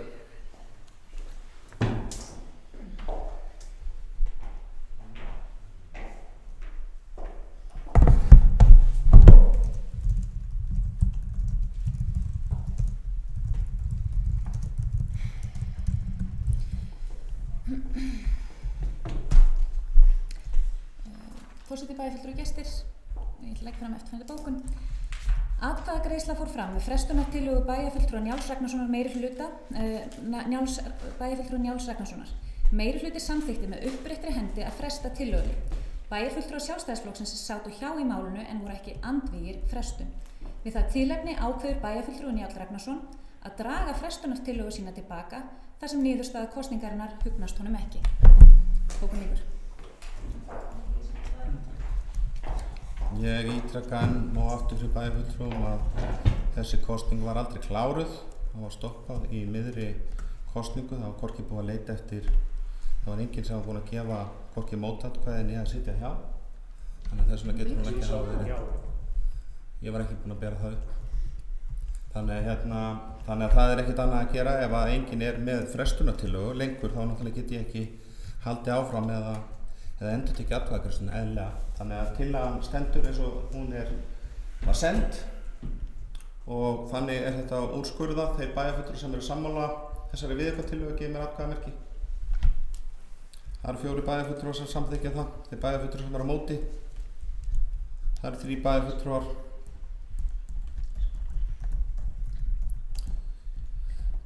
Þannig að þessari atkvæðagreiðslu hér með lokið, að viðaukatillagan samþykkt og eins og gefur að skilja og bæjarfulltrúar eru meðvitaðir að þá kemur þetta aftur til umræðu á næsta bæjarstjórnarfundi.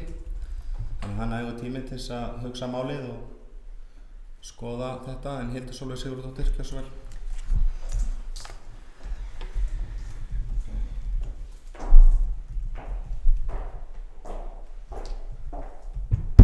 Forseti, bæjarfulltrúar, gestir. Já, hér gerast undur og stórmerki. Bókun svo hljóðandi. Það hefur aldrei áður komið til talsins síðar ára fjölga launuðum fulltrúum. Hins vegar hefur verið stefna Sjálfstæðisflokksins að hagræða í stjórnsýslunni með því að fækka fagnefndum og millistjórnendum. Þannig hefur skilvirkni aukist og skapast svigrúm til þjónustu aukningar sem hagur íbúanna.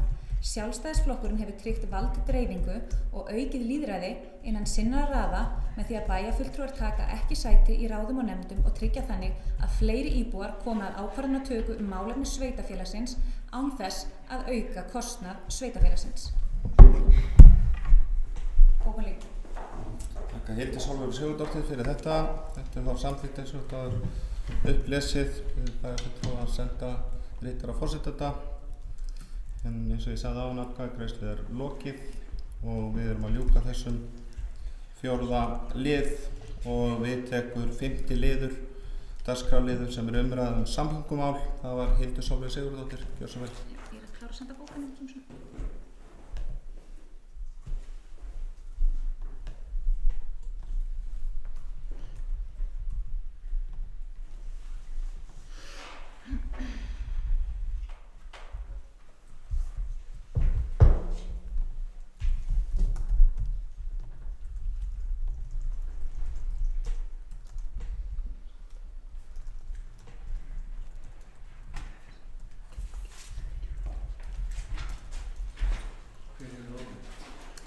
Ég að klára að senda bókunum eins og Dagný að gera.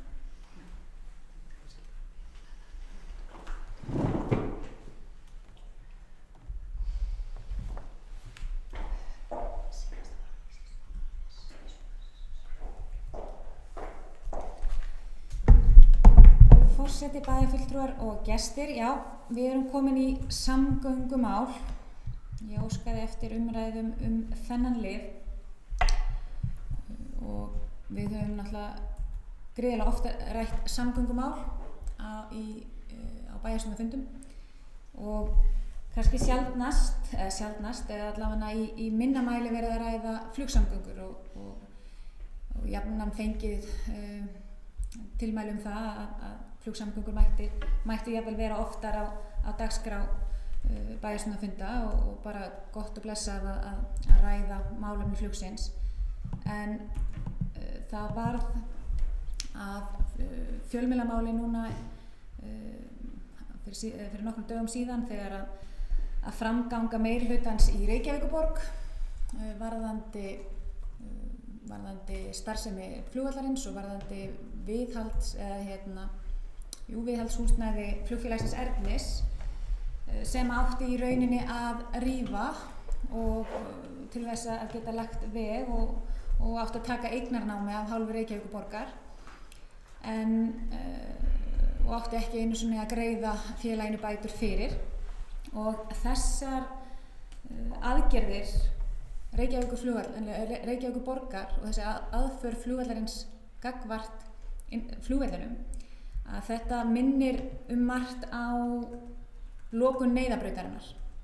Að þegar neyðarbrautinni var lokuð á sínum tíma í fullkominni óþökk við bæði landsbyggðina og marga notendur flugvallarins að þá gekk Reykjavíkurborg fram að ég leyfi mér að segja með forhertri frekju og við erum algjörlega að sjá sama leik í dag þar sem að átti að fara með alvarlegum hætti gegn rekstraraðila í flugi á sama tíma og sami rekstraraðili stendur fyrir afar erfiðum aðstæðum í rekstri vegna fækkunar ferðamanna. Og þetta er alveg gífurlega mikið hagsmunamál fyrir Vestmannaeyinga. Gífurlega mikið hagsmunamál. Af því að það hefur verið markviss stefna Reykjavíkurborgar að flytja flugvöllinn burt. Þeir vilja skipuleggja flugvöllinn burt, það er dýrmætt svæði í Vatnsmýrinni og Reykjavíkurborg sér þetta svæði sem mjög spennandi kost að láta skipuleggja frekar sem íbúabyggð. En við þurfum að spyrna við fótum af því að það er bara lífsspursmál, mikið öryggismál fyrir okkar íbúa að tryggja það að þar sem að heilbrigðisþjónusta hefur verið skert gríðarlega við okkur hér í sveitarfélaginu, hér er ekki lengur skurð né fæðingarþjónusta að neinu marki,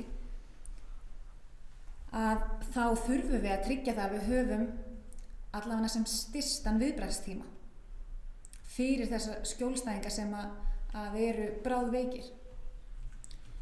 Og það getur vel verið á sínum tíma þegar 2013 þegar samkomulag milli Reykjavíkurborgar og samgönguráðuneytis var ritað að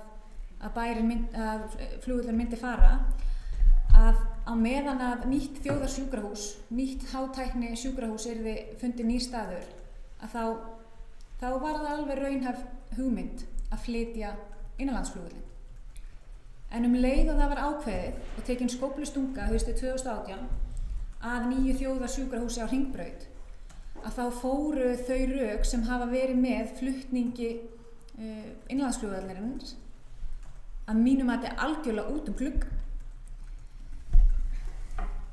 Hólmsheiði, sem hefur verið nefnt sem kostur 17-20 km frá Landspítalanum. Vatnsmýrin er 1,6 km frá Landspítalanum. Reykjavíkurborg hefur helst bent á Hvassahraun sem nýjan möguleika fyrir innanlandsflug. Hvassahraun getur varla í dag verið nokkur möguleiki þar sem er ennþá óvissustig vegna jarðhræringa bara í nánasta nágrenni. Þannig að ætla að fara í stórar framkvæmdir varðandi innanlandsflug að því svæði getur ekki talist í rauninni annað en glapræði.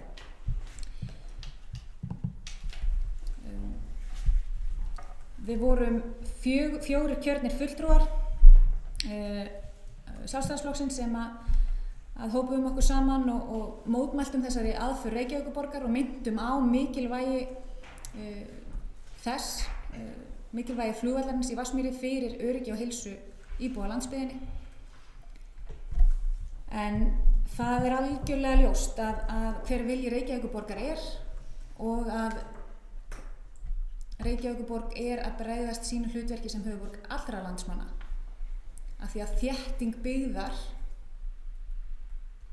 trompar ekki lífum á landsbyggðinni. Það er bara þannig. Þrátt fyrir að formaður skipulags- og umhverfismála í Reykjavíkurborg vilji leggja að því skóna.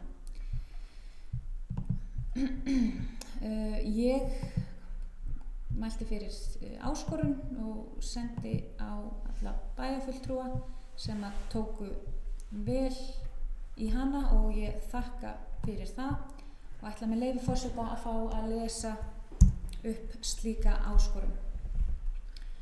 Hún hljóðar svo: Bæjarstjórn Vestmannaeyja skorar á Reykjavíkurborg að láta af sífelldri aðför sinni að Reykjavíkurflugvelli í Vatnsmýri og skorar á samgönguráðuneytið að ganga úr skugga að Reykjavíkurborg vegi ekki frekar að öryggi innanlandsflugs með frekari skerðingu á starfsemi flugvallarins í Vatnsmýri en í samgönguáætlun kemur fram að miðað verði við að Reykjavíkurflugvöllur geti áfram þjónað innanlandsflugi á fullnægjandi hátt á meðan annar jafngóður eða betri kostur er ekki fyrir hendi.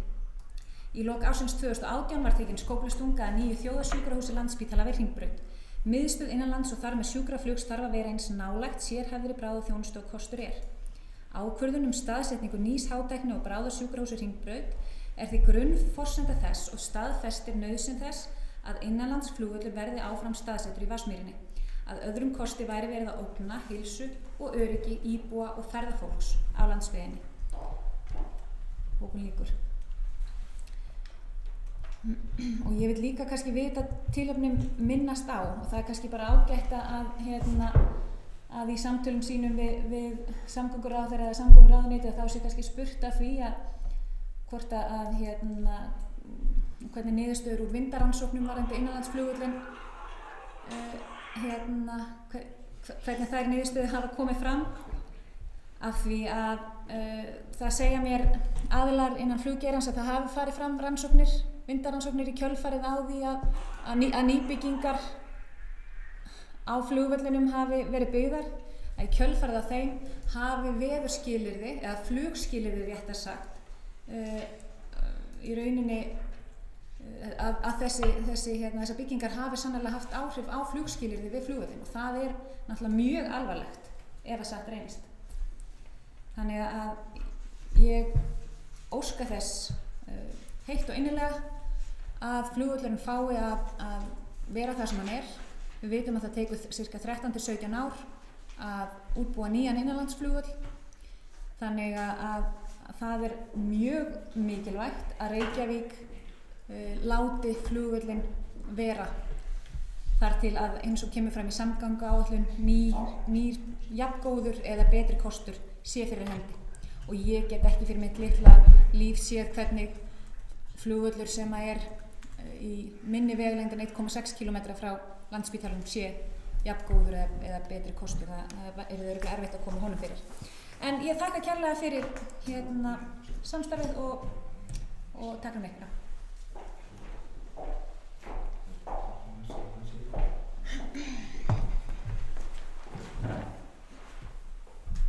Já, ég þakka Hildi Sólveigu Sigurðardóttur fyrir þetta, Íris Ómarsdóttur svar.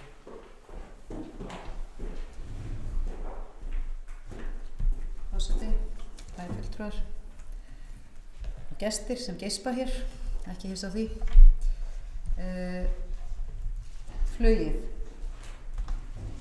Við höfum fundið svolítið fyrir því núna frá því að þetta svokallaða COVID ástand byrjaði og bara síðustu 2 ár þar sem flugfélagið Ernir hefur ekki bara geta haldið uppi þeirri flugáætlun sem þeir hafa viljað, og byrjaði nú á því að það voru teknar út ferðir á laugardögum og ein ferð á þriðjudögum. Núna í vetur ekkert, eftir að COVID kom inn, var ekkert flug á þriðjudögum og ekkert flug á laugardögum og ein ferð hina dagana. Þetta er 50% skerðing á flugáætluninni og hún er ekki tekin léttilega. Þetta er bara út af gríðarlega erfiðri aðstöðu sem að ekkert bara þetta flugfélag er í. Innanlandsflugrekstur á Íslandi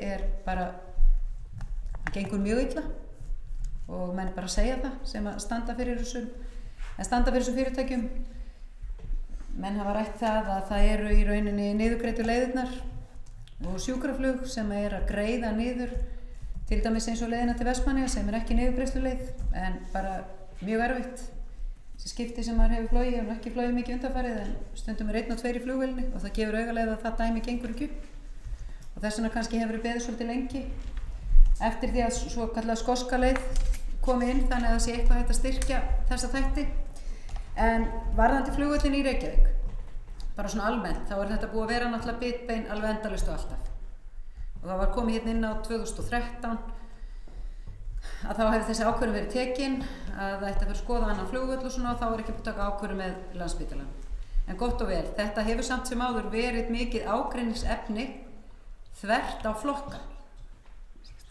Þetta hefur verið ágreiningsefni mjög margir, því ég þekki nú ágætlega til, vill þannig til að ég þekki ágætlega til í Sjálfstæðisflokknum. Mjög margir landsfundir fóru í það að rífast þetta. Það er engin einhugur í Sjálfstæðisflokknum það að flugvöllurinn hafi verið Reykjavík.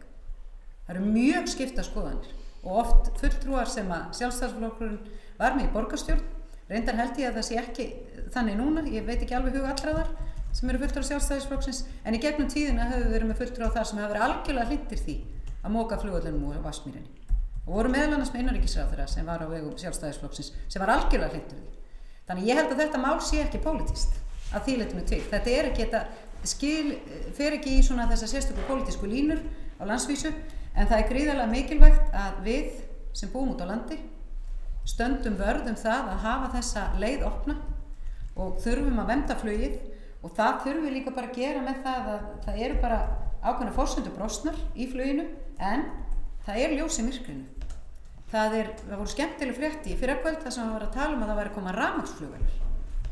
Og ég nú bara búin að ræða við hann Friðrik Pálsson þetta og þetta bara komið miklu lengri en maður heldur og ég fekk hann til að senda mig gögn og þessar 19 setta vélar sem byrjað að pröfa út í Noregi eru bara ótrúlega spennandi og viðhaldskostnaður á svoleiðis vél 50% minni en á vélunum í dag. Rekstrakostnaðurinn sem búið tíðrætt hér í dag er 25% af því sem reksturinn í dag á þessum vélum. Þannig þarna liggja tækifærin en það verður að halda innanlandsfluginu gangandi þangað til þetta tekur við. Og lykillinn að því að flugvöllurinn verði í Vatnsmýri og talandi þessa draumára ætlar Reykjavíkurborg að borga nýjan flugvöll sem kostar 20 milljarða. Þú veist, eigum við skattgreiðendur að borga nýjan flugvöll vegna þess að þeir vilja fá byggingalandi sitt tilbaka í Vatnsmýrinni. En þetta mál það þarf að fylgja því vel eftir og auðvitað veit ég að það er líka fólk í Reykjavík sem vill hafa flugvöllin í Reykjavík. En það kom nú fram í vikunni að þeir eru ekki dæstir í því að láta kjósa eftir það. En ég bara, og eins og kom fram, þá tökum við náttúrulega undir þessa áskorun.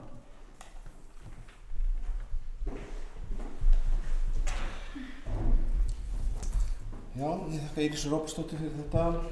Við erum stödd undir 5. dagskrárlið sem umræðu samgöngumál. Fleiri bæjarfulltrúar að ræða það. Það er svolítið liðið á fundinn og ég held að við séum öll sammála þetta stóra hagsmunamál.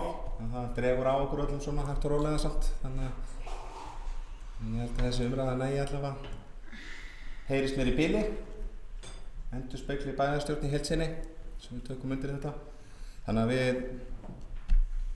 við ljúkum þessu, það er ekki engin atkvæðagreiðsla í þessu, við höfum tekið bara undir þessa áskorun.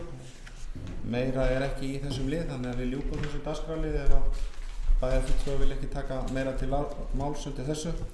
Nú þá er það fundargerð til staðfestingar, það er 7. dagskrárliður. Það er umhverfis- og skipulagsráð Vestmannaeyja, fundur 326, það liðir 1-6 sem liggja fyrir til staðfestingar. Bæjarfulltrúar sem því samþykkir, gefið með atkvæðamerki.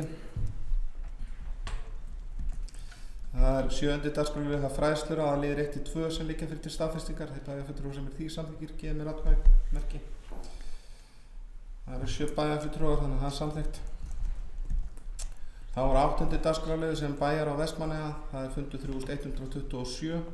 Þetta er liður 3 sem er frestaður frá síðasta fundi. Húsnæðismál Vestmannaeyjabæjar liggur fyrir til umræðu og staðfestingar. Afgreiðsla þessa máls var frestað á síðasta fundi bæjarstjórnar og því tekin fyrir að 9.